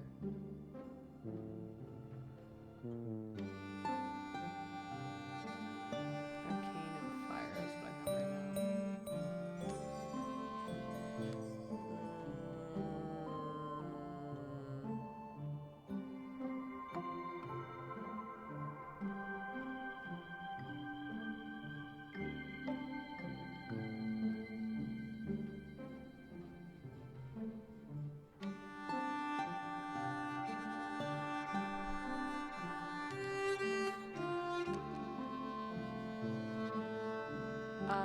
Sure. I guess. Sure. My slice is right streak in shambles. No!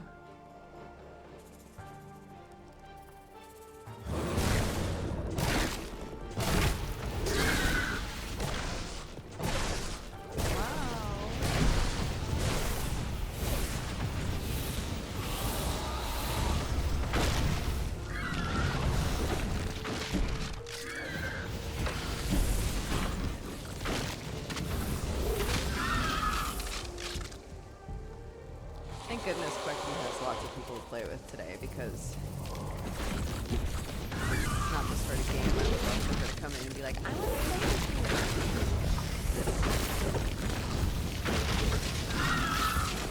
you. No, honey.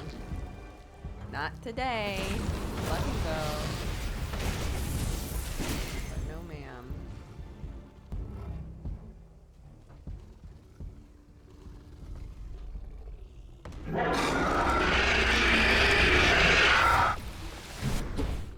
Come here then, please.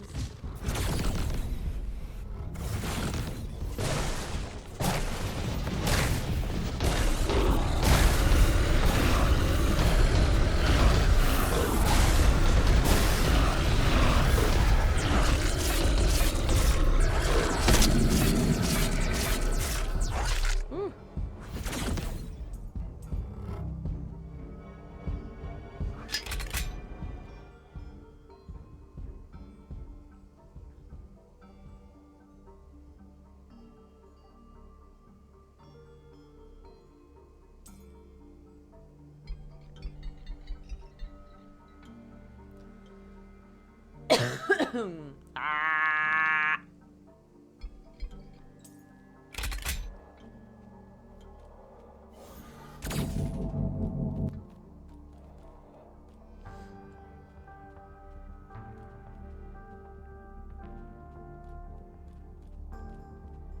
Oh, great. Sometimes that first level feels really long, and other times it doesn't feel that long at all.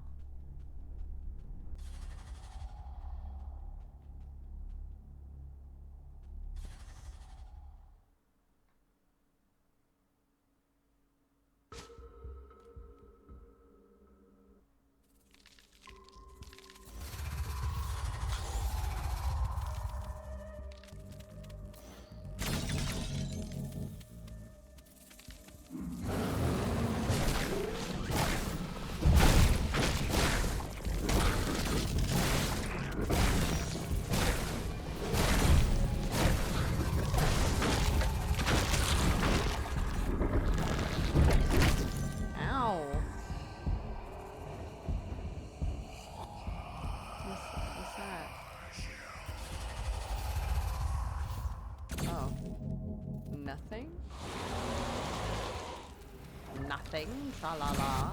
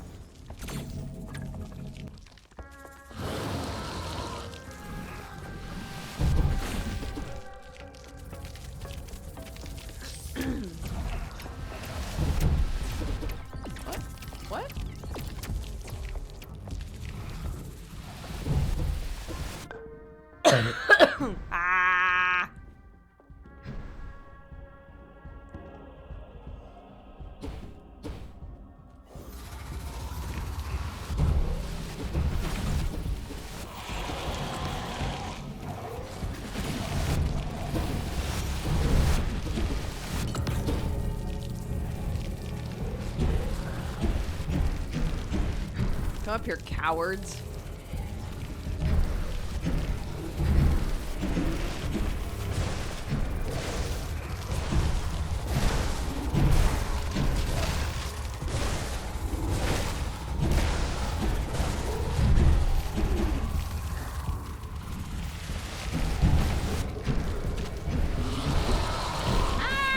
Ah, no. Gary Wentworth. Bye, bud. Real.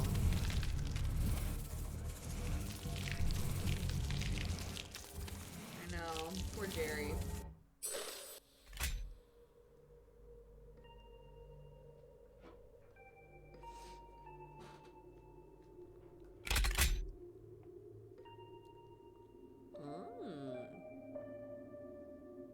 Boulder ring, huh?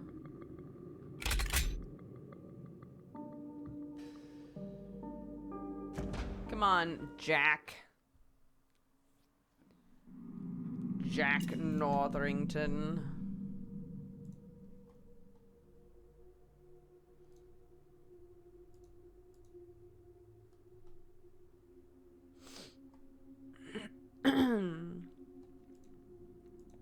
Sorry, just checking a thing.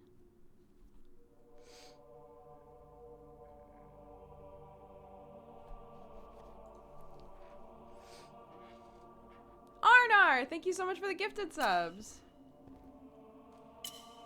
Appreciate it.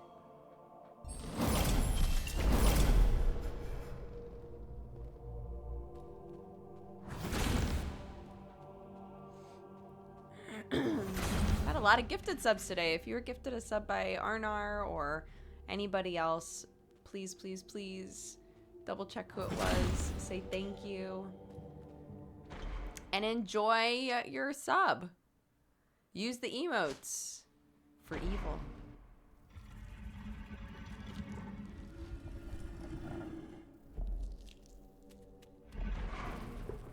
Ah.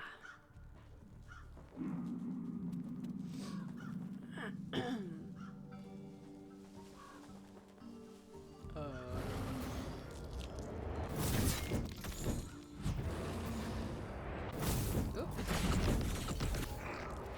Oh my goodness.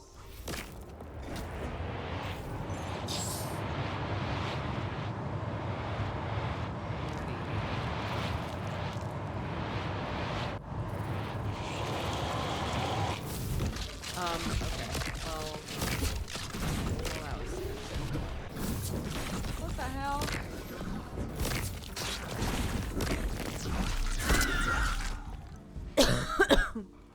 Okay. Okay, I'm getting rid of this boulder as soon as I get.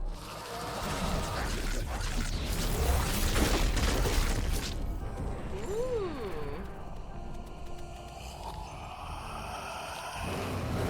Hi. Hello.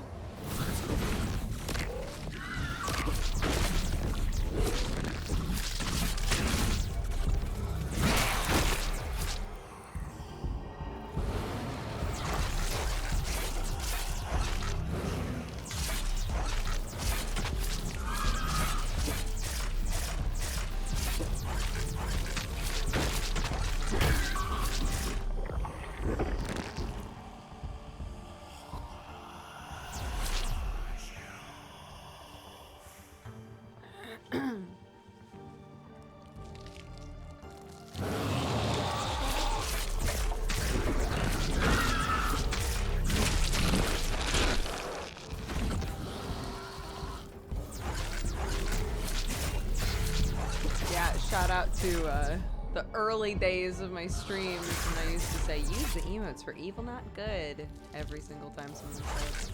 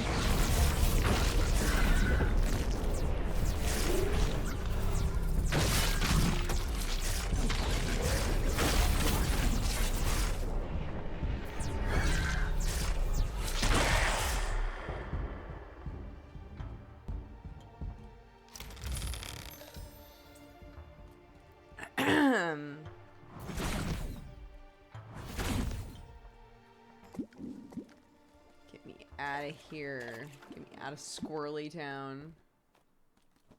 Won't you take me to Squirrely Town?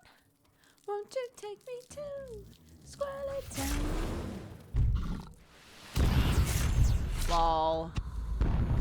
Won't you take me to Squirrely Town?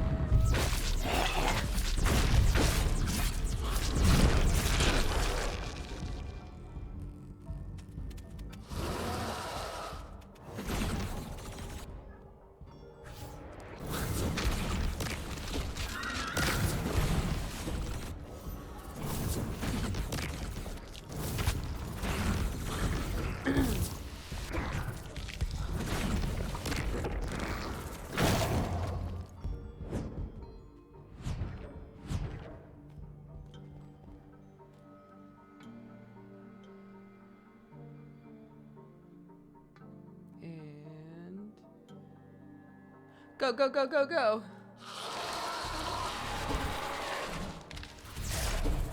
Oops.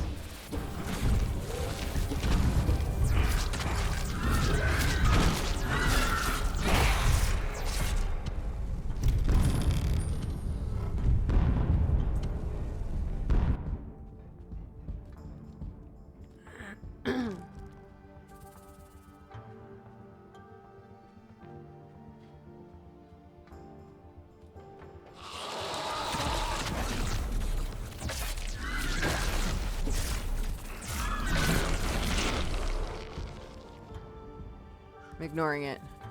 I'm ignoring it. I'm just going. This person's doomed anyway. This is a doomed run. Let's go. Let's go. Doomed run. Let's go. Doomed run. Let's go.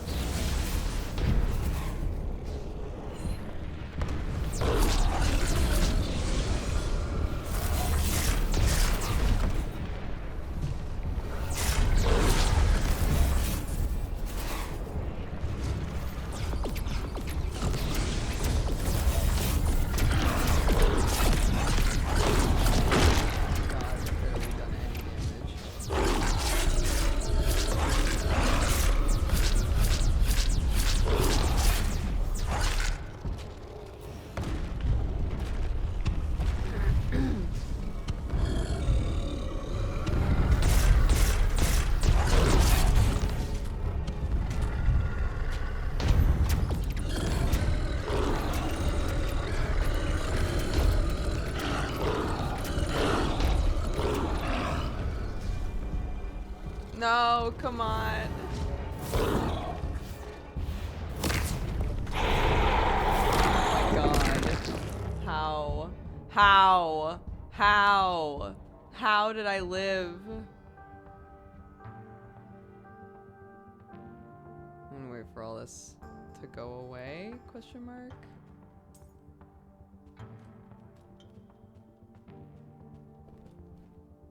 Yeah, my little kids were doing a good job.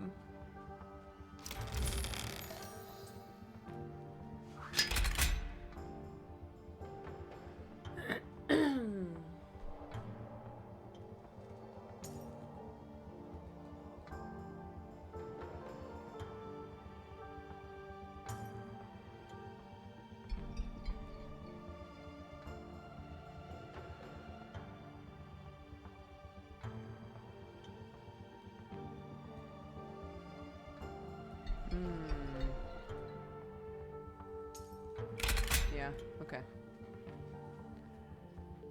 We're all arcane, baby.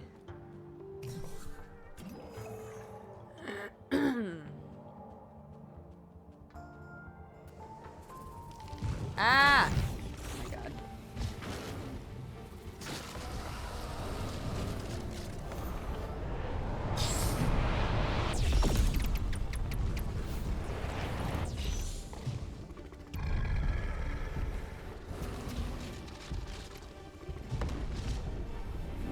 Hey, I really need you to come down here if possible.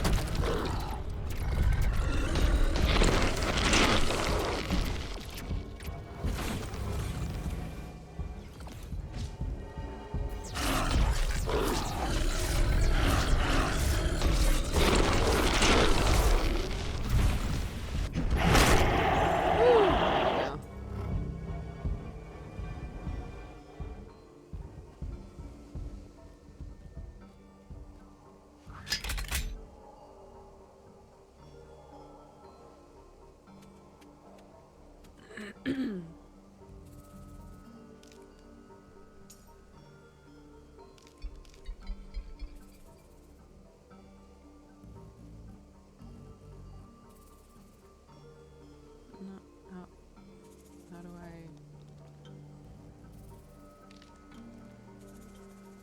How do I... Okay. What?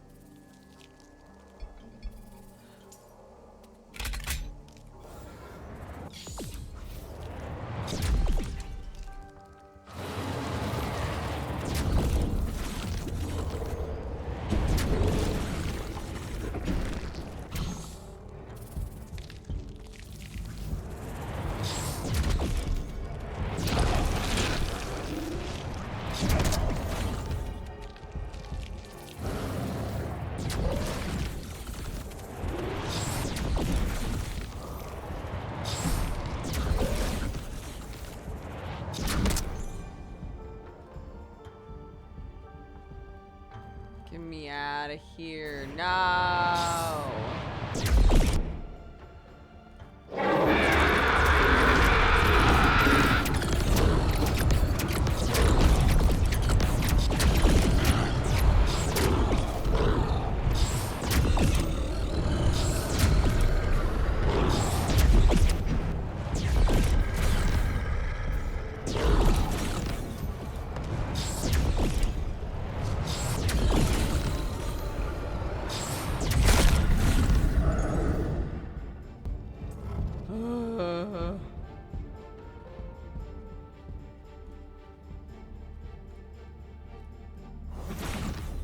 Okay. Perfect timing to save and exit.